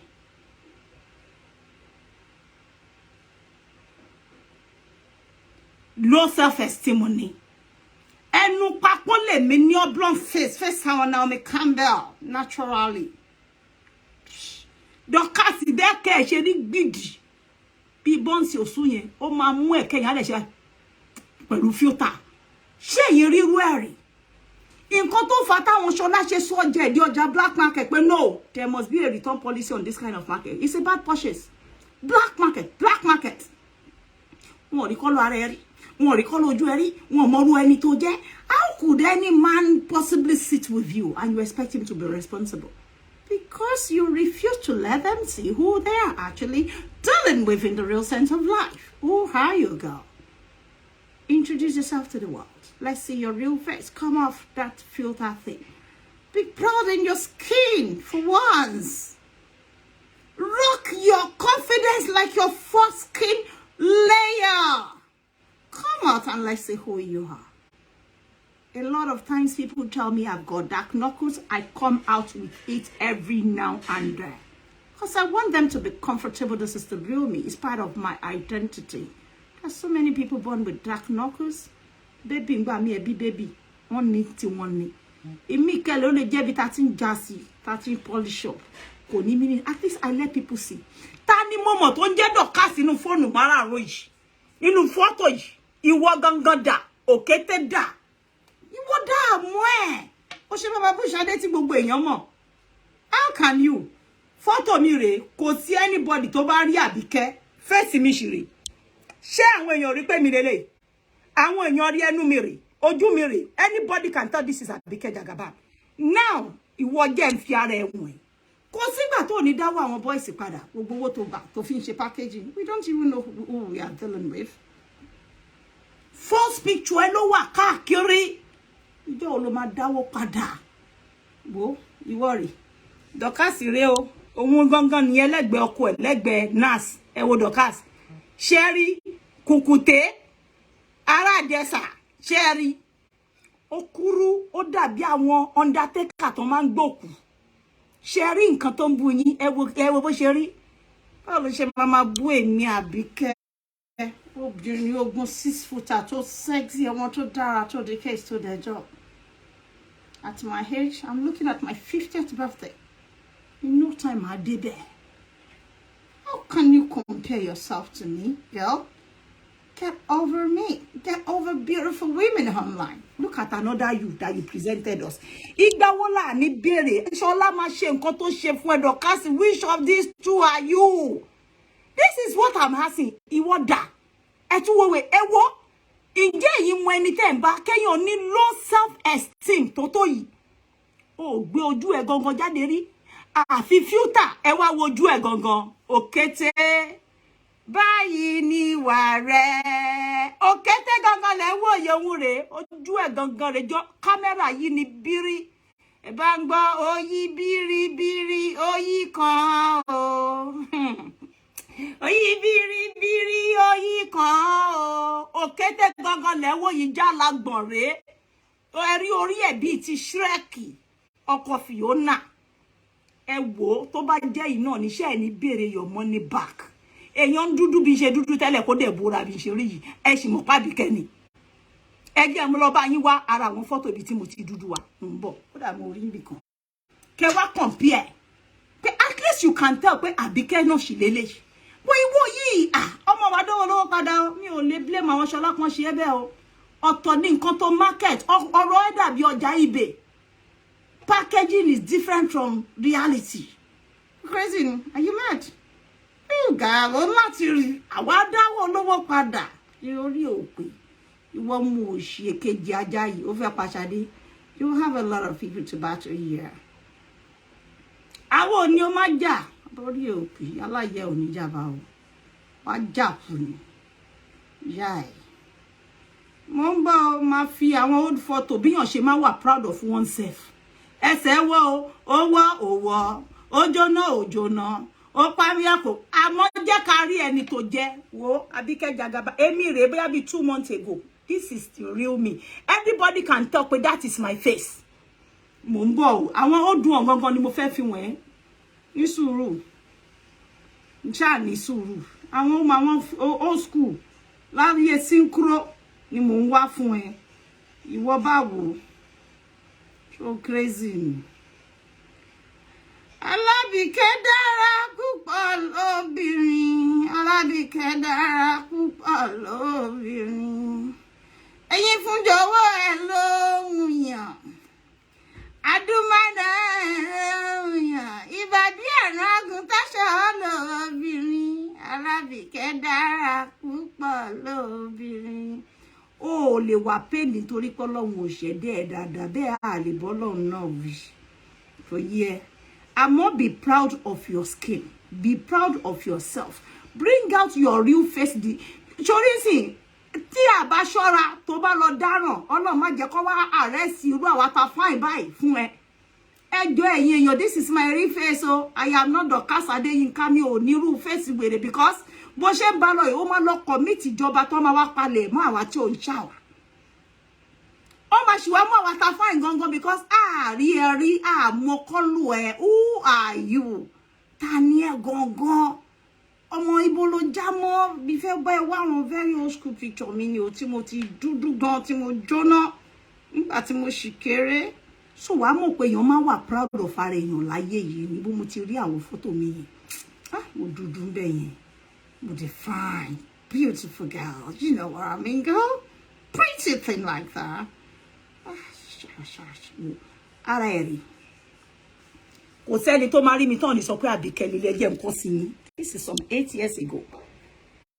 Ẹ jẹ́ ká tún gbà pé lè títí London ni bí 8 years ago before Facebook. Ṣé ẹni nípa Abike ni ọmú mi rè same size bí ṣe wà yìí náà ni òun náà nìyẹn mo ń bọ̀ o àwọn ilé ẹ̀kọ́ ni mo ṣì wá mo ń sọ àwọn fọ́tò lọ synchro mama was ìkan rè ìyá yín rí àbí ìyá yín kọ́ rè is this your mother or not ẹ máa kọ síbẹ̀ whose mother is this ẹ ti rí pa Abike ǹjẹ́ wọ́n lè lọ mú Akíbáyọ̀délé àbí kán lọ mú Olú ọmọ àbí kán mú Ọmọdún ní àbí kán lọ Gbádẹ̀fẹ̀ wọ́n ní gbé o wọ́n náà wọ́n kọ́ wọ́n ní Abike rè àmọ́ ìwọ àwọn FBI no máa parí case last wá gbé ojú ẹ síta you have to this is me yes or no ẹ ṣe Dorcas ta ni ìwọ o lè máa dáràn báyìí pẹ̀lú kíní tó ń lò yẹn filter kó wá fi pé coming out láti wá báyé obìnrin ẹgbẹ́ ẹ jẹ́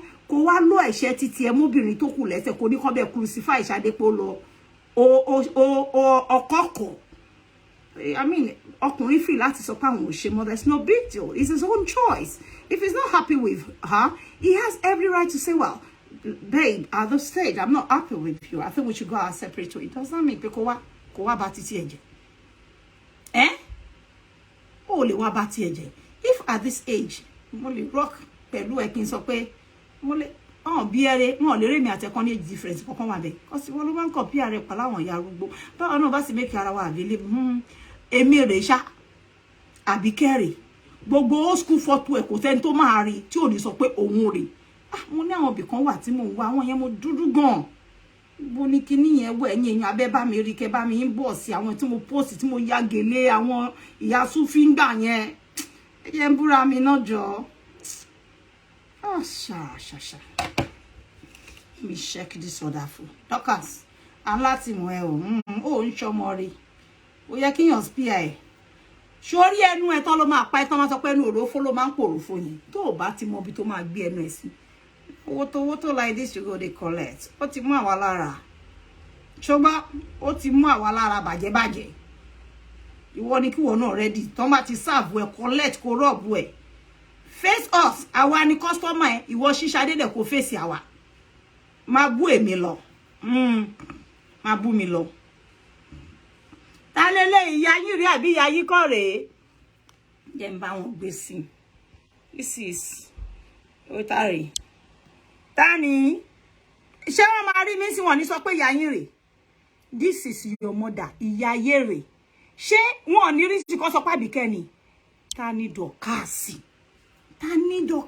àwọn ẹni tá ń bá dìlì mọ́ má lọ commit sí wa lọ́rùn kó lọ gbé fèsì ẹ fẹ́ lò mí ẹ ṣáàjú ojú tèmi rí o wọ́n bá tẹ̀ máa mú ẹ kó lọ mú ẹ mú àwọn ọmọ kámpù mi kó lọ mú mi inú wọn kán ní pé èmi this is my own real face yo ẹ fi àwọn èèyàn sílẹ̀ I know pé wà wá bá Ṣadé èmi gbogbo ara tí ẹni sì jẹ́lẹ̀ pé máa wọ ọmọ òṣì ó máa lóhun já fún Segun Nuga if tó bá fẹ́ jà fún Segun Nuga then stop talking about pé ọkọ Lizzy ó ṣe àìdá fún àwọn ìyàwó ẹ̀ tẹ́lẹ̀ because make sense more it's like you are antagonizing someone with point yìí and you are saving another person with the same point to fi antagonize ẹyọkan ìyẹn ló show the PTSD sign ní orí ẹ̀ tí o bá ń bú Ṣọlá pé Ṣọlá gbé wòwò ẹ síta ó love ẹ ó betray ẹ tó ń bú ọkọ Lizzy pé ó betray àwọn ìyàwó ẹ pé ó nígbà now kí ló wá ń cover Ṣọlá Segun Nuga fún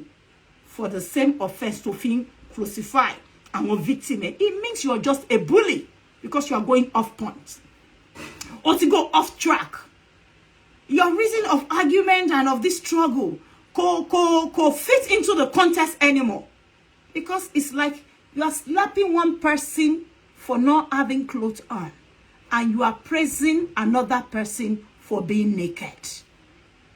Do we call that conflict of interest? Is that what it is? Conflict of interest. Hatred of interest. Personal vendetta. So not that you have a principle or a policy that goes against Iwatonwi, but you have victims. to man fixate hatred and bitterness here on. I'm gonna rest my case here. I will play a few kini. If I'm making some point, some sense, a show thumb up. Because the same person don't crucify. Funpe ko jail. Another person one there on her embrace also lebi. Then what are we talking about, girl? Toba need mental help. Go and seek one. Leave Shari out of it. Go share ni to ye ko menu lo decent duelo fine duelo gbogbo ọ̀nà ló fi dára lọ́mọ obìnrin duelo. Face our customer dada. Jẹ́ ká wá be rest case e bi so that tó bá tún diru mo ma busy ní ọ̀la. Tuesday mo ma busy, Wednesday mo ma busy. Tí ṣe bá ṣe lọ́wọ́ àárọ̀ ma ṣe. Tó bá jẹ́ pé alẹ́ pátápátá bí ìrọ̀lẹ́ kó tó di pátápátá ma tún dá ẹ mú. Ó dijọ́ tó bá respect ara ẹ. Respect Adebisi ìyá ẹ tó bí ẹ tí ẹ respect ẹ díẹ̀. Ẹ̀sìn tó ń gbé wá bá lórí Facebook ó pọ̀. Mo jókòó títí mo wò pé tí a bá rí màmá tó bí ẹ lẹ́ni ṣé máa kí wàláhì mo máa kí màmá ẹ. Tó bá ní ṣé mi kọ́ ló ń bú lórí Facebook máa ní ìyá Dorcas tó bú ìyá mi ni mo ń bú. If I find that honorable to say hello, I call them. I will. But ọmọ bú tó ń gbé pọ́npọ́ tán fi nà ìyá ẹ̀ pa because ìyá ẹ̀ náà ò dúró rẹ̀. Ìyá ẹ̀ ò gbèjà obìnrin ẹgbẹ́ ẹ̀ pé ó lọ balẹ̀ ẹ̀jẹ̀ kó bá ẹ wí gẹ́gẹ́ bí ọmọ tẹnu ká pé you knew he was married. Your mother followed you all the way to have a street fight in Soji's house. Just because you were mean, vindictive. Just because she was not happy that somebody is confronting you. Your mother was desperate to have you in a newsroom, madhouse someday. So that when I'm a son newscaster or you will porn star, reporter. Your mother is craving for attention as well. And that's why I'm going to be referring to her all the time. Obire ki ṣe bẹ́ẹ̀. Obire yẹ kẹ́nu ẹ̀ ká ẹ̀ díẹ̀ tó bá lè la ẹnu ẹ̀ tó yẹ kó lè sọ̀rọ̀ láti lọ lè Sọjí. Kó lọ bá Sọjí wí fún ẹ. Kí ló dé tí o raise that same voice pé o ruin ohun obìnrin ẹgbẹ́ Dorcas. But drop that guy, you ọmọ mi, bí ó bá jẹ́ òbí tó mọ̀ yẹn bá gbèrò ẹ̀wà ọmọ ẹ ló máa bá wí pé oroko kúnlẹ̀ kó tó gbé ẹ̀pà sí. Àwọn tó mọ̀ èmi á sọ fún ẹ pé ó kò lo gan bó ṣe máa bá gbogbo wa sọ̀rọ̀ ni pé ẹjọ́ mo lè fún ẹ láǹkáṣì kó fi nojú bó tí mi ní jọ́jọ́ tó yẹn fún ẹ láti máa sọ fún ẹ. O lè máa bá yàn sùn kó máa bọ́ ọ̀rẹ́ yàn sùn kó ní kó máa pín owó ẹ síta. Òbí gidi láti bá ẹ wí àbí kó jáwọ́ nú ọ̀rọ̀ ẹ tó bá jẹ́ pé Adébísí dúró dáadáa ìjọ tó lọ pé Sọjí ń bu. A ní pé ọmọ àlè ẹ ló kó ìdọ̀tí rá mi. I'm following you to nowhere. Go and deal with your issue. Àwọn àbúrò ẹ ò dá wọn láàmú. Ó ṣe jẹ́ pé ìwọ ọmọ 37 years, 30 whatever. Tó ní ọmọ tọ́mọ ẹ ti pé 15. Àkọ́bí òun ló wá ń gbé bànújẹ́ wá ká wọn mọ́lé. Àrùn ẹ létí pé ǹjẹ́ ó ti gbàgbé pé àbúrò ẹ ṣaláìsí lọ́wọ́ òun ni. Àbúrò ẹ ò ṣaláìsí lọ́mọdé. Àbúrò ẹ ti dàgbà kó tó ṣaláìsí. A bí ẹ pé ó ṣe ṣàánú òun gẹ́gẹ́ bí òbí pé òun ti fojú sunkún ọmọ rí. Ó ṣe jẹ́ pé wọ́n ló kọ́ òun síta tó tó yìí. Àwọn àbúrò ẹ kọ́kọ́ ò gbé bànújẹ́ wá fún òun àfi wà àkọ́bí òun. A sọ fún ẹ pé wá enough of you. I'm following you to nowhere. Nǹkan tó fi gọ̀ǹgọ̀ fà òun náà fi ń bú òun níta. Because ó lè jókòó kó máa bú àwọn ìyá oníyà kò ní kó máa bú òun ìyá ẹ àti ìyá tó bí òun náà padà. Of course gbogbo ìyá oníyà kọ̀ọ̀kan tó bá bú ara òun ìyá ẹ tóun ò jọ ẹ lójú òun náà máa dán padà sí. Ó ṣe rántí pé àwọn tí wọ́n bú yẹ mí inú wọn gan wọn ní ìyá mọ́ láyé wọn ní bàbá. Òun tóun wà láyé ló fojú òun rárẹ̀. Ó bá jẹ́ ọmọ tó pọ́n òbí tó bí ẹ léni látijọ́ tó ti rìn wòwò ọjà. Ó yẹ kó package ara ẹ díẹ̀ kó wọ láìbí ọlá ìkúnlẹ̀ ìrora tí ìyá ẹ jẹ ìjọ tó gbé ẹ sínú bó tiẹ̀ jẹ́ pé òun náà jóbìnrin tó dáa bó ìwọ bò láṣìírí gẹ́gẹ́ bí ọmọ bó àṣírí òbí ẹ ni atúni síta ọmọ bú ọmọ bọ̀bọ̀ ọmọ bòbò bí bàbá ẹ ṣe sọ fún ẹjọ́ sí godfather orí Facebook òun ní adójútì ní ọmọ ní Dorcas Adeyinka go and rest gbogbo nǹkan tó bá yẹ lẹ́ni ó sọ yẹ di ẹni yẹ̀yẹ́ ẹni òfò ẹni àdánù ni go and rest Folashade pọ́n yẹ lè dojú kú ìdí tí Folashade ṣe máa ń búyàn tó bá ti kọjá yẹ tẹ́ ó bá ti ní Abike kan àti bá ti kò ní dá fìyà láyẹ ó máa bínú wá síta ni wọ́n ń bú màmẹ́ afárayá honey I know my Jehovah only Michael I know that everything I worship, they are not leaving me.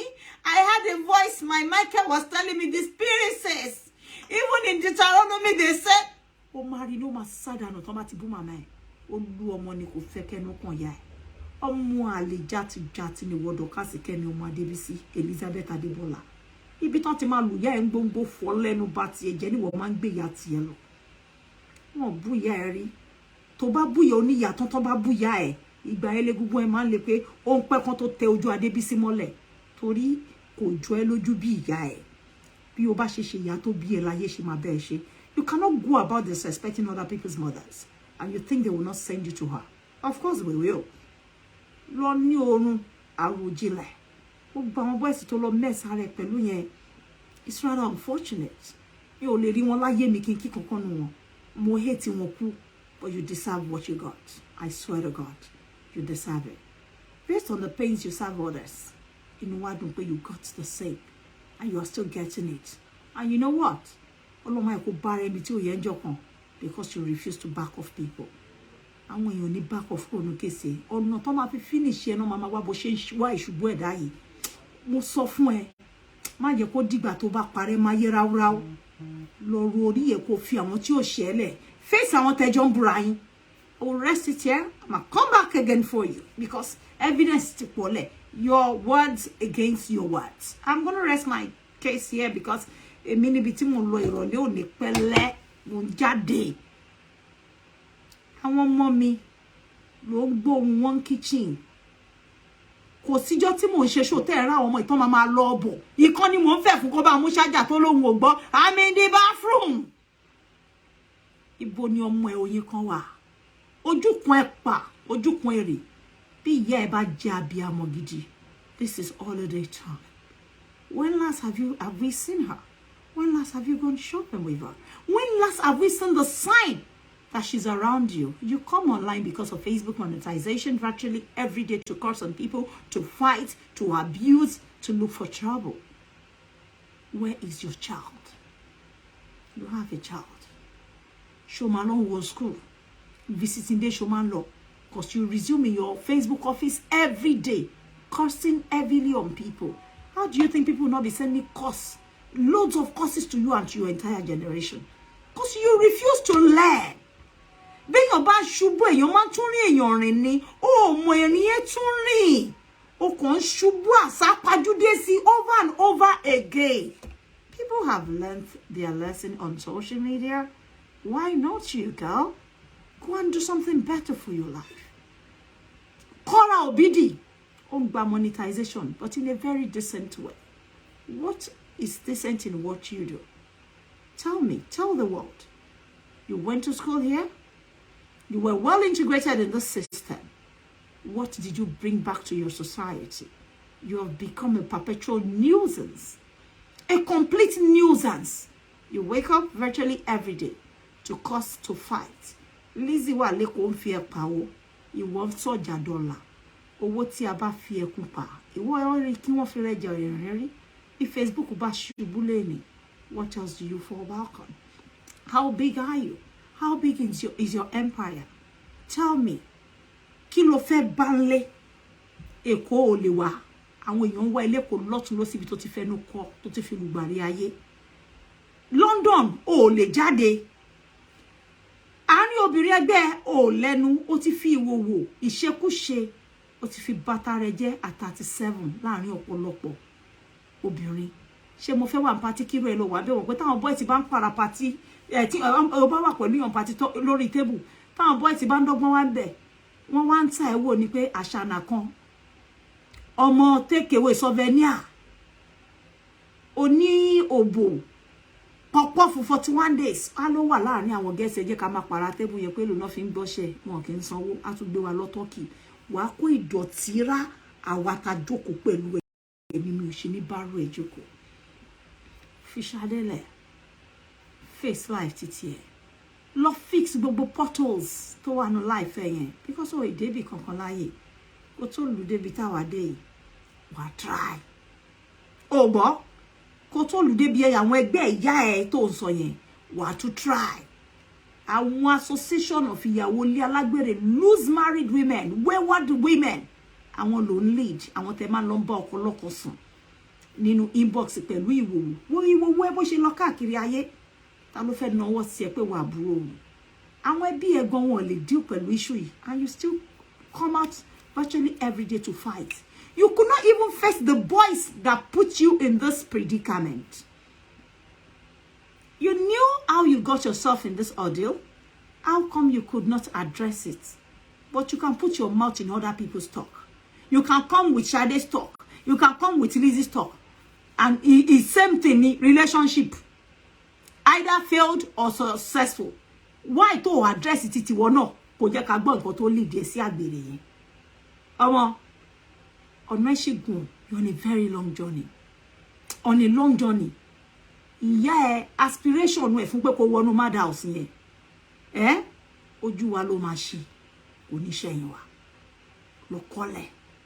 But as per all of your victims, Wario, wani mo sọ bẹ́ẹ̀ o, you will be forced to rejoice with them, just the same way you came back to rejoice with me. Ọ̀rọ̀ ti pé ńgbà tọ́rọ̀ mi dé bìkan, ó dọ́gbọ́n bọ́ta ó form good girl. Ó ní wọ́n Abike dọ́ba kò dọ́ba, ó ní ẹ fílẹ̀ bẹ́ẹ̀, ó nínú ẹ ti ẹ̀dùn, you are proud of her, even though I will not even acknowledge your presence. Remember you said that. What do I tell about you, Aburo? I can only keep my distance from you till tomorrow. If you had changed a better person, if you had turned a better person, I would have probably responded back to you. But I know deep inside me that you are too evil personified. You are too evil. Òun mo ṣe máa avoid it. So máa ṣe line ilé number tí mo pin yẹn fún àwọn èèyàn díẹ̀ kí wọ́n sáré pè wọlé. At this point, I rest my case. I'm going to eba mi te number kò ṣe number te máa pè regularly. Ẹ pè 073. Admin, can you help me pin this? 073 760 44150. 073 760 44150. That's the number to call. Just that one. If you have been calling our 074 before, Emma pay iPhone yen mo nlo right now because one flag badly mo de mo phone ti mo le ro ti yala ya won ta pe onika. Hello, e pe 073 760 44150. Could you please help me to type that out? If you're calling from abroad, all you have to do is add a plus 44. Thank you very much. I'm going to pick the first call now. Hello. Hello. Hello. Hello, Ekurole. Abike Jagaban. Ẹ jọ̀ọ́ tẹ́ bá máa pè, ẹ má ṣépè fún. Mi ò ṣépè fún. Mi ìfẹ́ kẹ́ ṣépè, ẹ má jẹ́ ká ṣe bí títí ọmọ àlè yẹn ẹ jọ̀ọ́, ẹ má sọ̀rọ̀ òdì sí. Ó ti yé yín, ẹ ṣé. Go ahead. Okay, ma. Abike wallahi ẹ ti sọ̀rọ̀, ní sọ̀rọ̀ sọ láíláí. Àmín. Ṣé rí ọlọ́gbọ́n ló yé, ọ̀mọ̀ràn ló mọ̀. Ṣé rí nǹkan tẹ́ sọ ní èmi, in fact, I'm very, very happy for you, ma. Because tí Ọlọ́run bá wà lẹ́yìn èèyàn láyé, kò sẹ́dá tó lè gbé ṣubú. Bẹ́ẹ̀ni. Ṣé rí ọ̀rọ̀ Dorcas lórí social media, in fact, àwọn followers ẹ̀ wọ́n bá sọ tó jẹ́ òdodo ọ̀rọ̀. Wàláì wọ́n bá sọ̀rọ̀. Wàláì. Àtàbíkẹ́ lágbára lọ́wọ́ Ọlọ́run ní ṣílẹ̀tẹ̀. Àmín. Ìgbésẹ̀ yín kò ní báráyé nínú. Àmín. Ọlọ́run ti fi sórí ní wálẹ̀ láéláé. Àmín. Gbogbo ẹni tó bá ní kẹ́ jábọ́ wàláì ọ̀run á gbé wọn jábọ́. Àmín Ọlọ́run. Lágbára Ọlọ́run ní tanná mọ sàárè àwọn ọmọ yín. Àmín. Àmín. Gbogbo ìgbà tí bá ti ń wo ṣó yìí, inú mi máa ń dùn torí mo rẹ́ni tẹ̀lé lórí social media. Ẹ ṣé. Òkè tí àwọn olórí burúkú máa ṣàǹfààní tó kóra wọn jọ tó ń pera wọn ní blọ́gà ìṣọ́nu. Tí wọ́n máa rí ọ̀nà nílẹ̀ tí wọ́n dẹ̀ máa tarí àwọn èèyàn sínú gbó. Wọ́n rí ọ̀nà, wọ́n rí òdodo ọ̀rọ̀, wọ́n dẹ̀ máa púṣẹ ẹlòmíì sínú gbó torí followers ìṣọ́nu tí wọ́n wá kiri. Wọ́n máa rí òdodo ọ̀rọ̀ wọn ò ní lè sọ ọ́. Ṣé ìwà ní Dorcas wù lórí social media yẹn? Kò kí ń ṣèwà. Wọ́n láì kò kí ń ṣe ìwà. Mi ò ní kan méjì tí mo fẹ́ sọ. Ọlọ́run á máa fún yín ṣe ní gbogbo ọ̀nà. Ń tẹ́ ibi ṣorí, Ọlọ́run á máa fi fún yín. Ní ṣubú fàtàjọ́ lágbára Ọlọ́run. Àmín Ọlọ́run. Àmín. Ẹ ṣé mo dúpẹ́. Thank you. Ẹ ṣeun. So ẹ lè pè sórí WhatsApp náà. Ṣé mọ̀dí tí mo ṣe ní kẹ́ má ṣe pè fún? ó ṣí láì lẹ́sìn ó ní kó máa ṣépè sórí Adébísí Adébọ́lá Elizabeth ìyá òun and not me. But remember, I'm not her. She has been in this practice for years. Síbẹ̀ bí ṣe máa sọ fún yín pọ̀ bọ́ ló máa para ẹ̀. Àǹjọ̀nú lè pè. Òun ló bá òwe yẹn pé èpè a máa rò kó tó jà. Wọ́n ní ogun ní ṣi ní mú, èpè kì í ṣi ní jà. Ẹ jẹ́ kí Dorcas fọwọ́ ẹ̀ kan nǹkan tó lè jẹ. Àwọn orí kan wà wọn ẹ sọ̀rọ̀ òdì sí wọn o. Àmọ́ bó bá ti yàtọ̀ máa Adébísí ti ń ka ẹsẹ̀ mẹ́fà tó ti ń súnmọ́ bẹ̀ ẹni kó ní kó máa sọ síru àwa yìí. Mo fẹ́ kó gba lámbà ẹ̀ padà naturally. Òun mo ṣe ní ẹ má ṣe pé fún. Ẹ jẹ́ kó fọwọ́ ẹ̀ bu nǹkan tó mọ̀ jẹ. Kọ́mọ Àbíkẹ́ ló ní kán ṣe pé fún. Orí èmi tó rí yìí. Àbó gbọmọdé yìí ó kọjá nǹkan tó ń gbarú ẹ̀ mọ́. Èmi ti kọjá òtè tí wọ́n bá ṣeré irú ẹ̀ àfẹ́ tó bá ṣe tán láti fọwọ́ rẹ̀ bá títa rẹ̀ jẹ́ nú yín téèyàn kan pé nkú á kú dànù àwọn tó láyé apá sáyé kó tó kú kó tó wọ kòtò a máa gbélé ayé bí ẹni tí ò sì láyé àbó gbọ́ ẹ máa gbọ́ ìtókù lọ ẹ má bínú amísì kọ́ọ̀lù yẹn ẹ bá wa tún dial in ẹ bá wa tún dial in. Hello. Oh, we lost that. Ẹ lè pè sórí WhatsApp ẹ náà o. Hello. Hello. Hello, AJ. Yeah. Ẹ kúrọ̀lẹ́ ìyá mi. Ẹ kúrọ̀lẹ́ mà. Ṣé ọmọ yẹn èèyàn nídìí láti fi ilẹ̀ ẹni tó fẹ́ kú ni tó wáyàn tó máa kú sí lọ́rùn. Bẹ́ẹ̀ni. Ó ti dẹran ayé ẹ mọ̀ kan tó ṣe ó fẹ́ mọ̀ di abájọ ni. Kò dẹ̀ rí di abájọ mọ̀. Púpọ̀ àwọn èèyàn tó fáìn tó rẹwà tọ́dún rí ó bí fún wọn seriously because Ọlọ́run ọba ṣe yóò lọ lọ́run bọ̀ ó dùn pé torí Ọlọ́run ò dá pé because Ọlọ́run bá dá pé ni kò dẹ̀ mọ̀ pé òun ṣẹ̀ sí Ọlọ́run lọ́run because bọ́lọ́run ṣe dá Ọlọ́run tún dá pé òun ni ò ní body confidence kan tọ́lọ́run fún un. Kò ní confidence o. Tí wọ́n yẹn ni mò ń wọ̀ ta yìí tọ́tọ́ra táwọn máa pèlè àwọn ẹ̀bà wọ́n dẹ̀ rọ́ọ̀kì ara wọn bẹ́ẹ̀ ní pé bẹ́ẹ̀ni. So ẹ fi ilẹ̀ Folashade mi Folashexy ọmọ tó dùn tí gbogbo ọkùnrin yọwọ́ ọṣẹ pé bẹ́ẹ̀ni. ọmọ tó ń le tó ní ọmọ pa àbùké kan ọmọ tí ó dojú tì wá kó lọ máa fi wo owó ẹ̀ ṣe pápá fún 41 days. Exactly ọmọ tẹ́ pé tó bá gbé lọ fún sí odò orí ògùn kó máa rí jẹ́ pé láyé ewu òrìṣà. Kò dàbí bó Ògún ṣe accept àwọn kan tó tẹ́wọ́ gbà wọ́n. Èṣù ó wọ̀wọ́ jùlọ. Folashade mi wo máa wo ń tiẹ̀. Ẹ ṣe jàre. Wọ́n tún ẹ supermalt kó jẹ́ ẹni sí àbí kó jí chicken sí kó má fọwọ́ ẹ̀ mú mọ̀tínà. Ada fún yín. Ẹ ṣe. Ó sì máa ti rẹ̀ yóò ìyá wa yìí. Àwọn tó láyé wọ́n ti lò ó mọ́ yẹ lọ́wọ́. Ọ̀bọ máa parẹ́ ó ti jókòó máa fi owó rẹ̀ parẹ́. Ojú wa ló máa ṣe. Bẹ́ẹ̀ ni. Ẹ wo ẹ má bá ṣe lọ jàre ìyá mi. Ẹ ṣe. Ó ti di òkú àlàyé already o. Ẹ má bínú pé mo ń jẹ sweet o. I have a bad habit with this same sweet. And we've been here for hours, so allow me. Hello. Hello, Abike. Yeah, ẹ kúrọ̀lẹ́ o. Kúrọ̀lẹ́ ìyá mi. Yes, ma'am. Ẹ ṣe gan fún mi ní opportunity to talk. Bukky Jesse. Abi? Yeah. Oh, yes. Yeah. It's not Bukky Jesse. You sounded like her.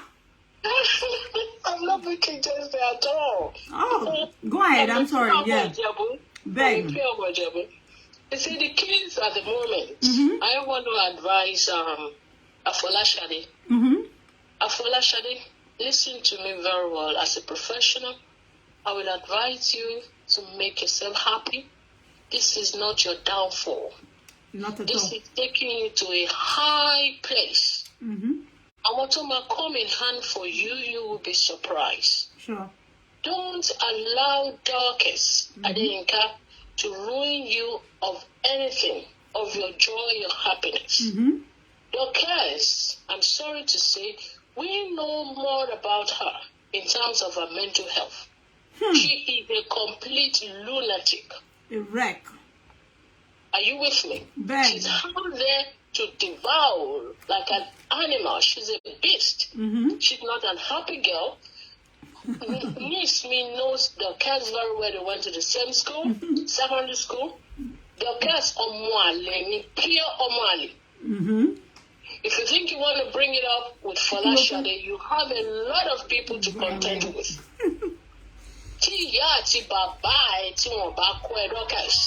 You will learn forcefully on social media. Alright? So Folashade, please don't ever listen to Dorcas, disregard the bastard. Or Mother Daniel, you are loved by a lot of people, important dignitaries, so to say. So please, Folashade, the focus. Segun Nuga, what he dig pit right now, he's lost it. He's a complete bastard as well. Okay? So Folashade, mo fi Ọlọ́run ṣọ́ ẹ. Orí ìyá ẹ àti bàbá ẹ á dẹ̀ máa gbé ẹ. Abike, thank you very much for giving me this opportunity to talk on your show. Thank you. We're glad to have you. Thank you. Yeah. Bye-bye. Bye. Ẹ jọ̀ọ́ ṣé gift Ronuku lẹni pé kí n block gift Ronuku àbí kí lórúkọ. I just banned the gift Ronuku. I hope I banned the right person. Ṣé gift Ronuku àbí kí no kọ síbẹ̀ gift Dorcas o ronú lọ sọ́run. Ṣé òun lẹni block mo ti block wèrè o. Ẹ̀yin náà rí ó ní Dorcas Ronuku. Hello? Hello, Eje. Anda yín ló jàre. Kásán, ẹjọ́, èmi kò fẹ́ béèrè question kan lọ́wọ́ Kété, mi ò ní bu rárá o. Mo kàn máa kọrin fún o. Ẹ bá mi béèrè lọ́wọ́ Kété, mo ní gbójú ẹ̀ síta o. Ọmọ náà ojú olójú lókè tí ń lọ. Ẹ bọ́ra gbójú ẹ̀ síta. Kò ní lè ṣe yẹn, kò fẹ́ kẹ́ láṣìírí òun, kákàsì ni. Ojú olójú lókè tí ń lọ, kò sẹ́ni tó kó bá ẹ̀mí. Wọ́n fún Ṣadé yẹn ló fẹ́ kó ló jẹ́ kó crazy bẹ́ẹ̀ yẹn. Ó imagine pé ńgbà tó ń ṣòṣì yẹn everybody show òun ní love bẹ́ẹ̀ yẹn. Allah má jẹ́. Ọmọ òye yín bẹ́ẹ̀ kan tó ṣe nìyẹn tó ń ṣe wèrè láàárọ̀. Kò sẹ́ni tó kó bá ẹ. Jẹ́ àrí ẹ jẹ́ ká mọ̀ ọwọ́ gangan. Àmọ́ o, àjèjì là ń bá dìlẹ̀ ṣé o. The number to call in is the one I pinned there. If you look below the screen there, as you're watching me, you can see there's a number below that I pinned starting from 073-760-44150. It's starting from 0 if you look below the screen. So the number is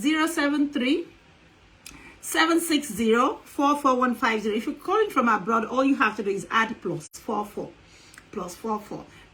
Also, number ta fẹ́ pè ní. Ṣé rí òun ṣépè fún Adébísí ìyá ẹ̀ níbẹ̀ yẹn.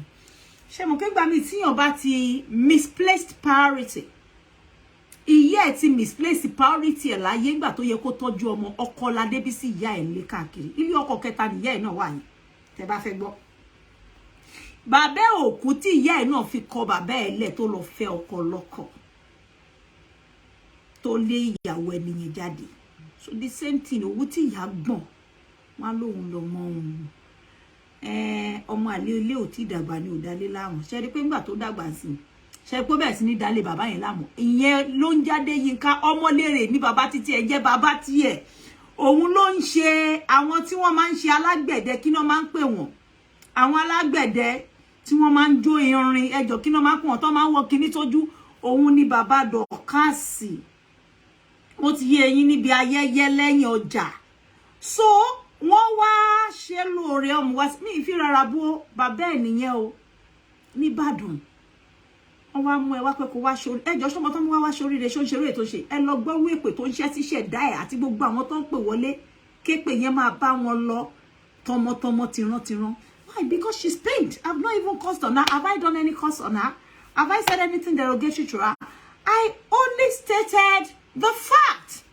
So why is she pained? Are ko to o fẹ́ sọ̀rọ̀ sí yín o fẹ́ parọ́ mọ́ Ṣadé o fẹ́ paint are be better partner o fẹ́ ma romance ọkùnrin tó ṣe aburú fóbìnrin ẹgbẹ́ o wá fi wait ti ẹ pé nobody supported you. We could not support you because o lọ bá àwọn weather ada fún yín o lọ bá ọkọ lọ́kọ sùn Okole olokole oloreki ọmọbìnrin fellow woman like you. Evidence ni mo gbé. So mo tún máa continue. Ẹ máa lọ sọ́dọ̀ lọ́wọ́ gbogboro kẹ́ máa follow gbogbo àwọn tó sọ̀rọ̀ lórí social media straight from the heart. Àwọn beyen lẹ ti lè gbọ́ ọ̀rọ̀ tòótọ́ with evidence. Stamped dated evidence.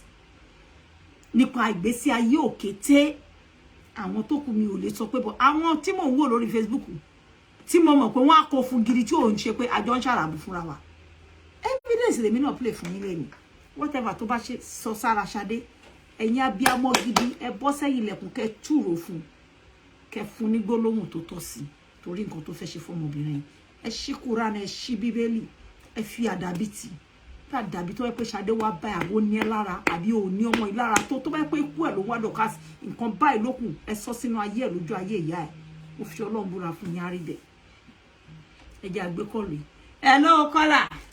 hello eje. Yes ma ẹ kálẹ́ ma. Báwo ni màá tó jẹ́ mẹ́ta. Ǹjọ́ kan pẹ̀lú ma. Ya ọ̀rọ̀ mi ò pọ̀ Fọláṣadé ni mo ní láti bá sọ̀rọ̀. Yes ma. Fọláṣadé tó bá ń gbóhùn mi mo fẹ́ kó fi ọ̀rọ̀ ìsọwọ́ sí. Kò sí nǹkan tó ṣe o.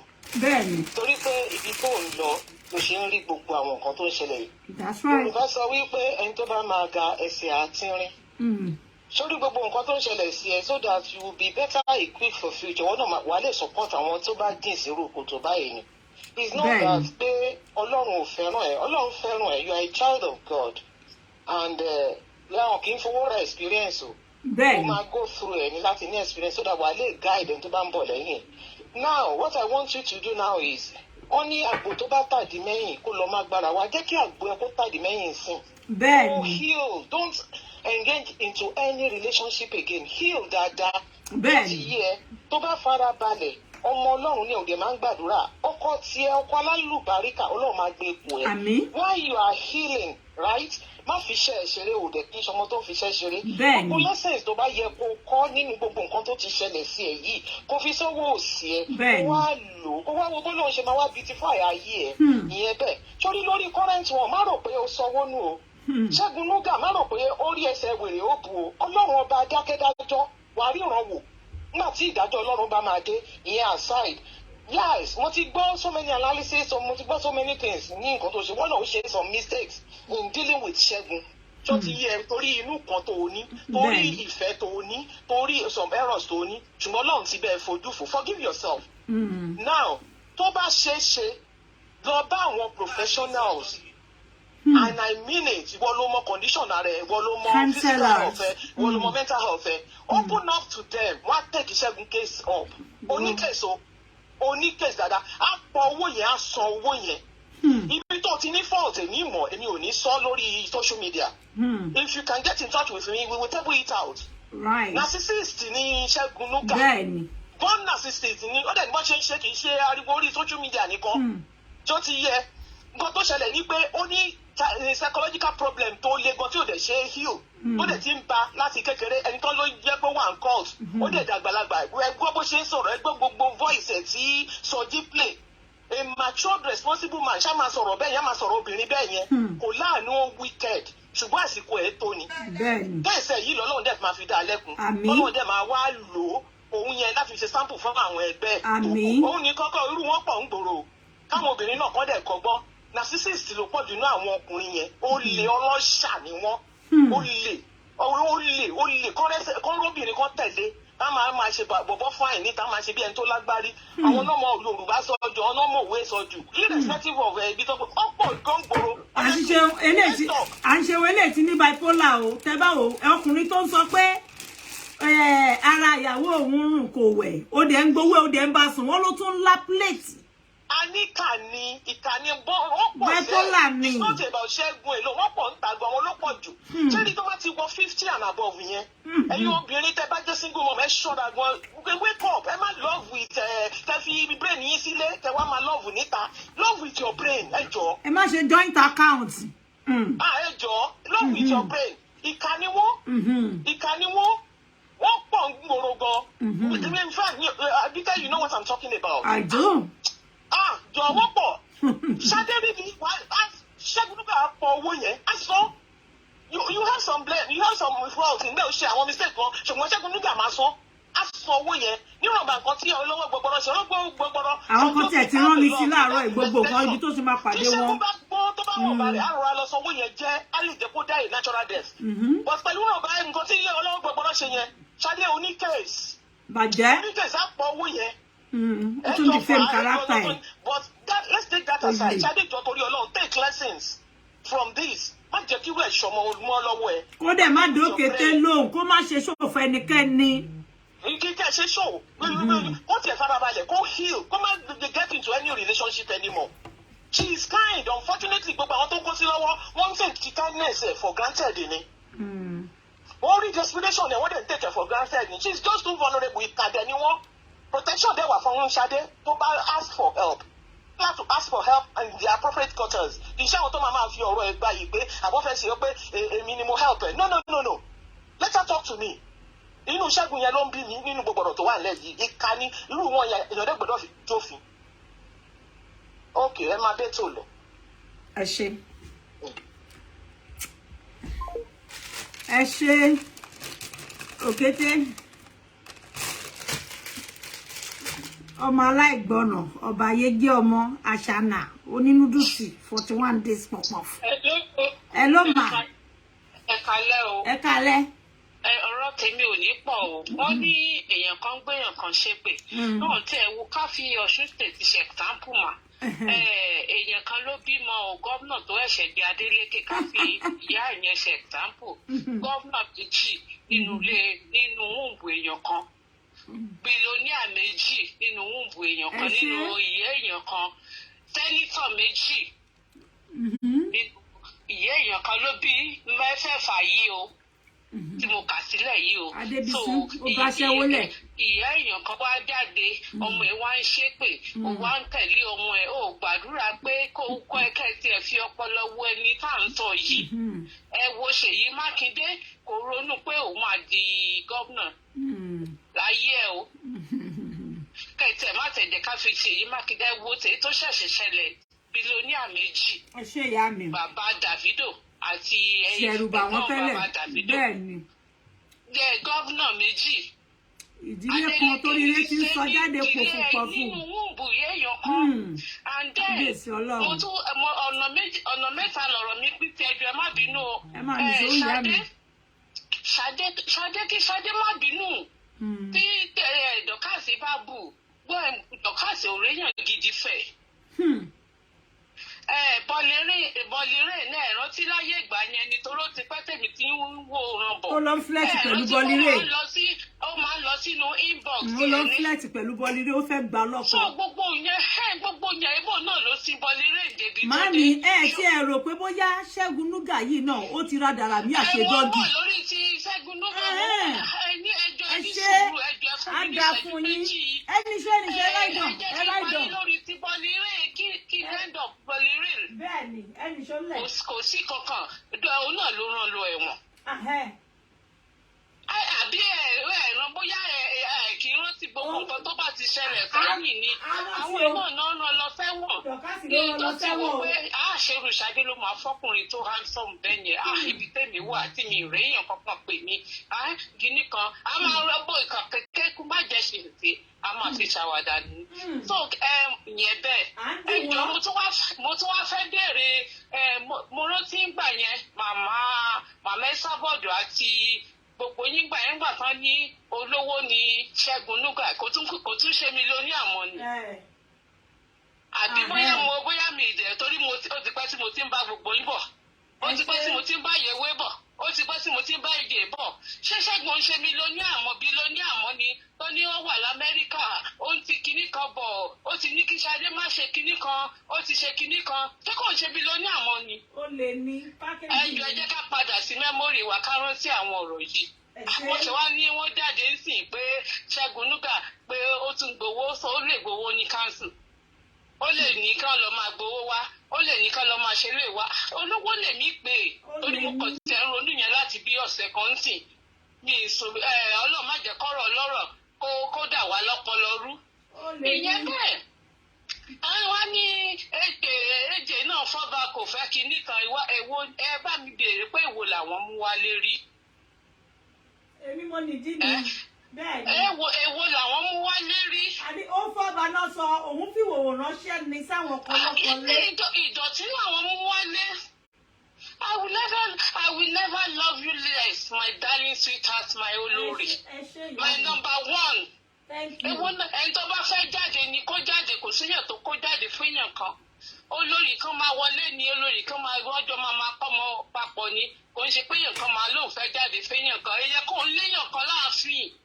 Ọmọ wa kó gbogbo wọn ní èpò ìtóníkálùkù bá jẹ̀sẹ̀ orí ara ẹ̀ ló ń lọ. Àwọn náà ní àwọn lè pé yẹ Dorcas ló ní pọ̀ wálé. Ọmọ yìí di gómìnà kọ́mọ yìí di billionaire. Kó yẹ dọ́kọ̀ ọlọ́kọ̀ kiri ilẹ̀ kó yẹ fi wòwò ránṣẹ́. Mo sábà yẹ kí kọjá mo fẹ́ báyẹ̀ tàmẹ̀dù jẹ́. Bẹ́ẹ̀ni. Kó láyé tí ń ṣe rí. Exercise ẹ ṣe ìyá mi. Ẹgbẹ́ náà dọ́dọ̀ ti yín. Àwa ń fọ́lọ̀ ìyá wa. Á dáa fún ìyá mi. Ẹ ṣe àdúpẹ́ púpọ̀, thank you. Mo nọ́ọ̀sẹ̀ ni o. Ó yẹ kójú tiẹ̀ máa tì mo ti sọ fún un. Bí n bá lọ fẹ́ akọ́dà lásán ó sì sọ ju èyí tó wọ́n ṣe kí ló mú wálé. Ìwé lápẹ́ kọ́mọ ó kà oyún lọ́mọ lọ gbé wálé nígbà tó ń ṣe ìyá rẹ̀ ò mọ Dorcas bàbá rẹ̀ ò mọ ó dìgbà tẹ́ sí wáyọ ẹ ló kọ́là. Ẹ ṣe ìyá mi. Ó jaga sexy yẹn tán ni wàhálà 6 foot time ilẹ̀ in case ọmọ dára all the case. So bad. Ẹ ṣe ìyá mi. Ẹ mọ̀ pé ẹ̀yin ṣe rí mọ́yàn. Àdá fún yín. Dorcas tẹ̀ ń wò yẹn.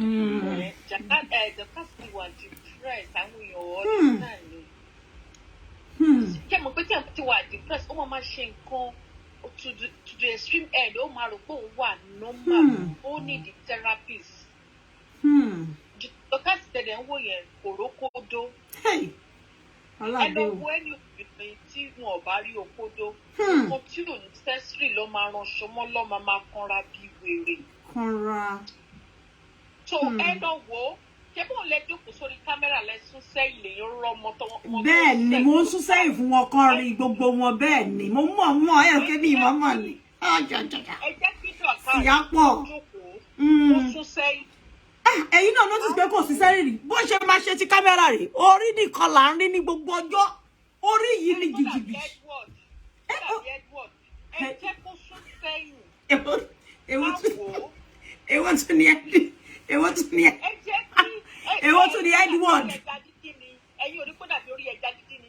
Dorcas ti wà depressed. Ẹ jẹ́ kó sún kí Dorcas lọ Paris kó sọ pé mo hang out bí ẹ̀yin ṣe ń jáde láàrin èrò. Ẹ jẹ́ kí Dorcas jáde. Ọmọ ìkéré tí kò lè wọ body kan kò lè wọ jíǹsì kó wọ jọ́mpà lé gbogbo ẹ̀ yìí packaging burúkú ni àárí sáìsì ọmú ẹ̀rì àròjú ẹ̀ gangan rí.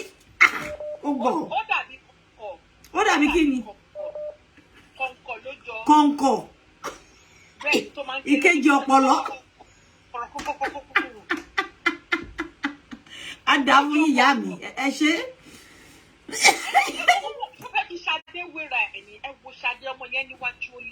Ó ní o.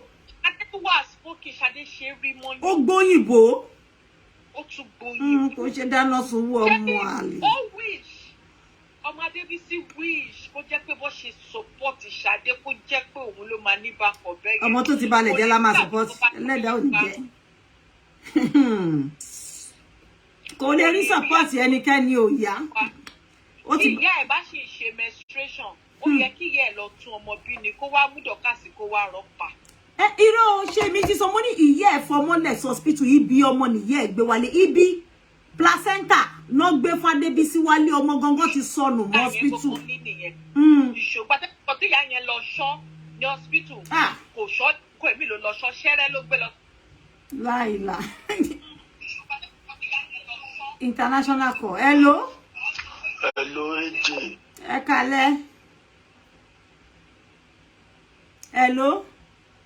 Ẹ kálẹ́ o. Ẹ kálẹ́ orí line la ṣì wà báyìí. Ok, à ń gbọ́ yín, a fẹ́ dá sétò yín náà. Ẹ bá wa dá sí i. Èkó la ti ń pè yín. Àwa ń gbọ́ yín. Ẹ jọ̀ọ́, ajá mi ń wáyàwó. Ajá yín wáyàwó.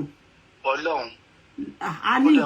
Ṣé o gbé Dorcas yẹn dẹ̀ dàbí pé kò jìnnà sísàlẹ̀ dọ́gí á dáa fún gidi gan. Bó ṣe rí yẹn Ọlọ́run náà mo kẹrẹ butu báyìí ní so ẹ jọ̀ọ́ ẹ bá ń fún nọ́mbà yìí. kí bá yín àwọn lẹ́sìn mọ́mọ́ fi nọ́mbà nàìjà pé ká páàsì nọ́mbà yín hàn ó máa wọlé gbogbo àbájá yín ọmọ tí ò láǹkù ló máa tó fi fọ́tò ránṣẹ́ ẹ̀yin ẹ máa wo fóònù ajá yín ẹ máa wo rí ń bọ̀ sí ẹ máa tó bá ń bẹ̀ ìwòwò nation á dá fún yín á dá fún yín.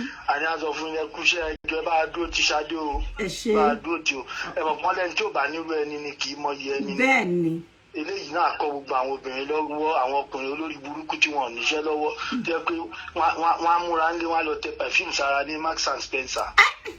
ó ti yẹ yín jù látẹ̀kọ́ ẹ̀dẹ̀ wa mọ̀ scope wọn lóyún. bẹ́ẹ̀ ni o ókè o. ẹ ṣe. bàbá máa ń rí wọn tá a bá aṣọ dídé àwọn oníranù. ẹ ti dá wọn mọ̀ wọ́n máa ń ṣeré lọ John Lewis ló ti yẹ yín bra á dà fún yín ẹ sọ fẹ́ já yín kó máa wọnú inbox sí ẹ láìpẹ́ ó máa tó gbà á dà fún yín. ẹ lọ ọ̀gẹ́tẹ̀ wọ́n ló tún ti rí kọ́sítọ́mù onítọ́gì mo ní kó máa jáfara ó máa tó gbà kọ̀rẹ́ẹ̀tì ó máa wọlé sínú fóònù ajá wọn ìwọ kọ́ ni mú nǹkan lẹ̀ ìlú kẹrẹ lọ́wọ́ wa ẹ ló bàbá gbọ́n. ẹ ló ẹ káàsán yèyé bẹ́ẹ̀ wá jì. ẹ káàsán bàbá mi èèyàn pàtàkì. ẹ kú ètò. àwa nìyẹn. ṣùgbọ́n kinní kan ni. ṣe yèyé bẹ́ẹ̀ wá jì ó dáa kọ́ bí èèyàn kéèyàn dẹ̀ túnra ẹ̀ bí.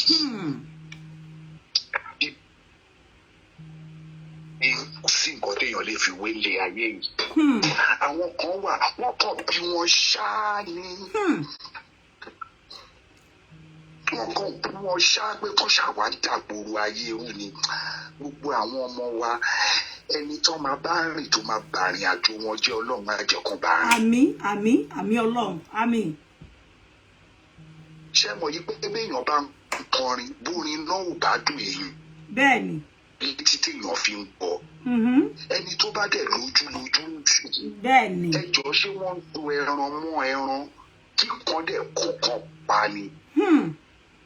ládùúrú tó fojú ọmọbìnrin yìí rí ní 2017-18 lórí ìkànnì yìí. tó yẹ kó tún wá dúró dé níbi tó dé yìí. bó bá tiẹ̀ jẹ́ pé wọ́n fi ọ̀rọ̀ ẹ̀ lọ̀ ẹ́ ṣé kò yẹ kí wọn náà yẹnu padà pé rárá mi ò lè ṣiṣẹ́ Fọláṣadé mọ́. ládùúrú tó fi ojú ọmọ yìí rí ṣe wá látàgbólé kan náà ní ṣé wọ́n yàn lé ẹni. ṣé inú ẹ̀ á dùn bẹ́ẹ̀ ni ọmọ yìí bá bọ́ sọ́wọ́ ẹ ni. ó dẹ̀ ronú ìwọ ọmọdé yìí àti mọ̀ pé wọ́n ti kọ̀ṣọ́ mọ́ ẹ létí ọ̀rọ̀ ọmọ Fọláṣadé yìí ṣé kò níbi tó fẹ́ bá ọ̀rọ̀ ọmọ yìí dé. ó dẹ̀ yí iṣẹ́ padà kó ṣe ìkànnà lẹ́yìn ọmọdé yìí tó fẹ́ pa á ni. ọmọ òkú ọ̀run ni o. kò bẹ̀rù Ọlọ́run. Adébíyìnpé ó máa kú rin. How market ibo ló fẹ́ fojú sí báyìí ń sìn yín o.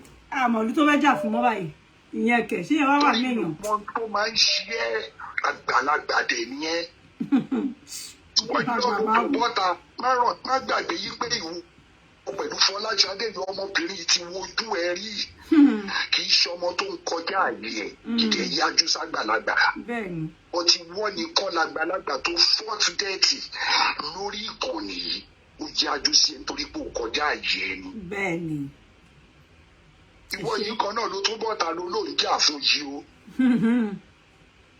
kété tó tún kó lọ báyìí ló tún fẹ́ kẹ̀yìn sọ́mùjọ ń bolo fẹ́ ní tó ti mú òun mọ ẹsẹ̀ bí ibi téèyàn yìí fẹ́ padà sí. wéríwérí ẹ ti pọ̀ jù jọ ń bolo fẹ́ wà nísìn. níbo ló fẹ́ fojú sí gan tó bá máa jọ ṣàká tó bá máa jóṣòkò yé fi wéréwéré ẹ cover up yìí pé èèyàn dáadáa ni ẹ.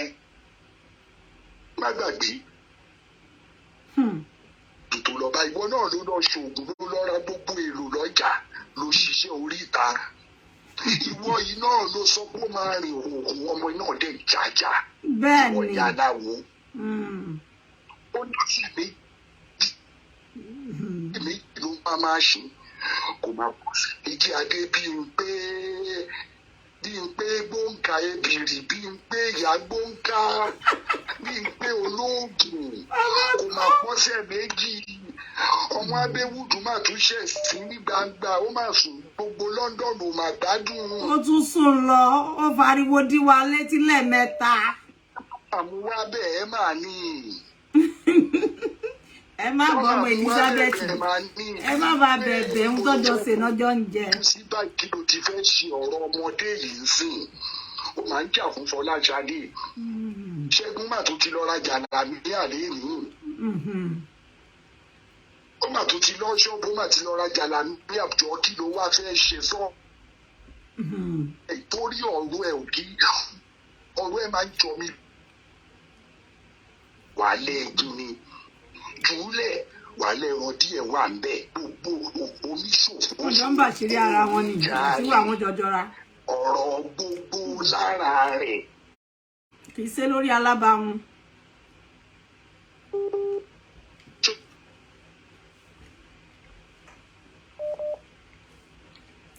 bàbá ọgbọ́n à ń gbádùn yín o. arógo kí ló ṣẹlẹ̀ ọgbọ́n. bàbá ọgbọ́n à ń gbádùn yín lọ ó dùn tó kí ló dé ẹ fògùn jẹ́ àgàgọ́gùn. hello kun èjè. à ń dá yín lóhùn. ẹ máa kó ètò máa. ẹ kálẹ́ sà. ẹ kó ètò máa. ẹ kálẹ́ à ń gbọ́ yín dáadáa bá. kun èjè kí n tó gémi tó dá sétò mo fẹ́ béèrè kankan. ibo lẹ ti máa ń rí ẹnájì inú kun èjè. Ọlọ́run ló fún wa abínibí yàtọ̀ sábínítì bàbá mi. Ọlọ́run tó fún yín yẹn kò ní gbà lọ́wọ́ yín o. Àmì Ọlọ́run. Ẹ máa rí ṣe Ọlọ́run máa fún yín ṣe mà. Àmì yàrá. I really love your program. Thank you. I always be on your program. Even when the share log program you máa ranjú mọ́ ṣáá ni. Ẹ ṣé bàbá mi. Àmì. Ẹ ṣé. Àbí Ọlọ́run wà pẹ̀lú yín mà o. Àmì. Ẹ ṣé. Right ma. Thank you. Bí ọmọ bá ti yọ ọmọ pàpà ńlági ó ní àbẹ̀sẹ̀rì á ní ẹ̀yin ọmọ sùkúù ṣe ń gbọ́ràn ṣá pé mi tíṣà tún ti dé ọ̀gá yín olùkọ́ àṣàkáṣà ẹ̀yin ọmọ sùkúù ẹ keep mouth shut kẹyà káwẹ́yìn sókè o tíṣà ti dé kẹyà káwẹ́yìn sókè. Ẹ ló yá mi. Ẹ jẹ́ kí òkété kó gbé picture ibi tí wọ́n ti compose sí láyé ẹ̀ kó gbé síta. Compose sí rí o. Community punani ló ní. Community service ló ń rẹ́ndà bẹ́ẹ̀ ni. Kò sí ilé lọ́jọ́ tó ń pín. Àwọn wèrè tó ń pè yẹn tí àjálù àtàrélù ti bá wọn tọmọtọmọ tìrantìran wọn tí wọ́n encourage ẹ lọ́dọ̀ ẹ̀. Àwọn ni wọ́n bá tiẹ̀ jẹ́ débi tó dé yìí. Ẹ mọ̀ pé àwọn ìrun arẹ́bí pa àwọn elébi àwọn tó fún 1,000 tẹ́bí sí pátáyé wọ́n ti bàjẹ́ Nàìjíríà ṣáwọn yẹn wà nú èèyàn àwọn tó wá ń support nítorí owó tó máa gbà. Wọ́n mọ̀ pé ibù ni wọ́n mọ̀ pé. Àwọn náà ṣe gbọ́kàn wọ́n lẹ̀ kó rún wọn pa. Wọ́n gba àwọn tó ń wò tẹ́ bá ń gbọ́ àwọn obìnrin ìjọba ẹ̀wẹ̀lẹ̀ nílùú tó ń lù. Àdá fún yín ìyá mi. But ó lójú kò fi ríran lójú tí ẹ ó rò pé wà láì kò tó bá sẹ̀lẹ̀bù ẹjẹ́ yẹn sẹ̀lẹ̀bù máa kòkó olòṣì tán lọ gbé kiri ẹ̀sẹ̀ tí omi níbẹ̀rẹ̀. Ẹ jẹ́ kárí ibi tó ti hang out pẹ̀lú àwọn èèyàn. Ẹranko ń jáde kì í jáde. Òkè tí ò ní life o ò lè celebrate ìyá ẹ o ò lè celebrate bàbá pupa ọmọ tó bí ẹ tún wọ ọmọ tí Ṣadé bí ọmọ tí Ṣadé tún ó tó bí ó fine Ṣadé fine èso inú ẹ fine bẹ́ẹ̀ni Dorcas wọ̀wọ̀ ọmọ inú ẹ dàbí imbecile ó yẹ kí Dorcas kán bá wá kán mú lọ arrow ló fi tiẹ̀. arrow. Arrow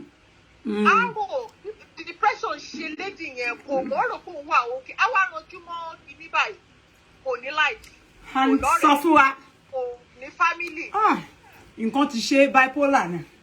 Nǹkan ṣe yẹn PTSD òun náà sọ ó ní nǹkan ti ṣe owó ní òun ní PTR ẹ mọ̀ kíní ẹ bí wà tí kíní ń ṣàyẹ̀wò ni ẹ̀yẹn lọ wo dáadáa. Akọ PTSD ló dẹ̀ ní kò ní normal one. Akọ PTSD. Ọ̀fà ti ìbáṣẹ́ máa kọ́ rí odó ló kọ́kọ́ jókòó tán sọ pé. Bẹ́ẹ̀ ni níwòwò ló jókòó lórí odó bẹ́ẹ̀ ni. Community gidi. Bẹ́ẹ̀ ni. Ó ṣẹ̀ wá pín fún gidi ọmọ tí ó ti pọ̀ sí. Ó ṣẹ̀ṣẹ̀ bẹ̀rẹ̀ ni. Ìwọ tẹ́ ẹ kọ́ táwọn boys kan gbọ́ sí ẹ kó rẹ̀ bí wèrè ó wá ń họrí. Ó wá ń wọrí bí egbére. Ẹ ṣe. Ó wá ń họrí bí egbére ó wá ń kọ́ gbogbo ẹ̀ kàràkàrà bí oníkúrú náà.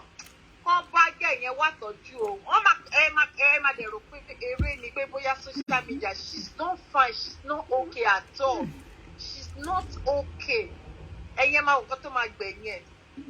Ẹ ṣe, ẹ ṣe. Óòmù ló máa padà sí. Ọlọ́mù ló máa ń jẹ́ kó tó 40 ẹ ṣe. Ẹ ṣe ìyá mi. Àwọn kan ti pè wá. Ẹ ka àwọn tó try láti pè wọlé.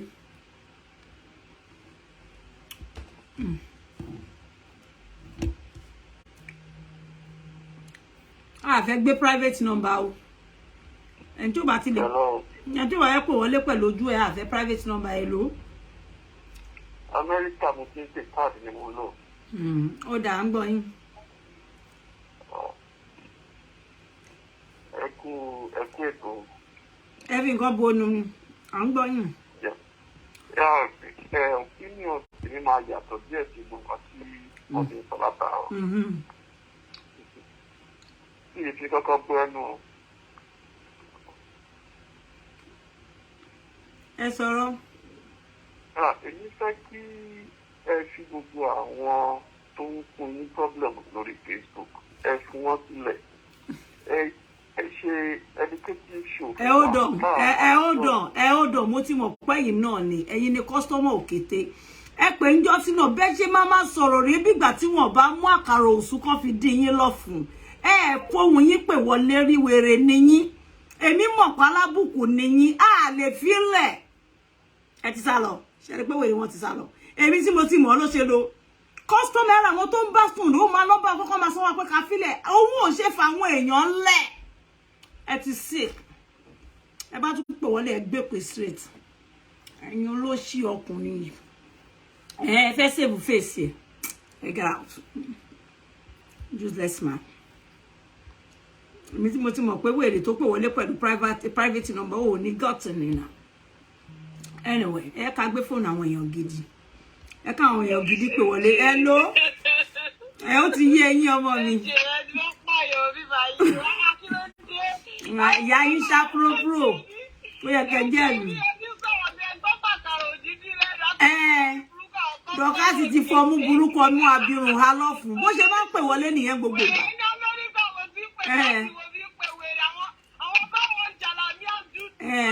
Àwọn customer fòbò ránṣẹ́. Èmi tí mo ti dá wèrè mọ̀ bóyá kọ́kọ́ ń sọ̀rọ̀ tó fún ẹ tó ń ráhùn mo ti mọ̀ pé customer Dorcas ni.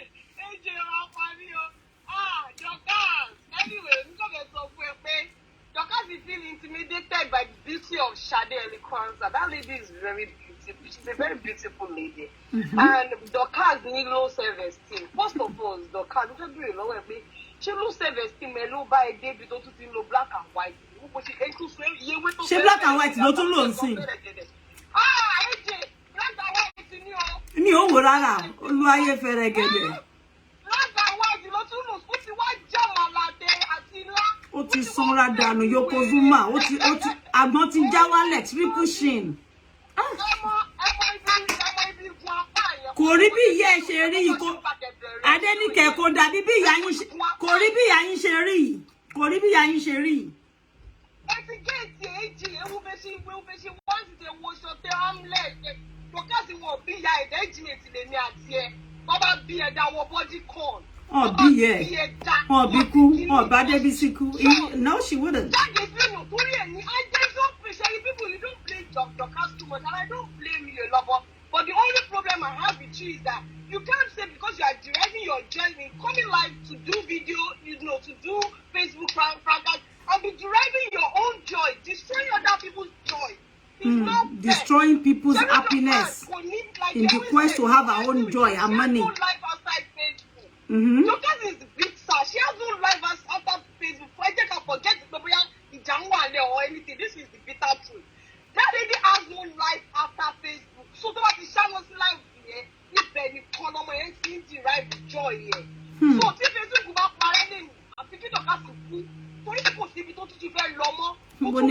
la fẹ́ lọ. Kalushi àti finish sílé. Bẹ́ẹ̀ ni. Àmọ́ kọ́lọ̀ apá ẹ̀, àmọ́ kọ́lọ̀ ojú ẹ̀, àmọ́ kọ́lọ̀ irun, àmọ́ fèsì wèrè gangan. Senegal. Wọ́n máa sọ pé ìwọ kò sẹ́ni bọ̀dì tó ní sórí ẹ̀rọ Facebook o. Ìwọ òṣè sí o, ìwọ òṣè kíní kan. Ẹ tí wọn lè ọtún fẹ́ ṣe ju kọ́ gbé wòwò èèyàn jáde lọ. Ẹ ṣe. Ẹ jẹ́ dá mi lóhùn. Dorcas tẹlẹ́bà ti lọ́ọ̀fù ọmọ olè. Olóṣì. Ọmọ náà ẹ ṣọ̀ pé Kalakuta kan ló ti ń ṣiṣẹ́. Àbí ní ìyá ẹ̀ ti ń ṣiṣẹ́ kan tó wà lóyìnbó because èèyàn rí ìwòwò oní kò ń ṣẹ̀ sí.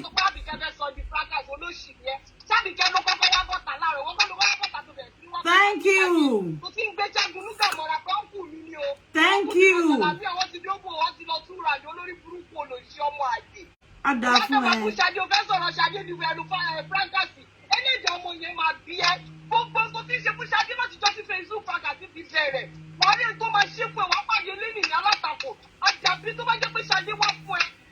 Is very quiet. She don't bother anybody. She go on her own way. What is your problem? She will not die me. She will not go there. Akereni. She will not go sukeni. She will not go fegeregedeni. She will not shape up when he. She not want to see any okede. Okede. Everyone okede. I'm a look for fine. You not show no buruku omo ade. She only joy. Olórí burúkú ẹgbẹ́ business yẹn. Wọ́n lọ club lálẹ́ Friday. Smoking, one more thing, one just one dance away your sorrow. You know, yes, like yes. You don't have to come on your own Facebook before you can derive joy. I know you have no joy, you have no life. But please, can you come out with your bullshit and stop coming out with the black and white, coming out makeup like you are going to a wedding? Are you stupid or something? Yes, yes, she is. We had enough of you. We had enough of you, okay? And there's nothing you can come out to say on social media. That's to give people more pay, and you are innocent. I am this. Only bullshit. Me, I'm a son. I don't have any clinical. What else? Put it your cool, look, put some crossover. You don't do a very crossover. Allah, Johnny, who collects me? Tax collector. Dick collector. O sáyẹ̀sì ọ̀sọ́ ni wọ́n máa ń wọ dà ọlọ́ọ̀ máa ń wọ ṣọ́ọ̀bù wàrà dàrà míà.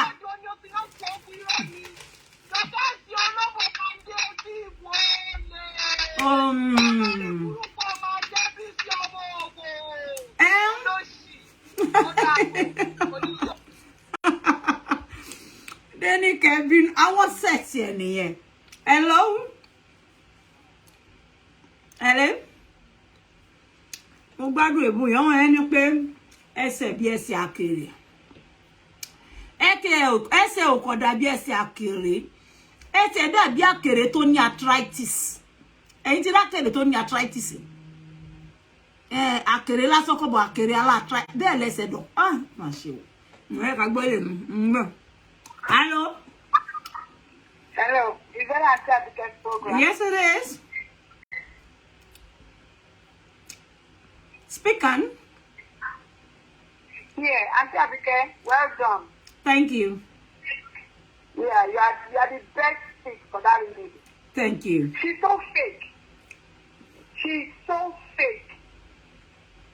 Everything about her is so fake. That's right. You know, after the new picture on all her secret thing with married men came out, I thought she would calm down.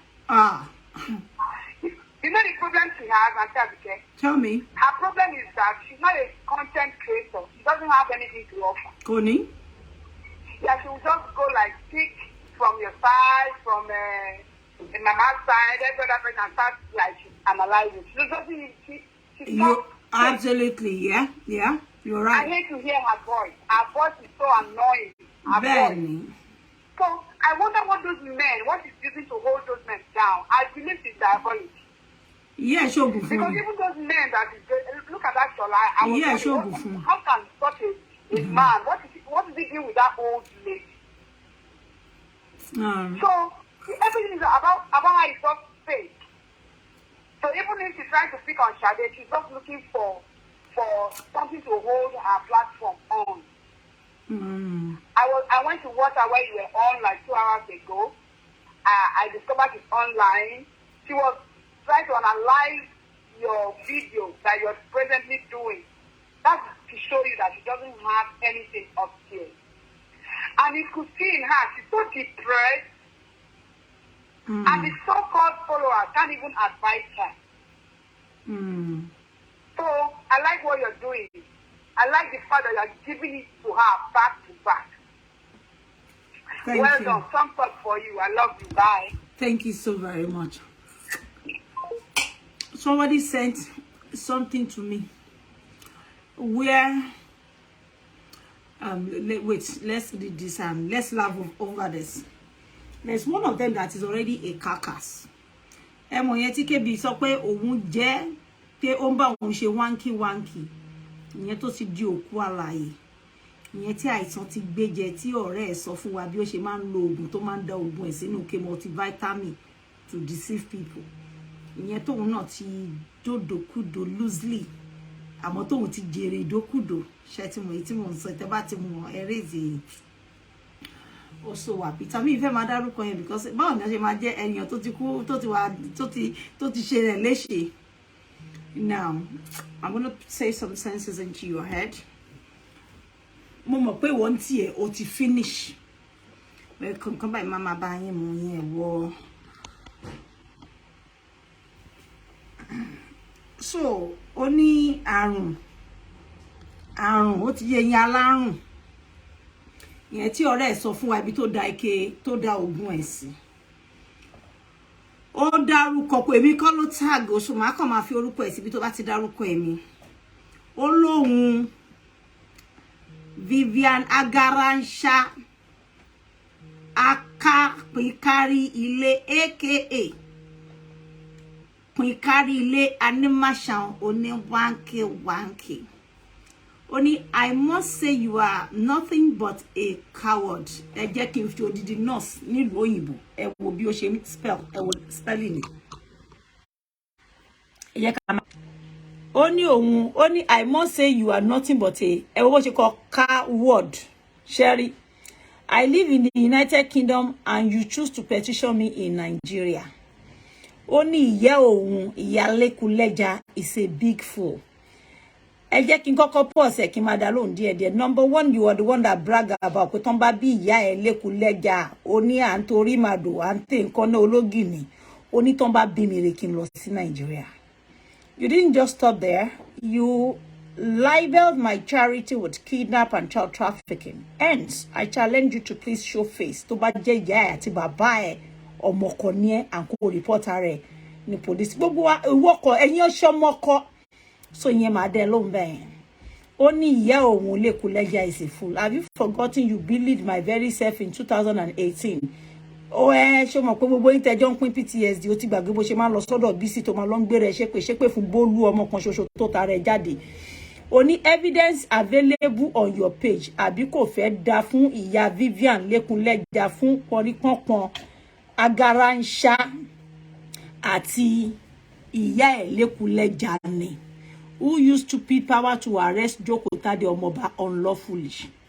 Jokotade Omo ẹrú ló fẹ́ sọ, but ẹ jẹ́ ká fi yẹn lẹ́bẹ̀. I'm not going to say anything. Sori téèyàn bá ti báyàn ní ẹjọ́, ẹ̀yin ní kẹ́kọ̀ọ́ ṣe ọmọ kan. So now, ẹ̀yin lẹ brag ìwọ ló pè sórí show ara kan ní PTSD yín ò lè jẹ́ ẹ lè sàn táyé máa fi parẹ́ mo fi Ọlọ́run ọba búra fún yín. Kò yẹ. Ó ní are you aware of your malnourished son? Ewe ko malnourished. This is a nurse. Nurse no lele you.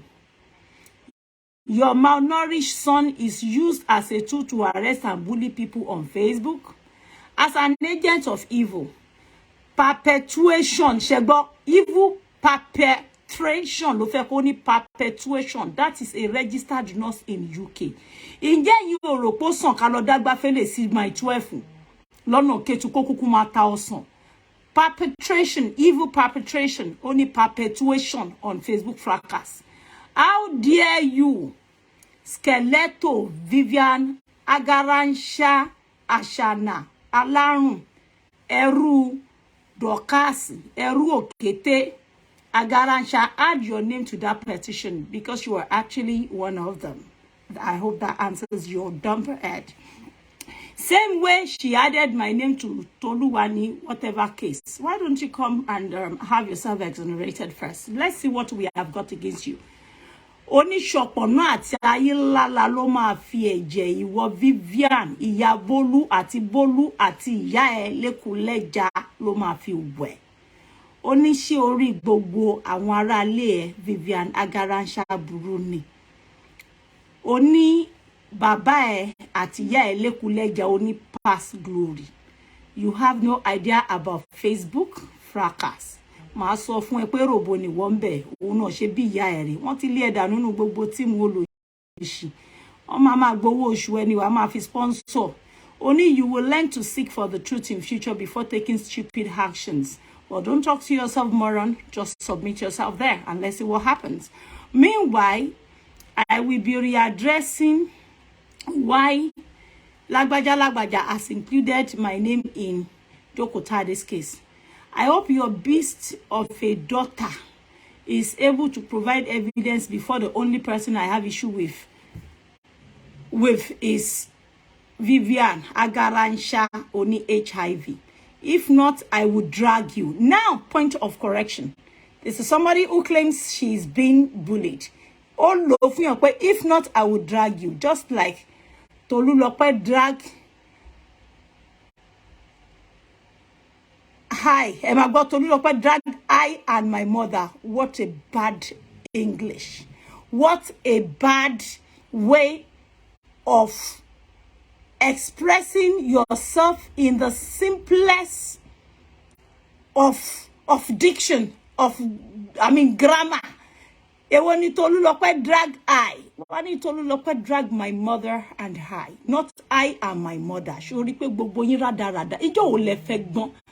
And mind you, iya Vivian lekuleja, my mama no be your mate, ani ya e, ta lo bi omo to lo ko arun wale fun ya ati baba e to ti di reject and dejected ti o ni oko o ni omo o ni partner o reyan kankan bi e o ti ko arun ibi to ti rin kiri Vivian ko mo ti yo a bloody drunkard kini ise ye ju ko ta lekuleja Antori Mado Dustin Lawal Kini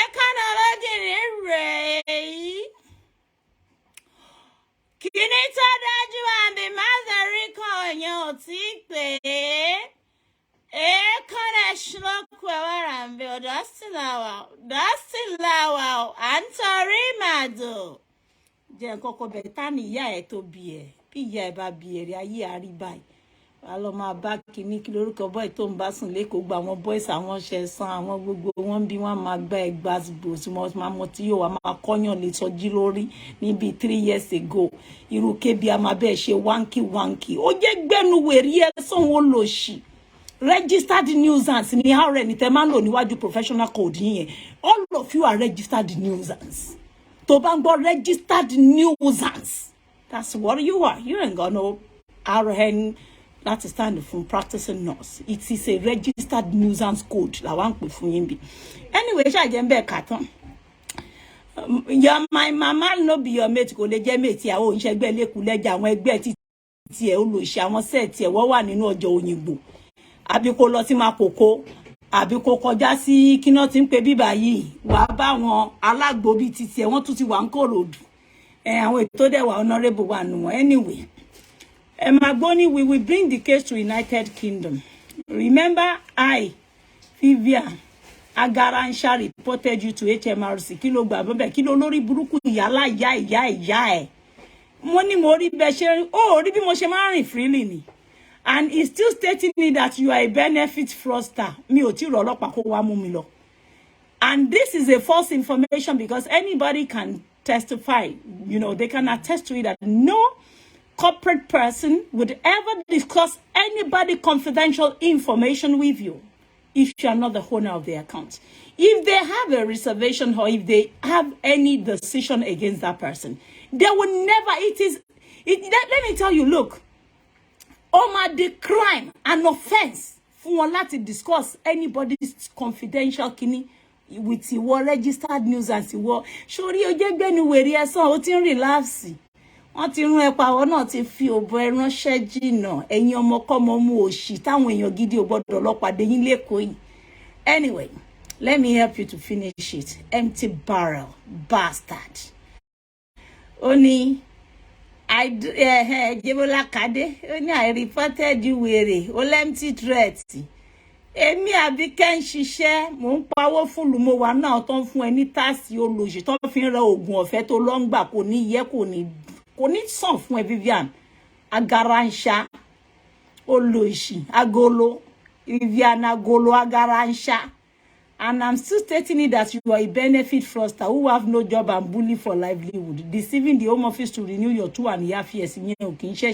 In the same one, deceive one if you I am calling your shot. Tolulopo Adeoye only fake charity. Vivian, now in charge of Rafael and then. But don't you have a pada. Registered nuisance. Egba etu woju ya yin fine girl. Shemele tó jẹ́ ele Vivian. Òun ló máa ń bá mi gbé báàgì ńgbà yẹn tó máa sáré pariwo Abike mo fẹ́ bẹ́ ya photo. Ẹ rántí ọmú ẹ̀ kọ̀ọ̀kan ó gùn dédì. Ìyẹn tó fẹ́ rape ó fẹ́ palẹ̀kùn dé mọ́ bàálà. Orí ló yọ bàálà nínú ilé ẹ̀. Ó ti mọtí yó ó máa mú mi lọ́mọdó. Àwọn ọmọ mi kan nu tí àwọn yẹn gbàsgbòs orí ló yọ wọ́n. Orí ló yọ bàálà tí ó lọ lówú dẹ̀. Àwọn ọmọ mi tán lù náà àwọn yẹn náà ní ó tún wá lọ sọ́dà wá ń kí ọ. Ìyẹn arìnjò òpònú ọmọ Yẹ́misí tó fi dájọ́. Right, listen. Tí wọ́n bá wẹ̀ mí lórí screen bí mo ṣe wà yìí pẹ̀lú ẹ̀ ṣó mọ bó ṣe rí. Ó dàbí awọ ẹṣin tán ti pa ẹṣin yẹn látọdún tó ti kọjá tó wá ń fa first layer. Ó mọ kíní tó máa sọ pé ẹ̀dàn nínú fíìmù tá wò. Kò ṣọ̀fọ̀ ọ̀rọ̀ kò gbẹ kọ́kọ́ hàn gẹ bẹ́ẹ̀.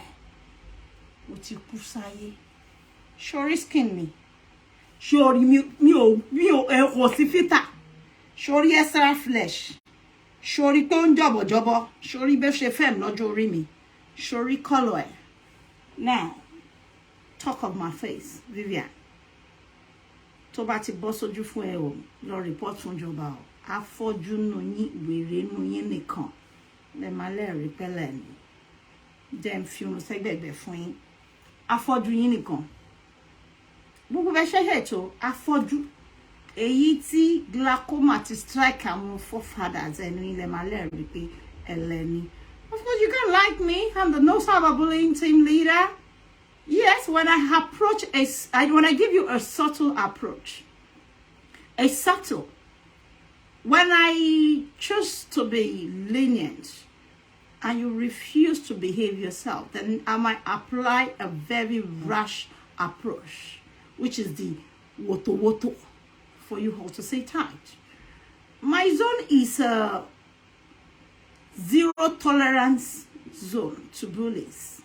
I say no to every form of threat to life, intimidation, oppression, violence.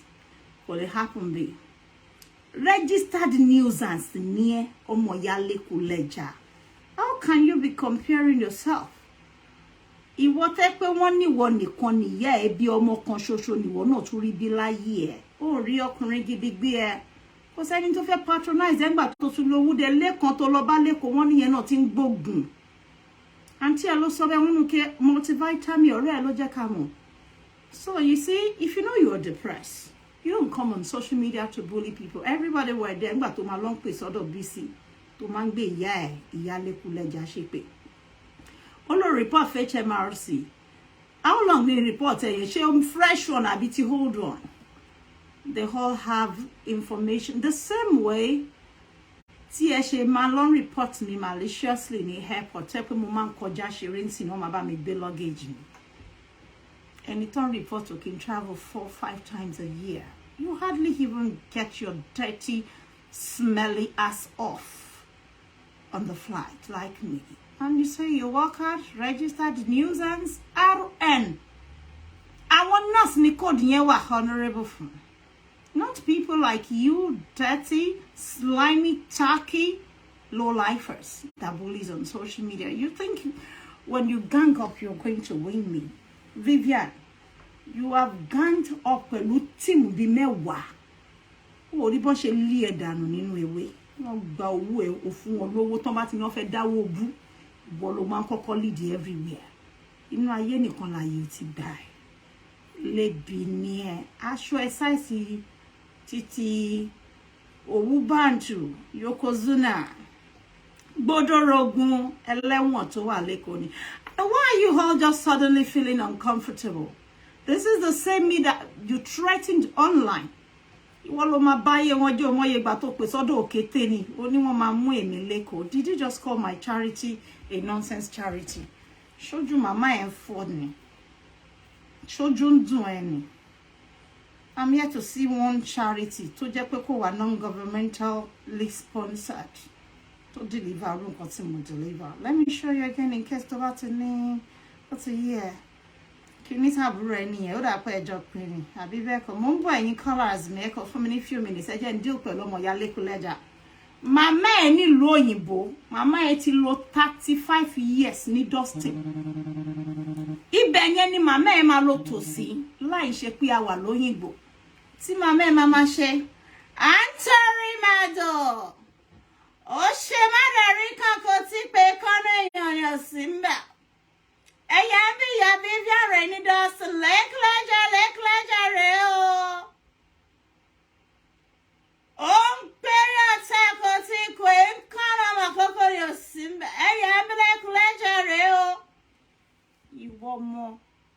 Did you call yourself somebody? You got to change your woman, my man. When you call her to be stop sponsoring to kill on Facebook. Go and give her good money. Give her good money. Build a house, a very good house for her. Tell her no more work. Let her rest a bit. She's suffering, girl. A man kule jani dusting. Eti kogwa peri pakotike. Hore ya Vivian leti de kana madoreo. Mo fieti mi boni ti ma men polowo legbe titi. Here. Show so po mele niyan ni ta lo bi e ki lo njagara nsa ki lo ruko baba e sha ikomo lo nje na ba igbe. Are you mad? Tani ya tani baba to bi e. You don't bully me. I'm not the kind of lady that will be quiet for you lot. She crazy me. Vivian, you were ridiculous bitch out of everybody. You want a colony registered certificate fún àrùn ní orí social media. You want the àrùn. And the audience spread HIV and you are not to be sleeping loosely with men. And you keep spreading it. It is an offense because you are fully aware of what you carry.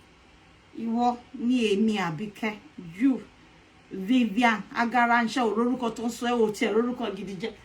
Should anytime to bat show date for me, Mumamba, Moko Mawan fear papa because like I said, be on no more roof. Oh no shege. I know it's not easy to live a lonely life. No husband, no partner, no children, no family members. You are a drunkard. In no time, Ibulama Watoma revoke license. You want to drink and drive to crash yara ni tori oti iwo birin to drink and drive to fi crash Vivian. Eti mi mo fi ngo ti mama en polowo gbogbo to fi sponsor evil round afigba to tell owo bisi gbe e se ipe gidi bi taware na ti Dorcas sọ pé sister Vivian e ko shida wọ́n tún lé ẹ dànù gbogbo fake profile tó ń ṣe káàkiri ó ṣe yẹyẹ mama e lekuleja ni na èmi le nba ri na èmi ni ya yin ọ̀gá yín olùkọ́ no cyberbullying. You all have to change. You all well now. You're so slimy, so dirty, tacky. You disgust a lot of people. Each time I see you write up, no one thing, ordinary spelling, ordinary sound diction. ARN, registered nuisance. You a nurse. No, you are a nuisance. And one with certificate. Vivian, go and get a life. Stop all this your nonsense. Show ma to share report to me. Owó mi wà lára àwọn owó tán máa fi ń rògùn fún ẹ. Tó bá jẹ́ bí tẹ́ ṣe report yín dé kò yẹ kí n nílé mọ́, mind you. Ó yẹ kí nǹkan kan tiẹ̀ ti ṣẹlẹ̀. Ìwọ wà lára àwọn tẹ́ pé immigration wá sílé mi, all because I refuse to allow you into my house. Because mi fẹ́ kó lọ mú cap mi kó lọ dé sórí àbí kó wọ toilet mi kí sit lọ gé ẹ̀ǹdì kẹ́lómi lọ fìdí kó. No, you can't spread it to my hand. I don't know you. Ó tilẹ̀kùn wọ́n sọjí sílé ẹ̀ now that year. Oníkígbà yìí máa lọ kó fẹ́ bá sọjí sùn. You are one of those wayward ones we talk about on Facebook. Reckless fucker. Home wrecker. Happiness wrecker. Registered nuisance. Go bá yẹ ṣe bàjẹ́. Àbí ìwọ girl yìí, àwọn ọmọbìnrin tí mo mọ̀ wọ́n máa ń lákọ. Àwọn Ìròbó máa ń ní akọ. I told you my first cousins are Ìròbó. Àwọn first cousin mi àwọn méje ẹni tán bílé màmá mi ọmọ méje ló bí Ìròbó. Agẹ́nẹ́bodè náà ti wá.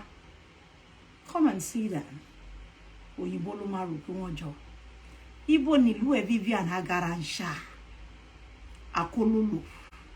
Vivian Akololo Agaransha. Wọ́n tún fún ẹ lórúkọ àwọn member Empire. Maybe Ojú Ẹlẹ́gbà. Ojú Ẹlẹ́gbà o. Ibẹ̀ náà ti ń nọṣẹ́. Àti Empire wá sílùú òyìnbó. Come on, girl. Bọ́lá ẹ̀ bẹ̀ mí lè fún any time púpọ̀ because ìwọ máa waste time. Ìwọ ti finish kákàsì ni wọ́n kú. Wọ́n fẹ́ kẹ́ tètè kú. Ẹ̀mí ẹ̀ wọ́n máa manage, but you need to stop spreading that thing. You need to stop it. Mo ń wá ẹjọ́ ẹ fún mi níbi tí wọ́n ti sọ pé what the fuck the Professor Akaransha. Ìwọ tọkùnrin sọ fún ẹ pé ṣé wọ́n fi okó òun ṣe ẹ ní orí jọ Vivian àwọn wo ni customer ìwọ náà dójútì yàn another adójútì ìkan lára àwọn àbúrò ẹ. Very hardworking. I respect him a lot. Ẹ wò kété ti jẹrẹ pa ẹ jẹ́ ká gbọ́ Èkìtì mo ń bọ̀ sórí mo máa intermittently serving. I don't know pé ni mo ti sọ fún ìbọn mo ń wo time ṣe before 8 I gotta go. But intermittent server òun lẹ lò lẹ́ni so ẹni sọ̀rọ̀ tó bá ti kàn he kókó tẹ lọ lé bó bá ti kàn bí kókó slot wà lọ sí kókó slot yàwó ẹ wọ́n wò bẹ́ẹ̀ lẹ́sọ̀ọ́ okay. Ẹ wo kétere pẹ̀lú black and white. Ṣé rí ọmọ tó pè wọlé ń sìn pé ó get it right. Bó kété ṣe tó ń sin rè tí ò ṣe fẹ́ máa lo kinní mọ́. Ẹ wo èjì.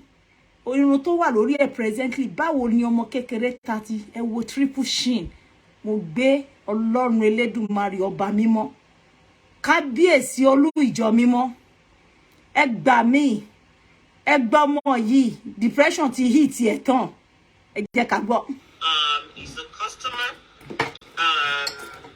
He patronizes my business. I have major respect for himself. Okay, like I said yesterday, although I'll be having a live show very soon. Respectable guy. Very, very hardworking. I respect him a lot. He's a customer. He patronizes my business. I have major respect for himself, okay? Like I said yesterday, although I'll be having a live show very soon. Olú ìjọ mímọ́. Ẹ̀yin èèyàn dẹ̀ bá mi wí ẹ wà wọn tí mo bá dòwò pọ̀. Àbí ke wọ́n ṣe ní bínú ẹ. Òkété ọdún 10 gbáko mo gbà lọ́wọ́ ẹ. Mo gbé sí ayé rẹ̀. Kí ló ń jẹ? Ṣé wọ́n tún ti lówó dẹ fún ẹni tó ti ẹ̀dẹ̀ kan wúwo wèrè eléyìí ló ṣẹ̀ṣẹ̀ lánàá àbíjẹta. Look at your chin Vivian wọ́n máa rọ̀ṣẹ̀ o mo fẹ́ kó attend sáwọn lẹ́kùn lẹ́jà ni àwọn tó fẹ́ ṣe má dàrí kan wọ́n ní di econo fox pé ìyá ìlẹ́kùn jẹjà kó serve wọn mo jẹ́ dábùrú ẹ̀ lọ. Ẹ wò kété bó ṣe tó lẹ́ o ká ló bá tòkété kí ló ń jẹ òkété tó bá wà depressed mo ní kó seek for help eléyìí ò dá o pẹ̀lú black and white. Oh, awful. ọmọdé ìbúrẹ́wà púpọ̀ lóbìnrin òkété búrẹ́wà púpọ̀ lóbìnrin o. Hello. Hello, Ige. Savage. Mo wà.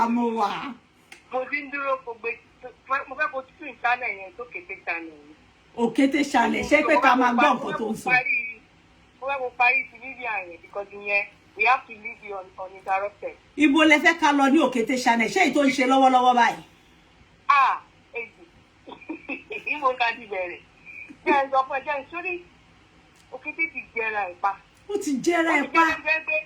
Favorite position ẹ̀ ń sìn fífò. Ó ní pé kò lè jó mọ́ ni, kò lè jó. Gbogbo Òkété ti fọ àyà kò lè jó mọ́. Ó ní ìṣọ́ra títí ń ṣe. Ó wá fún kámẹ́rà yẹn ló wá ń pèsè pé tẹ̀sí ní rí apá ẹ̀.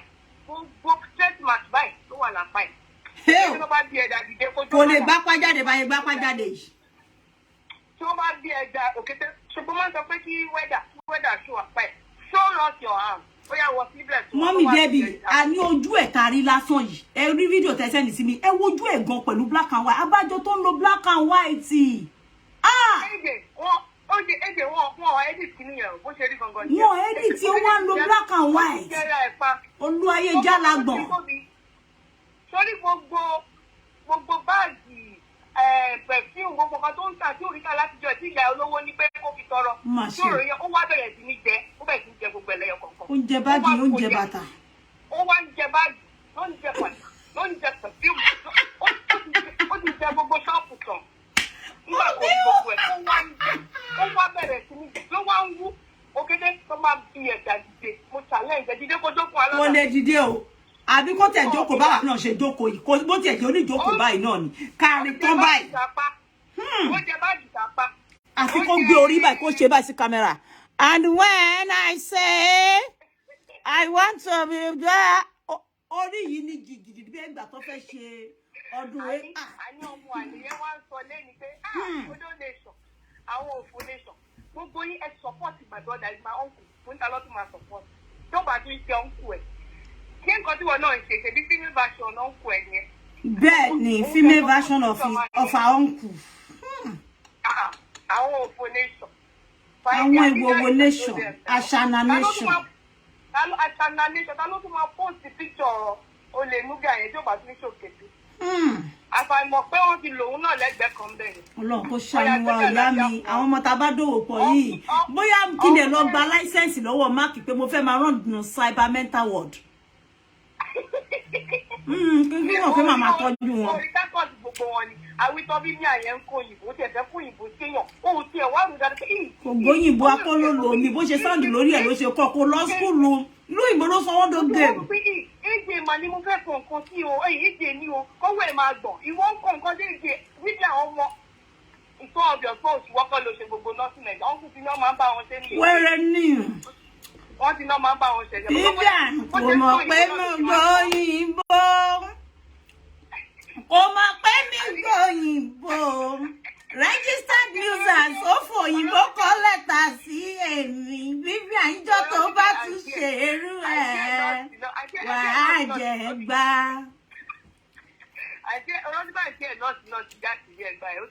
Láyé àti òṣègbè àti ẹ̀ sound bàjẹ́ bí wèrè. Wọ́n máa kọ́ ni àti ẹ̀ ló máa bá ṣe àti ìyẹn sound yóò gbọ́yìnbó dẹ̀ lè kọ́ dáadáa ẹ̀ lè fi wọ́n wéra wọn láyé. Ọ̀rẹ́ ó kó òyìnbó sí professor. Ẹ jẹ́ ká máa bẹ́tò lẹ́yìn ẹ jẹ́ ká máa wò wọ́n nù. Ẹ jẹ́ ká máa wò wọ́n nù. Ọ̀rọ̀ Òkété jọ jẹ́ kí remind Òkété à ń dúró bá ti ẹ̀dá tó fún wa. Ẹ ó jóná ó ti lo páàdì ó bá ti lo páàdì yẹn kíní tó máa fún ṣèpù yẹn. Ẹ jọ ṣe ní ta ló ní kíní picture Òkété Undertaker níbi tó ti kẹ̀yìn níjọ́ tó ṣe shop opening ẹ̀yẹn lọ wà. Ìyẹn tún burúkú jù o. Ẹ jẹ́ wá undertaking picture ẹ̀yẹn jáde. Ṣé ẹ̀yin kọ́là ẹni sùúrù ẹ̀ṣin ẹ ká kúkú fún wọn gbogbo ẹni ẹ jẹ́ sáré play ibi tí Dọ̀dọ̀yọ̀ ti sọ pé Vivian ó fẹ́ ṣe wánkù pẹ̀lú mi. Ẹ wò gbésí ayé registered ẹni tó pé registered nurse tí mo mọ̀ pé registered nuisance ni ẹ máa gbọ́. So you be there. What exactly is your problem? Very again. Because I remember you. I remember that you and I was in a relationship. Or let's say we have a relationship. One way or the other. Ew. Not only friendship, relationship. Ew. Oh yeah. Maybe memory woman Disgrace. I'm gonna pass there. When it's we're do all that memory was the reason because most remember memory but why was the reason because Emma said I don't know wanky and when it's any operating nurse in the whole of UK. How many top portion in Nigeria they wouldn't, dear. That's a venture relationship with all because you're desperate for a dick, bitch. I don't you think me more regret if mo te ṣiṣẹ́ hello sí yín rí lórí cyberspace. Ẹ sílẹ̀ mú wálé, Vivian. Ìwọ number we me kini yẹn pọ̀. Oh, for one because just focus ṣe ara yín. Ẹ jẹ́ ká tẹ̀ gbọ́lé tán kí n tó tún sọ̀rọ̀. Ẹ jẹ́ ká gbọ́ tán ráúráú. Ẹ máa gbọ́. What exactly is the problem with me? Vivian yẹn rèé o, ojú ẹ̀ rèé o. Because I remember you. I remember that you and I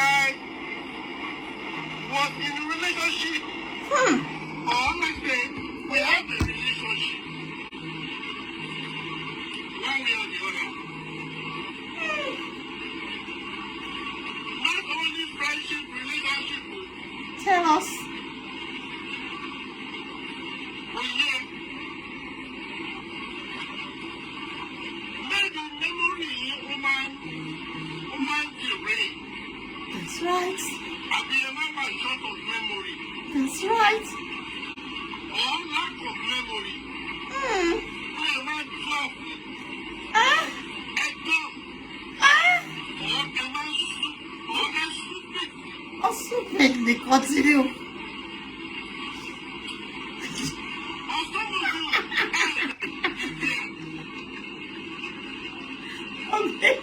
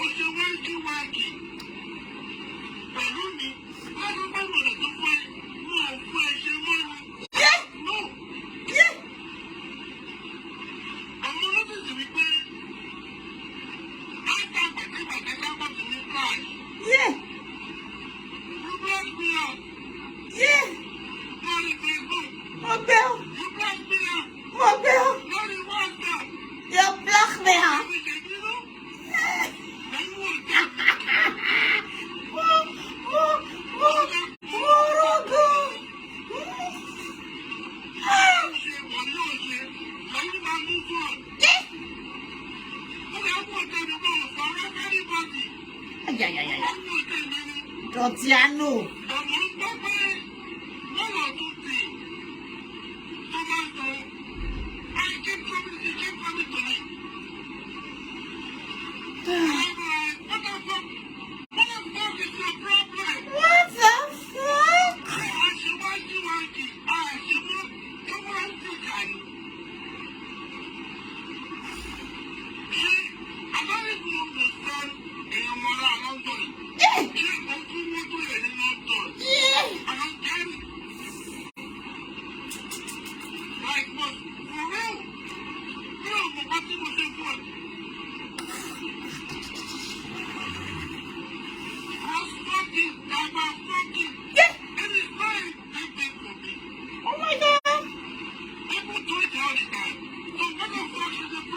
What the fuck?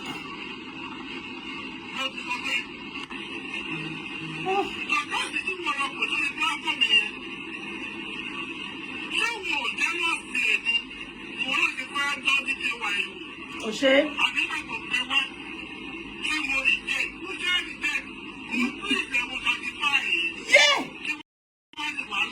Yeah.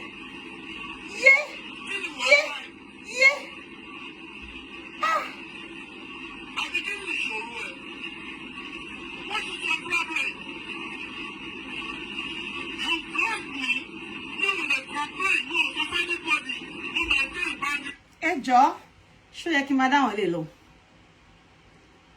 ẹ wo ẹni tí ó mú Dorcas lábúrò tọ́jọ́ ń pọtí lẹ́kìn ilé ọkùnrin yìí tọ̀tọ̀yọ̀ yìí ló kọ̀nfàmù pé Dorcas jẹ́ ń bẹ̀ ó ní ṣe bọ́ọ̀ ń tẹ́lá sọ wọ́n fẹ́ ó fẹ́ jẹ́ ń bẹ̀ nìyà kọ́sìkì ló ṣọ̀rọ̀ ẹ̀yẹ máa ra London tó ń pẹ́ ìwọ náà ó fẹ́ jẹ́ ń bẹ̀ ó fẹ́ ṣe wáńkì. But I'm like, what the fuck? Block me on WhatsApp. Block me on Instagram. More than share. I be very what I'm satisfying. More satisfying now. Cyber fucking, cyber wanky is allowed. Yeah! Lekule yeah. Korogun she fun e ko you sleep around. Cheaply to fi karun. Or not to she complain. In the year 2022, you lot a baggage of filth, of debt. Garbage, garbage. Tí o gbọ́dọ̀ mú lọ́rẹ. Hello. Auntie Abike. Mo gbọ́ yín. Ẹ kálẹ́ mà o. A gbọ́ yín kálẹ́. Ẹ wo olórí burúkú lọmọ Dorcas wo. Ayé ẹ má bàjẹ́ ni o. Ó jẹ́ kí irú àwa kan báyìí káwa frustrated láyé tuntun. Láyé ìgbà tó máa ń ṣe show tó máa sọ pé dádì ti dé. Àwọn fẹ́ lọ dáná. Àwọn máa ṣe show later. Àjọ scam wa ni. Scam ni o. Ẹ lọ gbowó yín padà. Oníkúre. Àmì àṣẹ. Àwọn tá àlọ́kọ́lé a mọ̀ pé àlọ́kọ́lé. Bẹ́ẹ̀ni. Wọ́n lè gbà. Èmo wá nírú orí burúkú. Kárípò lọ́kọ́ lé ló ta òwe ń sì a máa bìlẹ̀ fún mọ́kè o òwe lòmíì ni. Bẹ́ẹ̀ni. Owó ti síkúlà ṣáàṣì ni ẹ́. Bẹ́ẹ̀ni. Dorcas yọ́lọ̀ máa ba ìyẹn jẹ́ tóró fún alábàtẹ́ńsọ̀n. Ọlọ́run ló ní a máa kù. Nígbà tá a bá yíwọ́ ṣó ẹ máa gbọ́ àjáde ti dé lẹ́yìn burúkú àti ẹgbẹ́ ṣe yọ̀dí ní ṣọ́ọ̀bù. Ẹ̀yin náà ẹ máa wo tẹ́lẹ̀ àbí? Kiri a máa ń ṣe kiri àwọn ọmọ kiri sẹ́lẹ̀ ìtọ́jà làwà yóò ṣe pé mo pè ní bọ̀bọ̀ kan pé this thing is much ọmọ yóò dààmú wa responsible man bì la máa ń pè já ẹ̀ àjọ lórí burúkú ni àjọ òwò ní sọ ni ọmọ bá wà dáàdì ti dé ẹjẹ́ kí lọ dáná mọ̀mọ́ yẹn kiri kan yẹn ò ní kú rẹ̀ Dorcas ò ní kúkú tó nice olórí ikú ni olórí ikú ò ní sáà láti léyàn lẹ́yìn. You are not. Let people know what you are not. Let them know you are nothing. Just let them know that you are not okay. Me, senior call. Okay, me not size you. When you are there, gbogbo marital home ló fẹ́ máa dá sí. Kí gbogbo kẹ́ gbogbo mọ̀ pé equal lẹ́jọ́ wà. A dà fún yín. Ó gbé yín ní handicap. Ó dá lábà. Bó lè fẹ́ yín followers ẹ̀. Wọ́n ṣàlè mi, èmi ò ní followers, wọ́n ṣàlè mi. Nígbà tí wọ́n ṣàti lọ sí ọ́fíìsì mi ti bá dé. Wọ́n ṣe àwọn ọ̀gá òkè kí ló ṣẹlẹ̀ o. Àbí ẹ̀wò káàkiri. At times there, you know, at times you personally, you used to come out with a very educative show. Which someone is going to learn or gain something from it. So I believe that's what show is all about. It's not about impressing people with fake things. With what is not real. That's right. What kind of rubbish is this? Ó gbé àwọn followers ilé handicap ọba àwọn àṣà náà. Ẹ ṣe ìyá mi. Ó dà kó dùn yàn tí ṣé ìpẹ́ ti lọ lose partner torí ṣé ìpẹ́ ti lọ lose partner kan torí ọmọ ìtẹ́ ti lọ rò pé bó ṣe yẹ kẹ́ ṣe rè. Ṣé ìpẹ́ ti lọ lose partner yín torí ẹ máa ń rò pé bóyá ó ń fún yín good preaching. lose the partner, but you don't. My point is not that I don't lose my partner. But let's just know what you are. You don't understand what I'm saying. Then what do you represent? Be honest with your followers. You know this is the same thing. I definitely hear me. I definitely. No, when they BBC and no, my fault for now, but I just want something real. You people are coming out there to give us a show. So let's watch something from you and learn and gain. When you people are coming out to do show, it's just all about that. We will not fall victim of this kind of thing. That's why we spend our time sitting down watching you guys. Not coming out there to give us fake things.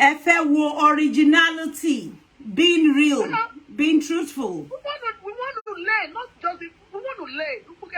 You understand? But auntie, Edakun, onko àwọn tó ń tẹ̀lé náà, àwọn promiscuous association of housewives. Because people are watching you. Okay, look at me now. Dubai is watching pay. People are watching all over the world. All over the world, people are watching. And she's been deceptive all the way, sleeping with her followers' husbands. You don't. Ẹ jẹ́ ká fà lọ́lọ́run lọ́wọ́. Ẹ ó ti jẹ́rí ẹ̀ náà, ibẹ̀ náà ti ju owó ẹ̀ síta yẹn.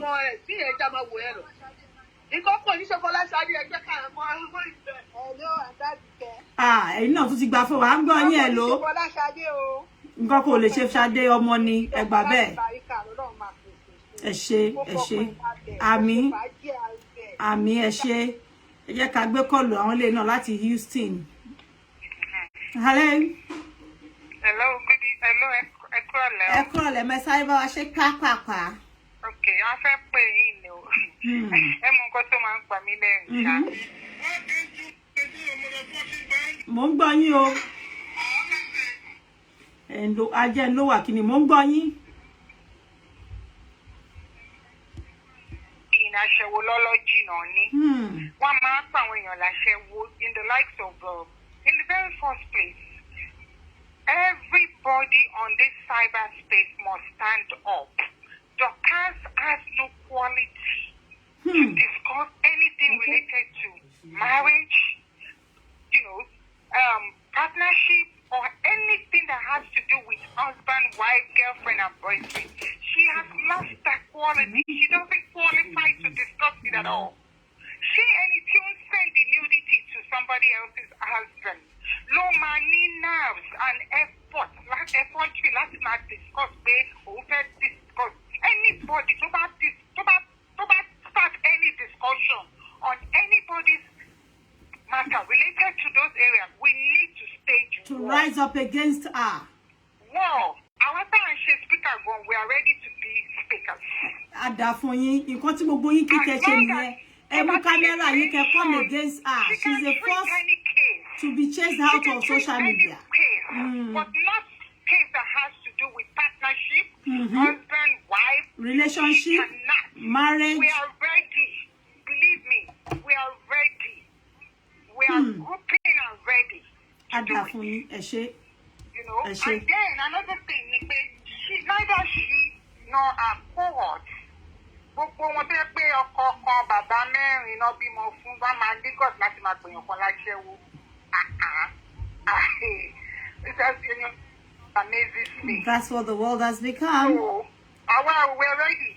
If she dare venture into Sade's business, believe me, ẹ ti mọ̀ kó fẹ́ fracalize ẹ̀ tó ti ń gbé brother òun mọ́ra brother òun Ṣẹ́gun. Ẹ jẹ́ ká máa wò ó, ẹ jẹ́ ká máa wò bọ̀. Ẹ ṣé gan ni. Anyway, guys, ẹ jẹ́ kí n máa lọlé. Ilé ya, agbénrelé, arúkó lọ́sàn. Thank you, Dangote Ibrahim. Mi fẹ́ gbé kọ́ọ̀pù kan mo ti fẹ́ lọ sùn.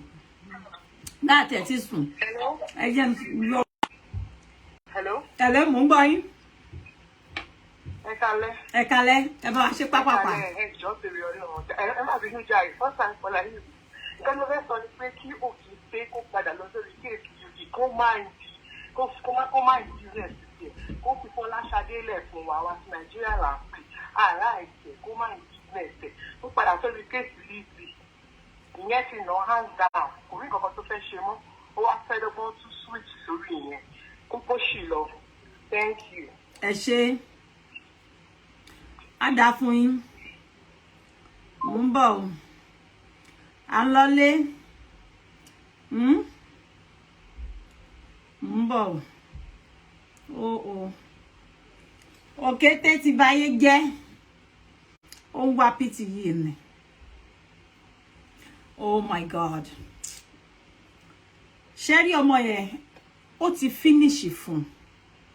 Òun gan fúnra rẹ̀ mọ̀ pé ó ti finish fún òun. Tẹ́ bá fẹ́ gbọ́. Òkété jẹ́ kó rí ẹ pé má mú fóònù mi mọ́lẹ̀ o. Ó mọ̀ fúnra rẹ̀, mo kò fẹ́ dárìn. Ẹ ti ríra àwọn tọ́jọ́ rìn, likes of àwọn Vivian, Agalancha, oní stamp pẹ̀lú certificate àrùn, registered nuisance on Facebook. Wọ́n tí ò rówó tọ́jú yẹ tó ń búyẹ oníyà kiri tó ń bú àwọn bàbá oníbàbá. Oh, come on. Ojú ń tì wá. I mean, you cannot understand their bitterness, their hatred for me. I hardly even mentioned that nuisance name. And thank God you Eripe O Kalara Titoni, I reported you to HMRC. What for? Do I look like a fraudster? Otu paroni charity me man jale. Shoju do mama ele kudleja. No, then you come fún logon glaucoma. Korean dada. Oh, ribi tí mo ti ṣe empowerment from widow. Okay, bye ware. Okay, bye ware. Obaye mule, odaye. Obewe mule, odewe. Okay, you're full of shit. Ọmọ àlè nìyẹn. Oh, sorry yẹn tó ra wọ́ sí. Aláṣẹdànù ni wọ́n ọmọbìnrin yìí. O ti mú Lizzy, o ti pèsè ẹgbẹ́. Few weeks ago, Obu AJ. Well, following just recently, Obi BJ. Sorry, AJ àti BJ. Fi wọ́n ṣeré lórí ìkànnì àti ewé. Wo, tí sáré tó fẹ́ mú sí yẹn, wàhálà wàá kú. Yèyé o, Erelu International.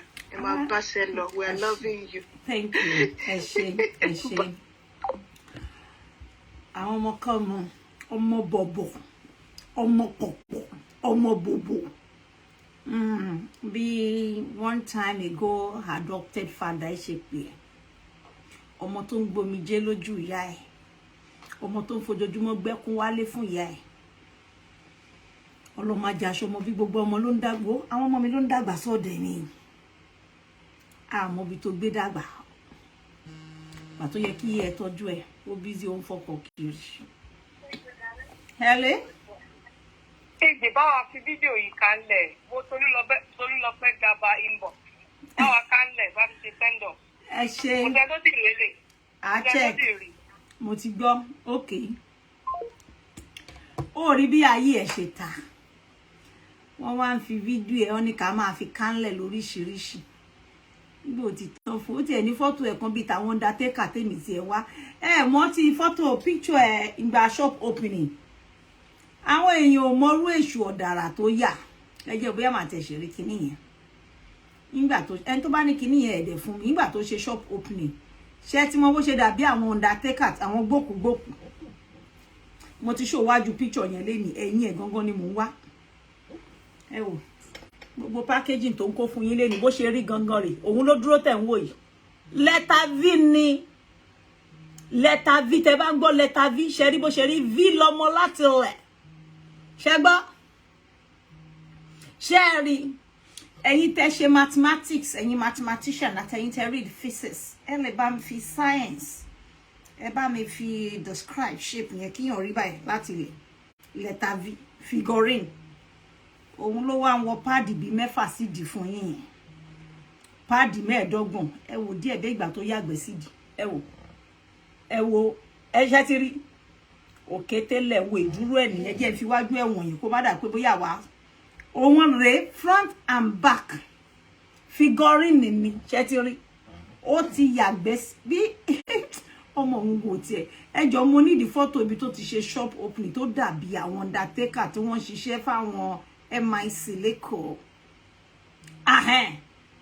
òun tún rẹjọ́ tó ṣí ṣọ́ọ̀bù ẹ wò èṣù ọ̀dàrà sórí kodò ó dàbí ìgbà tí wọ́n bá mú kí ni máa sọ o ṣẹmọ kan yí kí ni báwo máa ṣe sọ ilé wọ́n yí ní nǹkan ó wá rí báyìí kò sí eléyìí bí o kíyàn jẹ́ lẹ́tà v ẹ ti yé yín gbogbo èyí tó kọ ẹsẹ̀ àkèrè nsàlẹ̀ wọ́n wá fún ní body ẹṣin oh sorry wọ́n fún ní body elephant torí elephant tún wà ginormous gigantic figurine àmọ́ nísìnyí tí mo ti máa ń ta kíní tí mo ti sọ pé àwa ń ta bọ́m̀bọ̀mù o àwa wọ bọ́m̀bọ̀mù mẹ́ta look at a black and white picture tí mo show nsìn apá kò lè ná síta bẹ́ẹ̀ mi ìyálé mi jẹ́sìn ó ti jẹra ẹ̀ pa bẹ́ẹ̀ àtúrà àwọn ọ̀rọ̀bọ̀ tó tún fine tó sexy tó máa wọ sleeveless a ní àwọn ọ̀rọ̀bọ̀ tó ní baddest packaging a ní àwọn bold beautiful and very sexy ọmọ yìí kí ni ká ṣe pé iwájú ò ṣe wò ẹ̀yìn ò ṣe rí undertaker lọ́mọ láti inú oyún òun nìyẹn ẹjọ́ tó ń ṣí ṣọ́ọ̀bù lélẹ̀ òun rè ṣé ti rí kéèyàn rí báyìí kó wọṣọ dúdú kó sórí kodò ìka òun àti ṣọlá náà rí ẹni tó dó ọkọ ọlọ́kọ tó dóòrè ṣé rí ẹ jẹ́ ká tún fìyẹn náà lẹ̀ kẹ́rẹ́kẹ́rẹ́ á máa débẹ̀ but no now mo ti bá ẹ débi tí mo mọ̀ pé lálẹ́ ò ní sùn tó bá gbọ́ ẹ ní sùn tẹ́ bá wà èmi náà lẹ́ máa bá èmi ni mo ní time ayé wà ọ̀rọ̀ wà lẹ́nu. Hello, ṣé ń gbọ́ mi? Ẹ mọ nǹkan tí mo fẹ́ kẹ́ dìbọ́ǹkì sí tí wọ́n ti ń gbé kiri ń sìn wọ́n ní wọ́n ti yọ yín kúrò ní àwọ̀dù yẹn ẹ declare fáwọn èèyàn pé rọ́lọ́ ń pa o. ẹ má wulẹ̀ sọ aláwọ̀dù jàre ẹni pé kọ́ ní sùúrù díẹ̀ ló kù á dìbọ́ǹkì àwọn wèrè wo ṣéyàn máa ń dìbọ́ǹkì àwọn wèrè lunatic ni. and secondly mo fẹ́ béèrè náà ẹ̀yin haters mo fẹ́ béèrè question kan kí lẹ fẹ́ gangan like this lady kept quiet for 1 year. What do you guys 2 years. Sherry, that anonymous person don't need accounting. It's very easy to do. Take that person's this thing to the police. Let them track the IP. That person has been constantly launching an attack on you. Ìyẹn ta nínú wọn. Mo fẹ́ dárúkọ mi ìfẹ́ fún ní publicity. That èyí tí orúkọ ẹbẹ̀ láti jẹ́ tó ẹ̀ láti sí. Ìyẹn sáré fóun àtàwọn ará ilé ẹ̀ ẹsẹ̀ mẹ́fà fún wọn. Ẹni dàrú bí òun ló ní kọ́ ló ní. Ẹni mo ní kó la kú kó la jẹ̀fọ́ kó yọrùn kan lára mi bó ṣe ń gbé mi síbẹ̀ tó ni mo ṣe ń gòkè ògo ìyá ẹ̀ tó wà lábẹ́ ẹ̀ ní kò wọ́n ṣojú ẹ̀. Because this is just too much. Let's be real here, so thorough. Until launch attack on this person. Kí ló dé? Kí ló yọ lára mi lè ní bí yín ẹ má wò bẹ̀. Kí lẹ́yìn deserve kó fi kú ní yín padà? Ẹ̀yin ò sọ pé yín ṣe ń go respond tiẹ̀ ní kí ló is getting too much. Over a year, kí ló dé? Ẹ̀yin náà wò ìjọ ayọ̀ yín nǹkan tẹ́ ṣe ń gbà wọ́n jẹ́ ìjọ tí ayọ̀ yín o ìjọ ayọ̀ yín báyìí ẹ máa rá láǹtakò ní orúkọ Jésù gbogbo yín tẹ́ wà involved nínú kìíní yẹn. Ẹ ṣe. Because what these people don't understand is the energy you put out, it will surely come back to you. So man who is making your coffee, either ìwọ àbí ẹbí ẹnu máa kú. If you're wishing bad on somebody, let's say what has she done to you people personally? Why are you launching her? Do you want her to die? What do you want from her exactly? Kí lẹ fẹ́? Because àwọn béèrè kí lẹ fẹ́. Ẹ fi wọn lẹ̀. Ó bá yé ọ̀rẹ́ ẹ̀jẹ̀. Ṣé ẹ̀yin náà ọ̀rẹ́ ò ti jáde kó wá ṣe kínní? Òun dọ́kọ̀ ọlọ́kọ̀. Ó wíkẹ́ẹ̀dì, ó ṣe kínní. Ó wí náà nìyẹn o. Ẹjọ́ òun àtọ̀rẹ́ nìyẹn. Ẹ ti ní kò ṣiṣẹ́, jobless alápá ṣiṣẹ́, kò ṣe gidi. Ó lè ṣìwà ibi tó wà yẹn. Ó ń tó àwọn ìjọ tó bá wù. So ṣó ló ń jà ibo ló ti rówó náà? Charity. Mo ń ka lábẹ́ gíní. A kì í jẹ́ ṣí gíga lójú ọ̀tá. Mo ń ka ní lórí igi káwọn náà. I need answers like kí lẹ fẹ́. Can you just say what you want exactly? Àwọn Abike lover. If you think you're hiding on that fake profile, come back. Charlie, come back is a bit. That's why if you do good, good will come back to you. If you do bad, it will come. No matter what you do, it will surely come back. Kò sábẹ́ fake profile jù bẹ́ẹ̀ lọ. Wọ́n máa dẹrù ògùn gbogbo ẹ̀dá tó wà lábẹ́ ẹ̀ tó ti ṣiṣẹ́ bí. Wọ́n máa mẹ̀jẹ̀ ara wọn máa mú mi ara wọn gbẹ̀yìn lọ. It will surely come back. You will rape that thing you did to that person. You will get it. Ẹ má worry, Kọ́lá. Ẹ má worry. Kò sí wàhálà ẹ ṣe gan. You can see this is one of AJ Die Hard, Ride Hard. Bú bébí yín, bú ìyá yín, bú ọmọ yín. àwọn tó ń bu yẹn ní kàn gbé ara wọn jáde kàn wo ẹni tó ń bú ẹ wò ọmọ 37 years bí ọba máa bú mi ẹ wò gbèsè ayé ọmọ tán bí sí London ẹ jẹ́ tún tọ̀nù ẹ̀tún yín ẹ jẹ́ ká wò ẹ wò gbèsè ayé ọmọ tán bí tán gbé wá sílùú òyìnbó pé kó wá kàwé ẹ jẹ́ ká play ẹ mò ń bọ̀ o.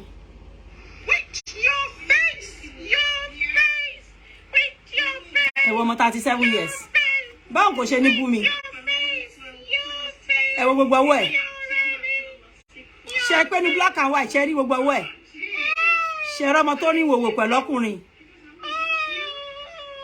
ẹ wá ní kò tán f'Adébísí lójú ayé Adébísí Adébísí ó tán fún ẹ pátápátá.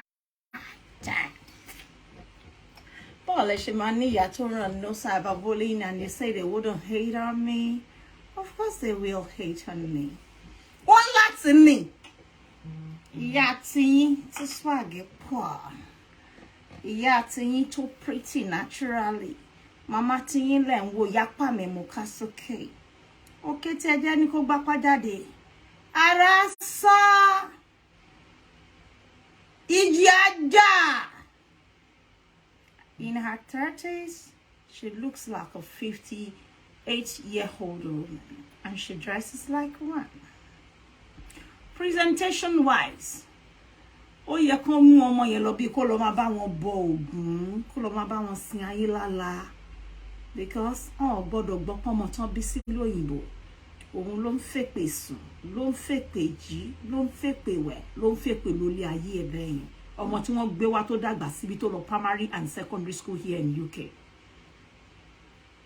Of what difference ni sí àwọn ọmọ tó wà ní ìlú pàápàá wọ́n do well jọmọ yìí lọ láyé. Why is she so bitter today? Because a ní pé kó live and let others. Don't go after Folashade Olatunji, don't fractalize her issue. Òun ló ṣe go gaga. Wọ́n ṣe ní pé fóònù lé mi Abike lórí.